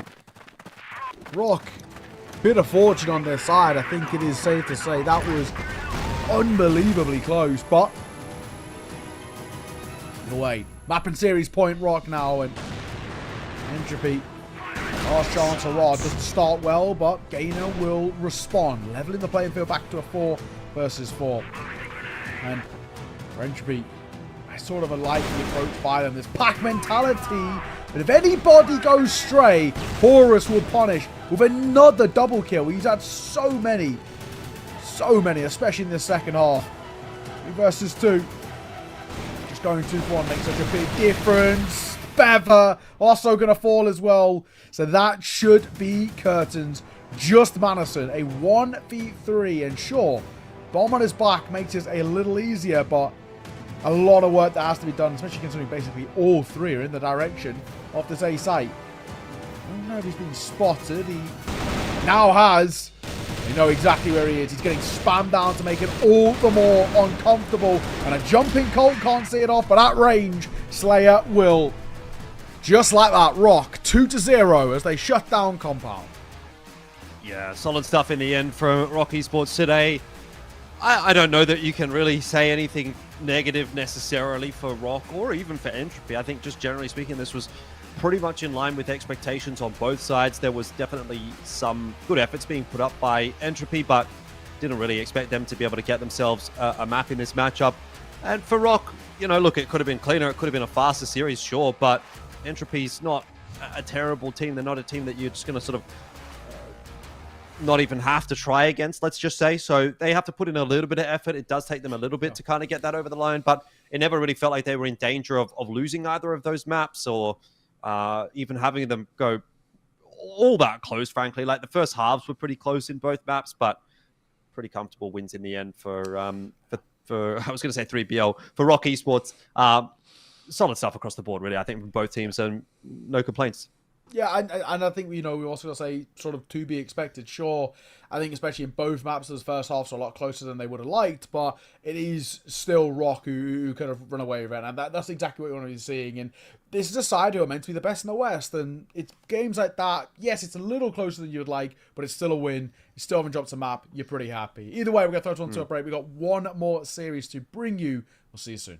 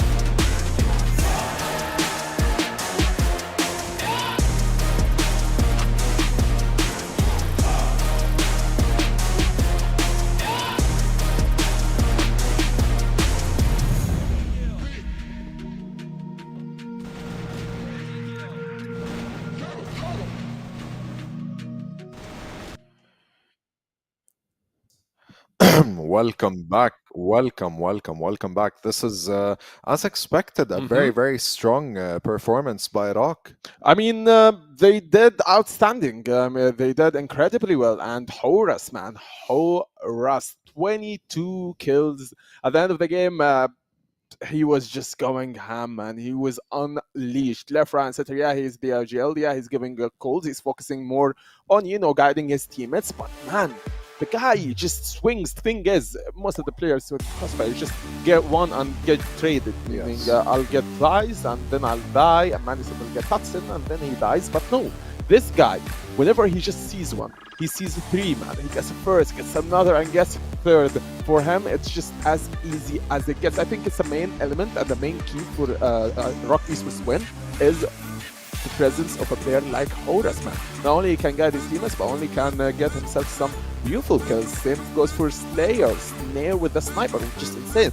And you can't judge who is the better team and who's just doing more work when you see some clutches happening in a 1v1 scenario. That means just it's you against him. There's no other element. There is no flashes. There is no grenades. There's no smokes. Just you against him. And whenever you see the same scenario, Horus wins it.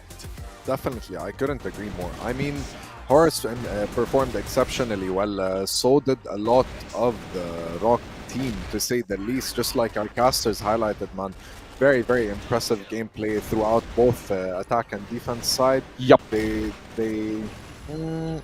I think they played better than even game one. Even though game one was sub-based, I think Entropy was, at least for the first half, better than ROC Esports and better than most of other teams that would perform on sub-base. I think they did exceptionally. They did incredibly well on sub-base, but moving on to the second map, Compound, they were just on survival mode for Team Entropy. But for ROC Esports, you can overtake a side from ROC Esports. The amount of time that they did plant the C4 on the B side or A side when the ROC Esports were playing on defense, I think it's just 1, even 0 from Team ROC Esports. That means that it was just a one-sided game, or a one-sided half, I'd say, from ROC Esports. The first half was just going back and forth, until just ROC Esports completely destroyed the game for Entropy. 110%, man. I couldn't agree more. Very, very impressive gameplay, especially from our star player here, Horus. And I can't wait to see. I hope we get an interview. I'm excited. I don't even want to go to game 3 yet, like this was... you just want to see more of ROC Esports, exactly, man. Yeah. ROC Esports exceptionally well, but either way, we're going to have to wait and see if there's an interview or not. Let's jump to the next series. Yeah, man, speaking about the main event, the final series, the finale of our night is 999 versus unKnights. I mean, here's the thing, 999, would we consider it as the same level as TBI? I'd say yes. I'd say both teams pretty equal. They're pretty equal. I mean, 999 has proven themselves in previous games that they've performed exceptionally well. But as for unKnights, man, oh my God, I feel like they're unstoppable. The only actual teams that do contest them is Gaimin Gladiators and ROC. True. I think 999 do stand in the same position as TBI, and I think they do struggle to get their hands on a victory or two, but they play good, man. Yes. It's like individually they are good. Team-wise, they're just not there, and it's not enough to beat the big dogs such as unKnights. 110%. And they do have these names where you just watch 999 like awesome, and you just be like, how's this guy losing? How's this guy? And it's not a team thing, by the way. It's not like you blame the other teammates. No, it's just the whole thing does not work. The unit does not. Maybe if Awesome is playing with another team, you perform. Maybe if the other team is playing with other teams, you just perform better and better. And moving on to unKnights, who have 75%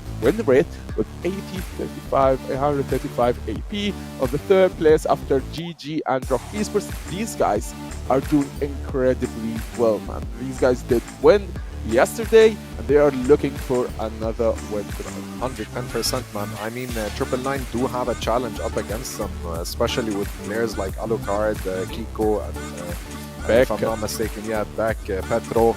These are all very exceptional players, to say the least. I mean, key players, BYK and Alucard, they're not that even, to say the least, but nonetheless, I think 999 you know, they're just playing matches, feeling things out, getting to see who's like how they can improve and learn from these teams since they're going to be facing them in the future. The thing is with Triple9, they do have some solid player and a solid roster. BYK, KJK, CRS, Manison, and mention, sorry, not Manison, and the rest of the boys from team unKnights. But the thing is, yeah, you have a solid roster. Yeah, you can win maybe a map, maybe two, but can you be consistent with your wins? No, that's the thing with Triple9. But for unKnights, Alucard, Pietro, it's just ongoing winning streak for team unKnights. You need a solid sniper. You need consistent teammates. Anyways, the map draft Port, man, Eagle Eye. unKnights, man, when I've seen them play Eagle Eye, I swear, even on defense, it seems like they're playing on offense for some reason.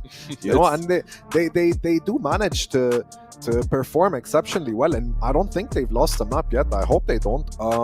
As for Port's interesting. I'm not sure if that's a comfort pick for Triple9, but we're gonna have to wait and see. I mean, what's comfort for Triple9 I at this have no point? idea at this point. Yeah, I don't even know. I mean, you reach a point where it's a continuous losing streak for you. You did win your first game against TBI, but what's other there to win?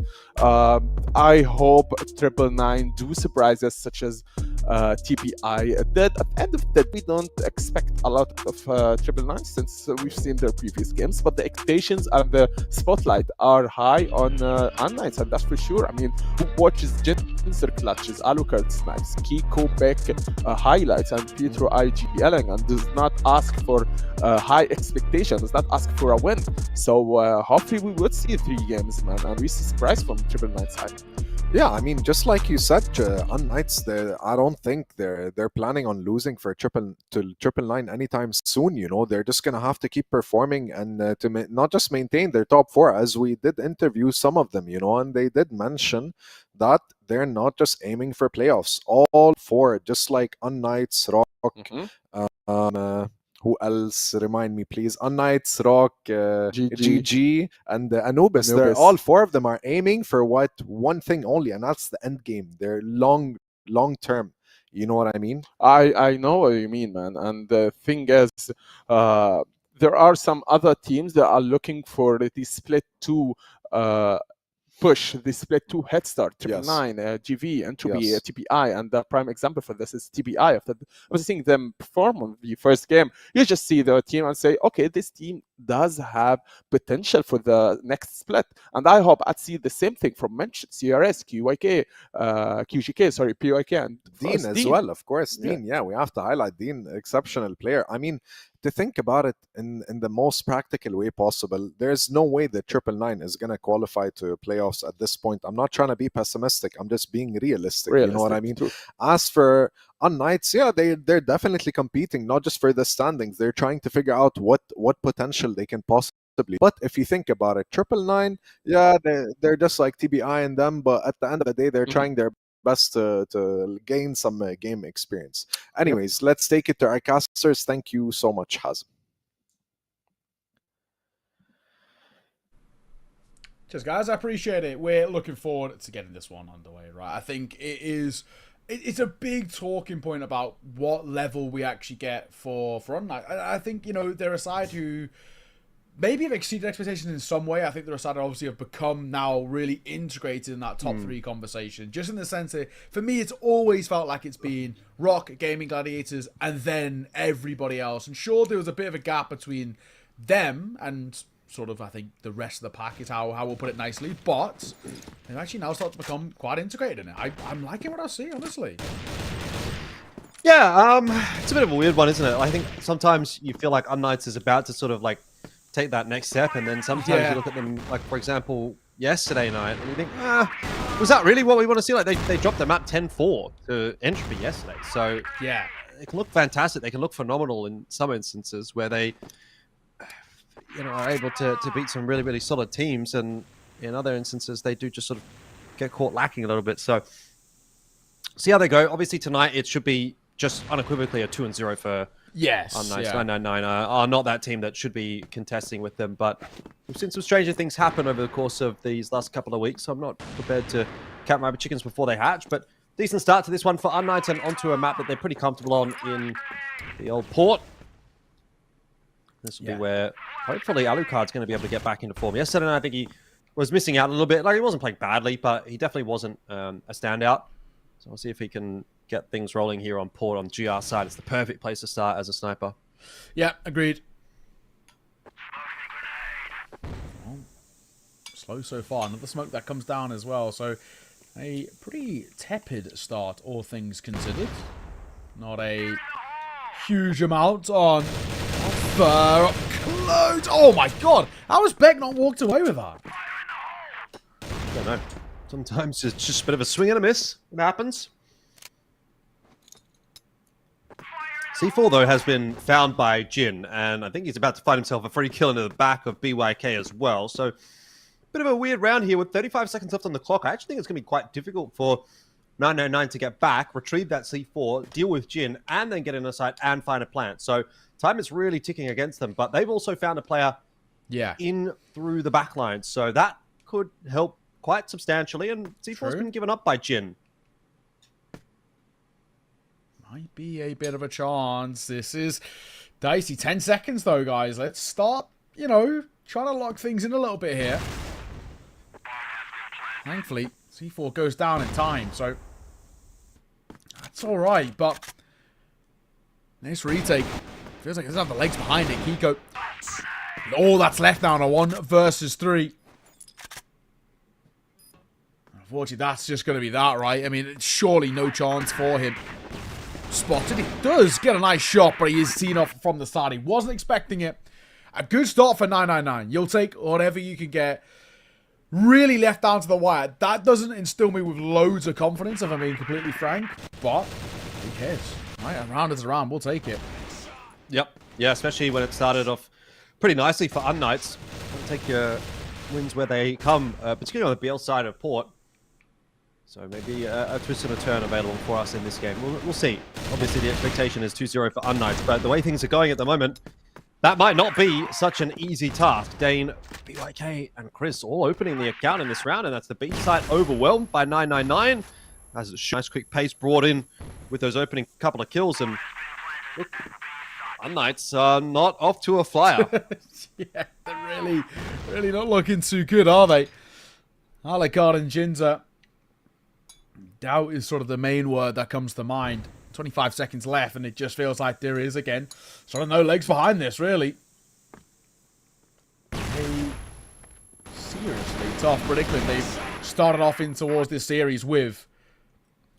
999, though, I'll give them all the credit. They actually do look fantastic. Lots to like. Can we get it consistently? Can we get this across the series? That's obviously a question into itself, and obviously we've seen in our previous games how that is a lot harder to come by, but this is really good. They're looking fantastic on a map in which is quite difficult to play on, especially against these guys of all people. Ooh, okay. Maybe some normality having been returned here with the Orm shot in or 2. unKnights have themselves a 5v3. They're going to try to get aggressive in this 5v3, though, by the looks of things. They've just got this sort of mid-crunch set up, and it is working out nicely. QJK will drop to Kiko. He would have fallen to Beck anyway, so it's just BYK left alive, and Pietro seems to have a pretty good idea of where he might be, and those players in the middle watching for him. It'll be an easy cleanup for Kiko, who's decided to don the hat today. Yeah, that much better. That is what we want to be seeing. As a fellow hat wearer myself, I can respect it. But why do you wear the hat? Is it because you got a bad haircut or what? No, do you know what? It's actually because I haven't had a haircut in. It's actually been a minute. But my hair gets in my eyes, so that's sort of why I wear a hat. If I haven't done my hair up, like I haven't put like product in, that's why I wear a hat. Yep, no, 100%. I'm actually on that grind myself as well. That's why I started wearing hats too. I only wear them when I go out though. I'm getting a haircut tomorrow though, so I'll be back to being nice, short and sharp. Swing and a find for Kiko. The start we want to be seeing. This is more like it for unKnights. You know, the first 2 rounds, it could be, to say the least, but this is much more to the level that we were expecting out of them, and yeah, making these actually look quite comfy. Yeah, a bit of a speed bump to start off this map, it seemed, for unKnights, but once it's gotten motoring, it's looking pretty good.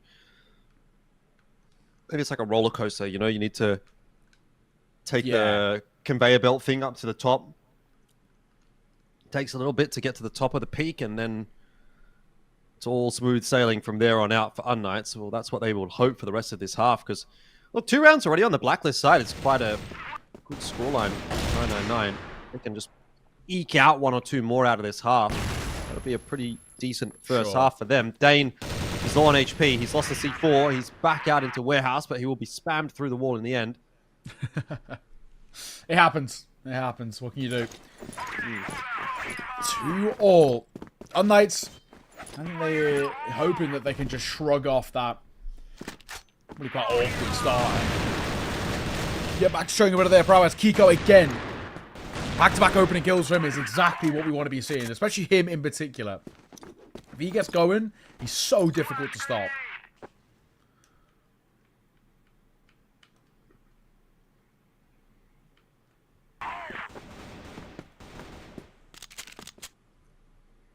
Beck, looking towards mid. Not a huge amount on the docket just yet. I mean, 909 are playing a very slow style off. They're losing the early man advantage. They've not done anything to really try and get it back just yet. But still, of course, plenty of time. Minute 40. Yeah.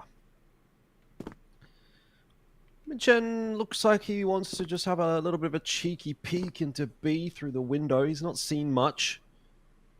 Anyone offering themselves up for a pick on the side of unKnights. This is really slow by 909. Of course, I know it's worked for the first 2 rounds. I mean, we're getting the C4 down in round number 2 with 5 seconds left, but excruciatingly slow. And unKnights, they don't really seem too faltered by it. Yeah, Kiko waiting for this. It's a really nice setup as well with Pietro behind that box as well. It's a huge crossfire. Really, really tough one to break, and that's worked out exactly as you'd like it to for unKnights. So 3-2. They start to build upon this first half and actually get themselves the lead for the first time on the map and in the series. Yeah, you got to say it's a big sigh of relief, I think, just to see them there back into, I don't know, normality, playing at a dominant level that we sort of know they can, right? This is a lot more like it. Plenty more still that has to be done before we get to sit here and say we're comfy, but yeah, it's better. Alucard. Waiting as well. He'll get tested in a second, so what's the reaction like? He's been flashed as well, so make it all the more awkward. Jinza hits one. Alucard always expected to deliver, and he does. Very nicely done indeed from Beck as well on the rotate. 2K helping Alucard out nicely, who will give him his reward of another kill. And that's a clean looking round from unKnights. I mean, same thing that I said a couple of rounds ago, but rough start for unKnights, but now 4 on the trot and 4 quite solid rounds as well. It's looking like they're a bit of an indomitable force right now on this GR side of court. Yeah, they seem actually really difficult to stop at the moment. Definitely what you want to be seeing too for unKnights, back to normality, as we've been kind of using that buzzword quite a lot, but it's just our expectations for them this season are really high. And you know, when you come in towards a series and you're really looking quite shaky, it's never what you want to see, so this is better. Nade over. A tiny bit of damage on towards Dane, but nothing really problematic at all.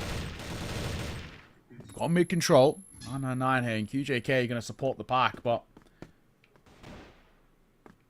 again, unKnights, we know they've sort of been conditioned in how this game's been playing out so far, just to not overcommit to really anything. There's no point.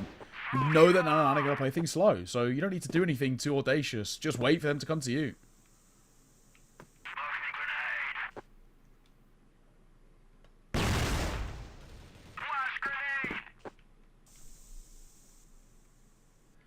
That is exactly what unKnights are doing at the moment. Being very patient. Why change it? Yeah. This is weird. No. You cannot be a side that only plays slow. You actually have to. If you're going to condition slow, that's fine. But you have to have other ideas, right? You have to be able to change the tempo a bit and be like, right, now it's a quick round. Let's see if we can catch them off guard, right? You can't just keep playing excruciatingly slow and then expecting anything to change. Well, Jin once again deliver for unKnights. Pietro spots out the rest of that mid push, and so now it's on to Jin to continue his stronghold on this A-bomb side. He swings for a third kill. That one won't quite end up going through. But Alucard, of course, is there for one more. The Orms spinning out across port, and unKnights happy with the results. Got another one. And 999, yeah, I think you're right. It's probably time to change something up here. Throw something a little bit of a faster pace in, or, you know, maybe a long take. We haven't really seen much presence on long. But it just doesn't really seem like there's a whole lot of ingenuity happening for 999 so far on this map. Yeah, it feels like a side with very, very loose calling, which, you know, there's nothing inherently wrong with that, but you've got to have a couple of changes up your sleeve, or life becomes so difficult in a series like this against a side of this caliber, right? Like, how are you legitimately meant to break them down if you have no pace in any of your plays? It's impossible, especially when you see the best teams in the West all play at a very quick tempo. ROC, Anubis, Gaimin Gladiators all have really great quick rounds up their sleeves. Pietro makes short work of QJK. BYK has fallen down as well on long. It's a bit of an over-rotate, actually, though, for unKnights, as Alucard was kind of almost on his way out of B, and so he's fallen off the line, and that has allowed 999 to get out onto B. He needs some help, and he's ultimately not quite going to get it quickly enough, but trade does come through. It's a 1 for 2. But given the advantage that unKnights had, that's still kind of enough to give them the favorable position in this round. Smoke's down. They're going to go through it. Beck gets the better of Chris with the assistance of Kiko. And now Dane has to multi-frag, and he's in a sandwich. There's no way you're winning this round with an Orm in hand. It will never happen when you're surrounded like that. So, be another round for unKnights, 6 and 2. It is comfy now, isn't it? It really is. Yeah. You hate to say it, but unfortunately, 999, you started so well. 2 rounds, we're like, all right, we're back. You know, this is a 999 side with nice ideas, and yeah, unfortunately, it's fallen so flat so quickly. 4-round buffer. I'd be very surprised at the way things have been playing if we don't just get, you know, a 7th here to really kind of seal the deal. Yeah, they kind of earned it. I think Kiko's earned this round for unKnights. Yeah. That's a 3rd for him in the round. 15. Kiko's been an absolute menace here on port. In this first half, Alucard makes short work of Chris, and Beck will find QJK. That is a 7th for unKnights. So, you know, okay, let's forget those first 2 rounds. It was a flawless half, really, from unKnights. So deservedly, they made light work of it. There was no competition there. There was no talking points really from 999. Went from being a side who came in towards that series with a lot to like, and very quickly just went to becoming, you know, quite forgettable. And I think a lot of this comes down to the real golf in class, Kiko and Beck combining. Still though, it's a 3v3, so it's even. It really took me half a second to figure out what you meant by golf in class, because we were talking about your enjoyment of the golf sport earlier. Yeah, I was like, what is he talking about? How is there golf involved in this? It makes no sense. But I put 2 and 2 together. In fairness, it is 4 a.m., so, you know. Yeah, you're allowed. You're allowed to be a little sleepy, you know what I mean? It's fair enough. I mean, I'm running on the same time zone, technically-ish, to you. Well, the thing is, I'm on the opposite time zone of what I should be. So technically, you're on my time zone, and I'm on your time zone. But we live in the opposite ends of the world, so it is a bit, it's a bit cooked. But Pietro's kind of cooking a little bit in this round as well. He's brought it back to the 2v2. I mean, this was looking awkward for unKnights, but 2v2 very winnable.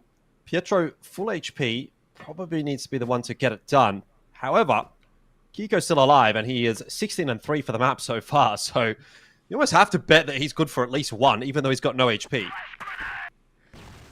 Yeah, it's true. Pietro, I'm going to get that C4 down.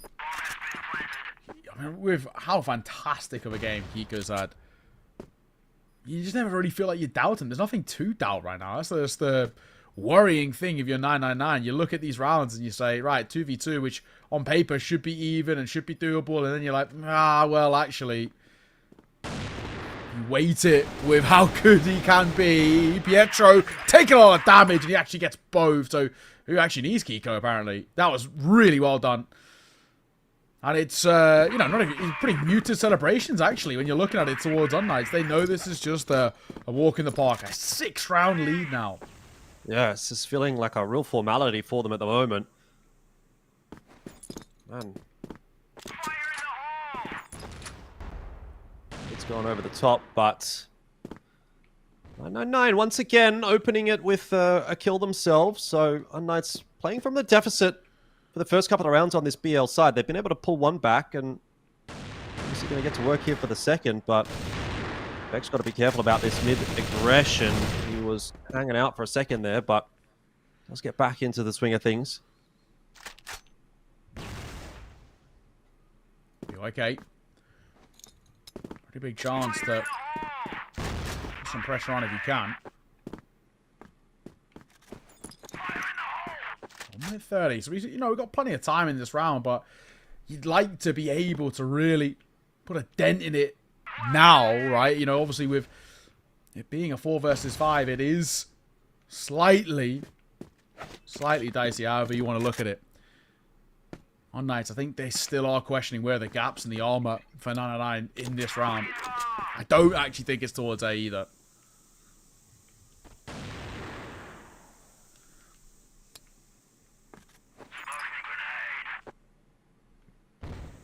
unKnights ideally are just kind of hoping that 999 is going to give them a pick somewhere, and ooh, that might be it. Kiko, he's looking for more. He should get it. I mean, he's in such fine form tonight. Of course, he's going to get the second there as well, and maybe even the third. Wow. Why not? I mean, he makes it look easy. Kiko up to now 19 for the map. He's surely secured a 9th here for unKnights as well. That plant will go down in just a second.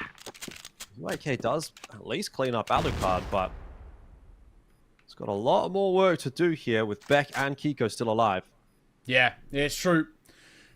My God, Kiko, without a doubt, taking that MVP here. No one's even remotely close. I mean, no one else even got double digits. Is the crazy thing. He's got over 2 times the kills of anybody else in this team. I mean, that is a level of dominance you don't get to see all too often. It's sick. 9-9. No matter what they throw at him, it's not making a dent right now. Yeah, Kiko's up to 20, by the way. Again, another opening kill for 999, but how much stock can you really put in that when 2 have been pulled back by unKnights already? Pietro waiting for this push. Won't be cleared easily enough by Chris, and he's expecting another player to push forward here. Mitchen can't find the trade either, so this round is just falling by the wayside, and with that as well, probably the map as well. He's been spotted, and he's also been spotted retreating too, so he's sort of reluctantly holding that site, which gives you confidence to push forward. Honestly, should be fine here, you'd hope. I know it's a 2 versus 2, but unKnights, you're still grouped together, you can isolate, so as long as you play for the trade, you should be fine. But Dane, he's given 1, and he does well with the Colt. Alrighty, that's not bad. Yeah, decent Still stuff. a long way to go, but you take those.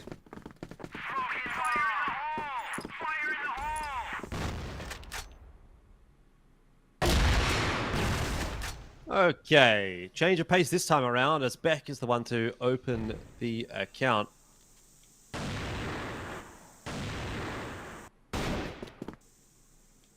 And that's a little bit different for 999 because now they're playing with the deficit, so I think it'll be pretty tough for them to be closing this one out. But push into middle there from QJK. Inchen also floating around in the beacon. Cause a bit of a ruckus. There's a nice shot from QJK. It's an unorthodox position. Chris is taken out though by Alucard, and they'll pick the pace up over towards B. Where is everybody else? No one here for Alucard to help him out. He just needs to try and survive, and somehow he has escaped. I don't know. Oh, wow. How is he actually alive there? How is he alive and also got a kill? What's happening? How is Nana9 not punished? And Oh no, he's letting them know as well. He's dropped the bag on him.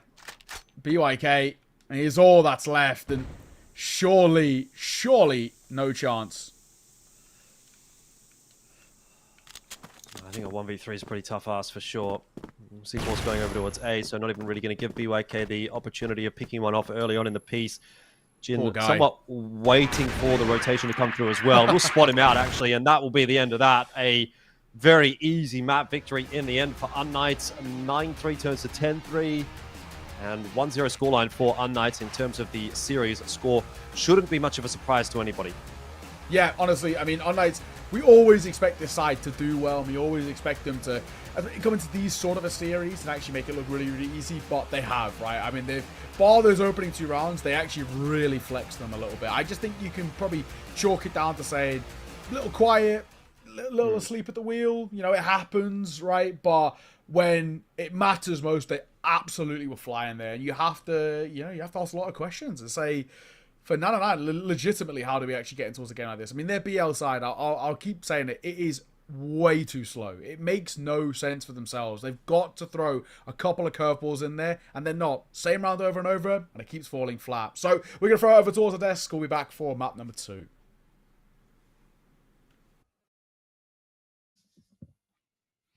I mean, unKnights, exceptional performance, just like the casters highlighted.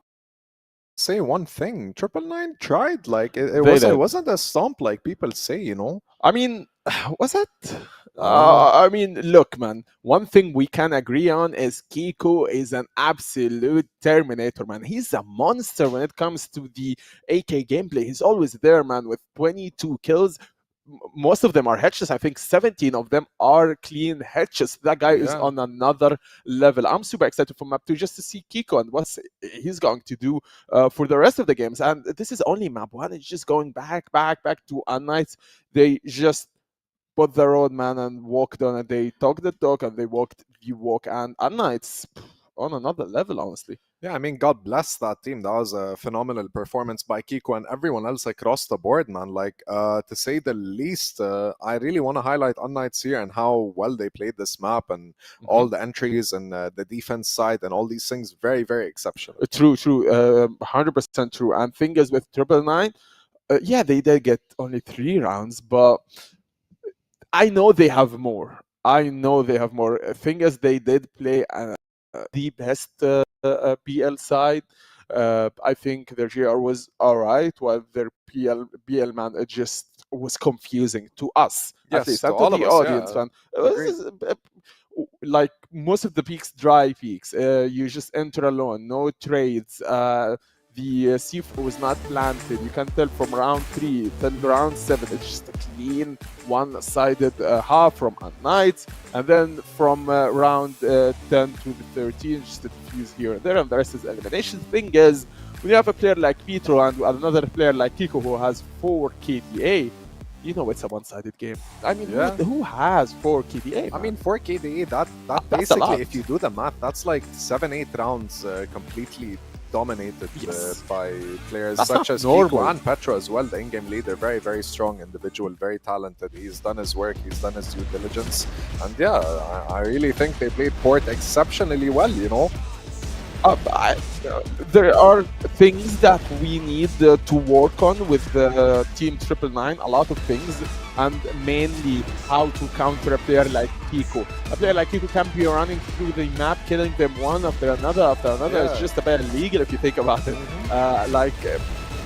He's not flashing, he's not grenading, it's his teammate work, and the guy just wide swings, sweeps 1 or 2 or 3, just reminds me of auras from ROC Esports. So the question is, can Team 999 counter the beast from unKnights Kiko? If not, then it's another stomp and just another day of the office for Team unKnights. 110%, yeah, to say the least. Kiko very well performed. Alucard, all the players back, Petro, like they've done their work. And let's not forget Genzer, man. Like, these guys, you can tell the rotations are there, the macro, all the short and long-term gameplay is exceptionally well. I love it, to be honest.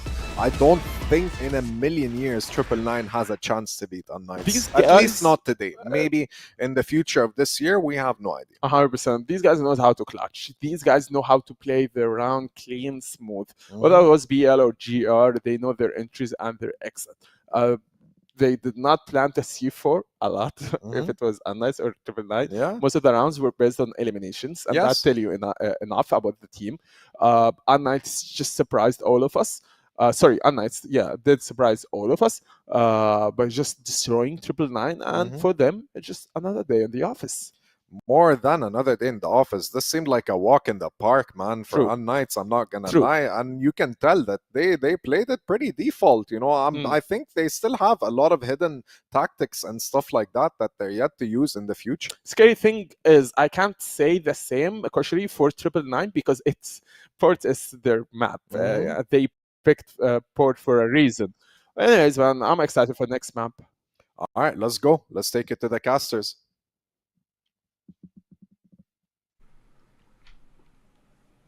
Cheers, guys. We're looking forward to it. Honestly, Jordan, I'd be very surprised with how map 1 went if we didn't just close this in 2. Unfortunately, there was only one team in it, and you have to look and fair enough. Give a lot of credit to unKnights. That first 2 rounds, brutal, right? They looked so lackluster, not the level that we expected of them, but everything else off the back of that was fantastic. And the unfortunate news doesn't really stop for 999 because we're going to be moving on to Eagle Eye, which is typically a pretty good map for unKnights, and they are already displaying some nice stuff on this GR side to start things off. It is 2v2 now, though, with that kill from BYK. Map split wide open. Pietro got no idea what's lurking around close by. I think now maybe he has spotted out Dane, but the nade's going to land on his head, and it's all down to Jin, who will fall again. And again, a good start for 999. Doesn't necessarily mean that's going to translate into too much more, though. We'll see how the rest of this map plays out. But if Port was anything to go by, I think 999 are just going to have to take each round as it comes.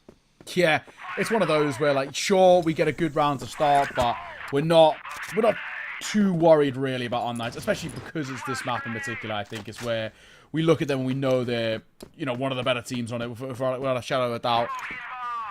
And they would have played a hell of a lot, especially against sides like, GG, who I would say are the best in the West on this map. No, it's good that they're still getting these starts. We take those. That must be nice a little bit for the confidence. Card. He's looking for something early on in this round, but Smoke is keeping 999 at bay. Minchen just ducked down behind the box. He actually doesn't really need to do anything. He doesn't want to do anything here. It's the fight that's happening around middle and towards B long that will prove to be a little bit more influential. Minchen's just kind of waiting for a push from someone and hoping that they're not going to check his angle. Eventually decides to pick his timing, and he will get Alucard, but relatively straightforward trade from unKnights. Jin doing a good job of locking down the B side of the map as well. Good. And I think as well, for unKnights, I do actually sort of want to see them kind of flex a little bit, right? I do actually want to see this side start to showcase really, what we saw in towards map 1, which was that level of dominance and that ability to be super solid. 1-for-1. BYK gets the first Alucard right to back. It looks like he was blind in doing so as well. A lot of damage though to Dane, and he's dropped. Only momentarily though. Minchen lands a back. I mean, this is scrappy. A 2 versus 2 of Alucard barely being alive. Beck is actually on his own now. He's gotten in around behind, and he does catch up with Minchen, but lucky for 999, Chris was the one carrying the C4, so he has options available to him. He doesn't have to take this fight. I don't think he was spotted on the cross there. That timing could end up proving crucial, as Beck now is just going to tuck himself in a corner and wait down the clock a little bit. And the advantage right now is with Beck, considering the HP, but if it's a post plant, maybe that starts to swing back over to Chris, and looks like he will be getting the bomb plant down here, so I'm picking away in the favor of 999 now. But he's been spotted, and he's been spotted early on in the piece, so this should be Beck every day of the week as Chris tries to change up his position, but Beck ready and waiting for that, and will secure a pretty easy clutch in the end. The 1v2 successful this time. Yeah, it is. But man, it's so scrappy when we're fighting around mid there. And it ends up looking like it's okay, and sadly things just fall flat. So a 2-1, and you know, in the same exact thing that we saw in towards map number 1, where it's and I start well, good round, and then fall flat. BYK, however, other ideas, 2 quick ones for him, and a quicker round. We said we want to see a bit of pace after 9-9, and look what it's actually done. It's caught unKnights off guard. They actually don't have to deal with it right now. Up close though, cold pull down, Alikar gonna get 2. Might be a chance. Kiko thrust into a 1 versus 1. CRS unscathed, Kiko barely alive. How has it again come down to a 1v1? If Kiko can run it back and roll back the clock and look like he did on Port, I'm still going to back him in this round. But frankly, everything pointing the way of Chris. Ooh, Kiko spotted him out. I don't know if Chris has seen Kiko just yet. Now shots coming through, back on both sides. He's run out of bullets. Kiko needed a headshot. He didn't have the HP to play with, and that's why he was sort of trying to rush that fight a little bit. But in the end, it will be another round for 999.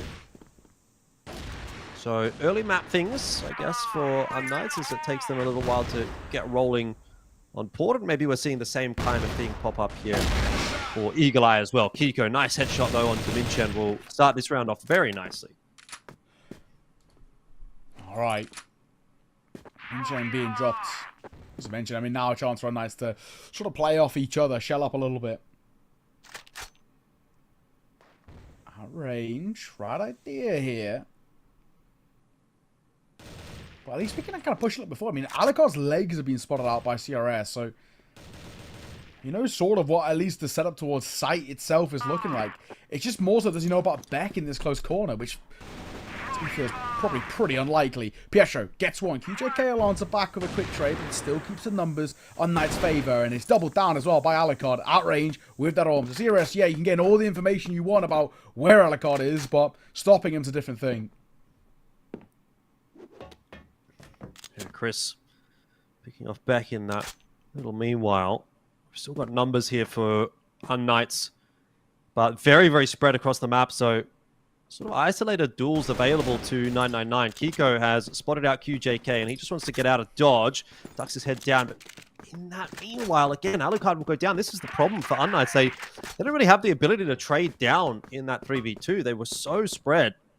And so now it's actually 999 that are going to be able to waltz their way onto this A site. I like this. Nice tight line from Jin. Okay, you get your chance in there. You miss it, but there's no way that they're actually going to get the kill on the way through. So it ends up working out pretty nicely for him as he does get the info. Sets it up nicely for Kiko. Bomb plan's going to go down, and now Jin, ooh, a little bit preemptive on that shot, but even still a 2v1 here for unKnights to negotiate. It's one that should go their way. Yeah, you'd assume CRS being tagged, it's unlikely, and Jin's going to make sure of that. Lead taken back by unKnights, and I think relatively comfortably so, may I say. This is still looking a little bit more akin to how map number 1 was, where it was a little bit close to the start, and it's just about when unKnights, you know, figure them out, right? When they get to a position of feeling really comfortable, that they should see things over the line.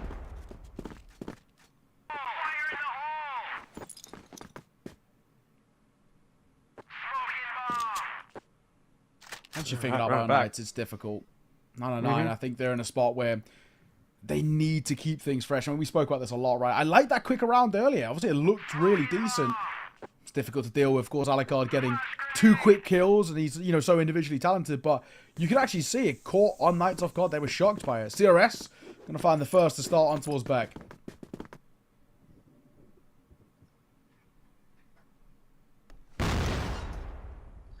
Yeah, unKnights just employing that same kind of setup as what they did on Port. Oh, they're just really waiting for 999 to come to them on this GR side. Kiko, a bit more of a bold position from him in this round.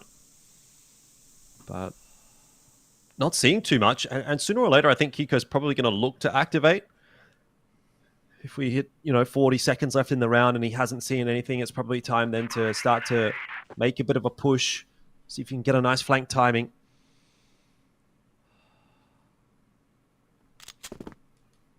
Oh, God.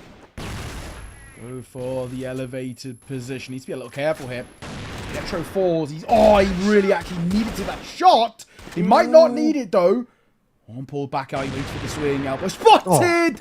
Tagged. I mean, look how low everybody on Nananan is, and a lot of it's done by Alucard. Look at the assist rolling through as Kiko and Jinza get the kills. It's BYK left in what honestly feels like an impossible 1v2 just because of his HP more than anything. But he also has no idea now where these guys are. BYK can clear around that corner and he can't. And Alucard gets assists for all three.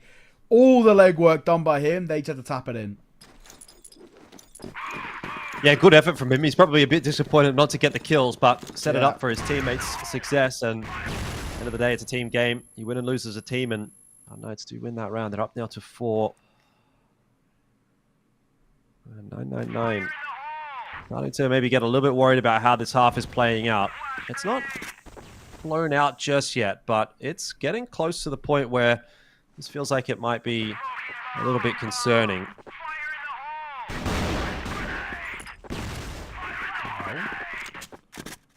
Checking a group up it. There's 3 of them, but actually they're going to go away from which the direction the C4 is sort of holding. It feels like Nananan, this is going into a bit more of a default. Trying to figure out sort of maybe what the breakdown's like for now. Alucard playing in the window as he very commonly does. And even though it's such a known position of where he likes to play and how he likes to play, it's just so difficult to shut down. You either have to throw all resources at him or try and ignore, and neither are actually really viable options. Yeah, just a lot of middling around in middle happening here for 999 at the moment. But starting to figure out that they're going to have to hit a bomb site at some point and working their way pretty quickly towards B. B Long has been left completely open. Jin is the sole presence really on B. So frankly, unKnights are actually playing retake here. And that is exactly how you'd want that round to be playing out if you're playing retake. Jin just gets one, survives, and then the retake has to come on through. Pietro will go down to Minchen, but trades there from Alucard. This is going quite swimmingly so far for unKnights, though, losing an extra player. Do we need to see that one getting traded back on in by Jin?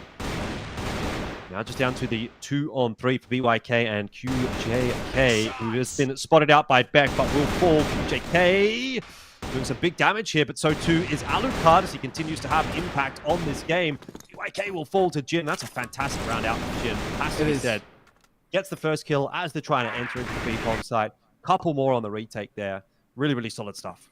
He gets overlooked a lot as well, I think, Ginger, in this side. And as a pickup, obviously, a lot of question marks about him essentially changing from a sub position the previous season to now kind of starting every game rather than just like here and there. And whether he can step up to the plate. And for unKnights, he has looked fantastic in this map specifically. But I think as a whole, he's become really big in terms of as a supporting element, and especially having somebody who can secondary arm, who can find a lot of favor with the rifles too, and support somebody like an Alucard. It's sick. And then speaking of his name, right, and there he is again with an opener with the arm. And here as well, it's gifted as Min Chen was tunnel vision in the wrong way. So, look more and more difficult for 999 now, doesn't it? Go pushing on forward, but there's nobody left to find on B long. Ooh. Pietro spotted out by Chris. He's going to have to try and take this peak. Yeah. He wants to go for it, but Pietro giving him absolutely nothing. Dire Straits now for 999. Flank coming in as well from Beck. He'll be able to clean up BYK. Chris's position well and truly known off of that peak that he took onto Pietro, so he's up the creek without a paddle, so to speak. He will get one onto Pietro, but there's so many unKnights players there that will wrap in and finish him off. It does feel like we're not too far away from another 7-2 half from unKnights. Yeah, it's true. It is true. Jinza, again, with the opener, ever present. You're looking towards that previous game, and it was obviously Kiko doing so much of the heavy lift, and Majinja's been absolutely flying so far. And Kiko, how will he deal? Not very well, actually. A rare time where he gets completely overwhelmed. Jin, oh, this is an awkward angle. But giving him a bit of an advantage as he peeks over the top of it, just missing that shot onto BYK. Minchen's wrapping in behind him as well. This is all a little bit messy. unKnights have lost so much map control. And 999 are going to capitalize, or at least try to capitalize on that. They will get a plant down on B. Beck looking for this duel onto QJK will just push him away. But meanwhile, Alucard and Pietro chiming in, and Beck will win his duel as well. This should have been a round one for 999 with the space that they had. But now a 3v1 for QJK feels a little too much to do, and he's not really in a position you're going to multi-frag from. It's really a one-and-done position. Yeah. In this case, it was a none-and-done, and that is unKnights that have got themselves up to 7. Another 7 and 2 half. Yep, from a 2-2 scoreline, it's just unKnights. Like you said, I said a little bit earlier, when unKnights figure them out, that's when it becomes impossible, and that's exactly where it is now. Difficult to try and find confident ways to really get back into this if you are 999. And of course, an opening kill by BYK is always going to help, especially being it onto Jinza. But finding the consistent form required to slow down unKnights feels super, super unlikely.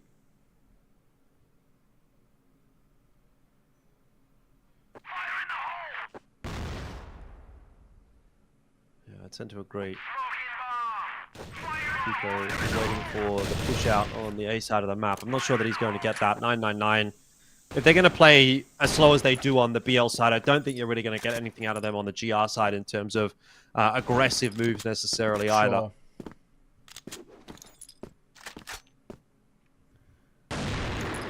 Shot.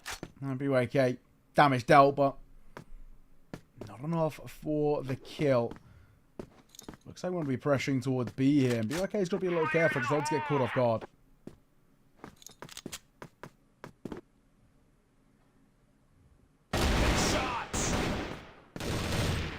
Pietro back.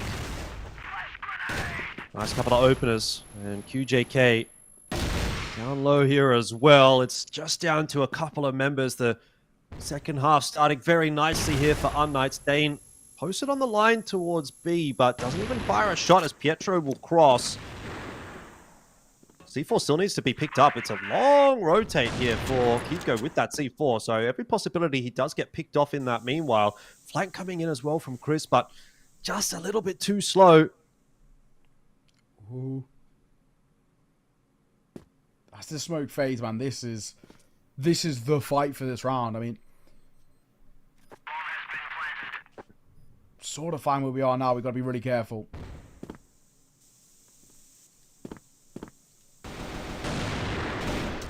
Alucard.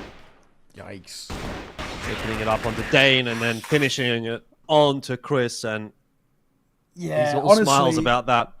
It's kind of tilting, but generally, when they were playing around that smoke and there's, 2 on each side, if you're not in that spot, I actually would have liked for them to have taken a bit of a risk. I know it's obviously easy to say in hindsight, but we're at a point where these defaults are obviously not working. You're 8-2 down. Like, why not just chance it a little bit? Colt can't get 2. Kiko and Beck get 1 apiece. QJK on the other side, and he's short-lived. There's Dane left with it all to do. I mean, I just would like 999 just, okay, this is the final round of this series, right? And you're obviously not going to win. So into this next one, just try something a little different. If you've got a pocket strat, let's just say, right, let's give it a go. And if you lose, who cares? We're going to lose anyway. Just, I think there's a bit of self-confidence, a bit of proof to themselves that we can actually make a side of this caliber feel a little bit uncomfortable, even if it is only on a rare occasion. Well, for one, so far in this round, Chris playing a dangerous game, keeping Pietro like that one. Kiko in through mid as well is going to open up that space that lets Pietro just come in for the swing trade on the flank. And YK also found out here, Beck just wants to get this over and done with by the looks of things, so he's going to try and charge in on top of him. He had a teammate there to help out as well. And that is super easy peasy. unKnights poised to grab themselves another 10-2 victory and make this a very comfortable series for themselves. Yeah, it's true. I mean, I'm trying to break down for 999 actually, like where internally you try and get back into a game like this, but I honestly just feel like they mentally checked out quite a lot. I think similar thing that we saw in Tours Map number 1, you were 2-0 up and you're showing a bit of prowess and then it all falls really flat. I think for 999, when we saw in Tours Map number 2, there was still moments here and there, but I think this is a side that sort of internally gave up. You could see them actually playing quite loose. It was actually quite individualistic as well. They would be like, all right, if someone gets 2K, let's react off the back of that. But we're not playing a normal default or a normal setup. We're just sending kind of feelers out here, there, and everywhere and hoping something can come right. I think Nananda's just checked out, right? And it happens. But on the flip side, credit to unKnights. A fantastic series from them. Light work of their opponents as we expect. And they're making a really deep run, right? They're looking to go deep in the playoffs and actually try and be one of the representatives for the West League, the grand finals at the end of the year, and they're playing some good Crossfire, man. Who knows? We'll have to wait and see. But for myself and Jordan, that is, of course, us done for the day. So we're going to throw it back to the desk as they're going to close things out. Thank you so much, guys. This was a phenomenal performance by unKnights, and I have to highlight what our casters did mention, that on Triple Nine there just wasn't that cohesiveness. They weren't playing together. They weren't, how can I say, each one was making individual mistakes which costed them the game. I mean, in their defense, there were some of, even the rounds that they did lose, some of them were just 1v1 scenario where just it's out of their hand, the clutch isn't the best. Maybe one player wasn't just feeling it. But overall, yes, you are right. The casters are right. It's just obvious to the audience that Triple Nine wasn't at their best, their man. peak. Yeah, they were definitely not at their peak performance. I mean, I just have to say that unKnights definitely want this win, and they want to continue to do so, because keep in mind, the other coaches, the other staff, the other players are watching, and they're trying to study what unKnights are doing, And at the end of the day, I really think that unKnights definitely deserves this. Yeah, I think last round was 6-10 if I'm not mistaken. Now it's 10-2, I mean, like, very impressive. At the end days, at the days that comes before the playoffs, you need to be as intimidating as you can, because as you said, Koshari, not only you are watching, and not only the fans of unKnights, but the fans of TBI, the fans of ROC, GG, Anubis, and so goes on. And everyone is waiting for unKnights to see how are they playing, how are they competing against Triple Nine, are they losing, are they winning, and questions just rises one after another. And unKnights, if anything, just put a clear, huge statement for us that they are the better team, and that's what I love about unKnights. We just can't do this. I mean, if anything, man, I think that's it for some of the teams, Triple Nine, TBI, and it starts a whole new sheet and a whole new page for players like Kiko and for the whole team as unKnights. Definitely couldn't agree more. I mean, Kiko, impressive 2 rounds, to say the least. Very talented individual. He's done his due diligence, man. This guy's been playing Crossfire for as long as he can remember, I'm pretty sure. Just to highlight a few things, I really think the changes that happened with the unKnights roster, the addition of, I think it was Alucard, Kiko, and Genzer, is one of the main reasons that made them so victorious. That is true. And keep in mind, I think Triple Nine players do have what it takes to win, and do have what it takes actually to be in the top 4. It's just a matter of disconnection. It's a matter of team play absence, honestly. Yes. I don't feel they play like a team. I don't feel they do take trades. The chemistry isn't there. They don't sync their trades together. Their entries, post-plan positioning is just a disaster for Triple Nine. Maybe they plan the C4, but they do not post-plan correctly. Agreed. Let's just say they just got outclassed and outperformed by the players such as Kiko and the rest of his team. They did exceptionally well, and I do hope we have an interview with them. I just want to close out this game today as well, and highlight that teams like Anubis, unKnights, definitely, this is going to be a very strong top 4, to say the least. As for TBI, Triple Nine, Entropy, they really have a lot to work on. True. Yeah. I don't think much changed within the standings. It's the top 4. They did win their games. If anything changed, then it would be automatically reset again within the next week, because GG will play, not the next week, actually tomorrow, because GG will play, and they would get their hands on another victory probably, and does not and that does not change anything within the standings. I like how it is right now within the top 4 positions. Well, it was GG, unKnights, Anubis, or ROC Esports. I think these 4 teams do deserve. Maybe Anubis is a bit shaky after tonight, but overall they just look solid. Yeah, I mean, the only team left that's going to be GG that's only done 12 matches so far. Everyone else has done 13, so we're going to have to wait and see, you know. Think about it this way, right? If GG manages to win, I think they might be able to get their first place. As for Anubis has 9 wins, you know. GB, maybe.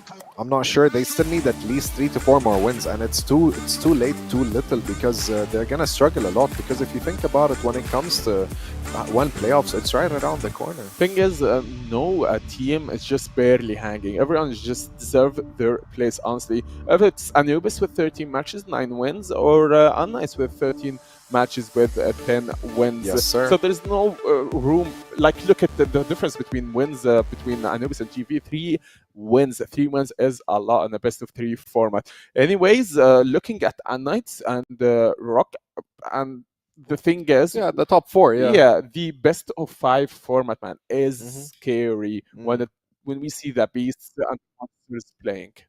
Yeah, and sadly we have to end this short because there's no more games, but I'm pretty sure there is coming up in the next few days. Man, yeah, you know, so we'll all be here hopefully, and me and Hazem are gonna be here as well. Yes, I hope, inshallah. And thank you guys so much for watching. Thank you to our lovely cast. Thank you for all these amazing games that we've witnessed.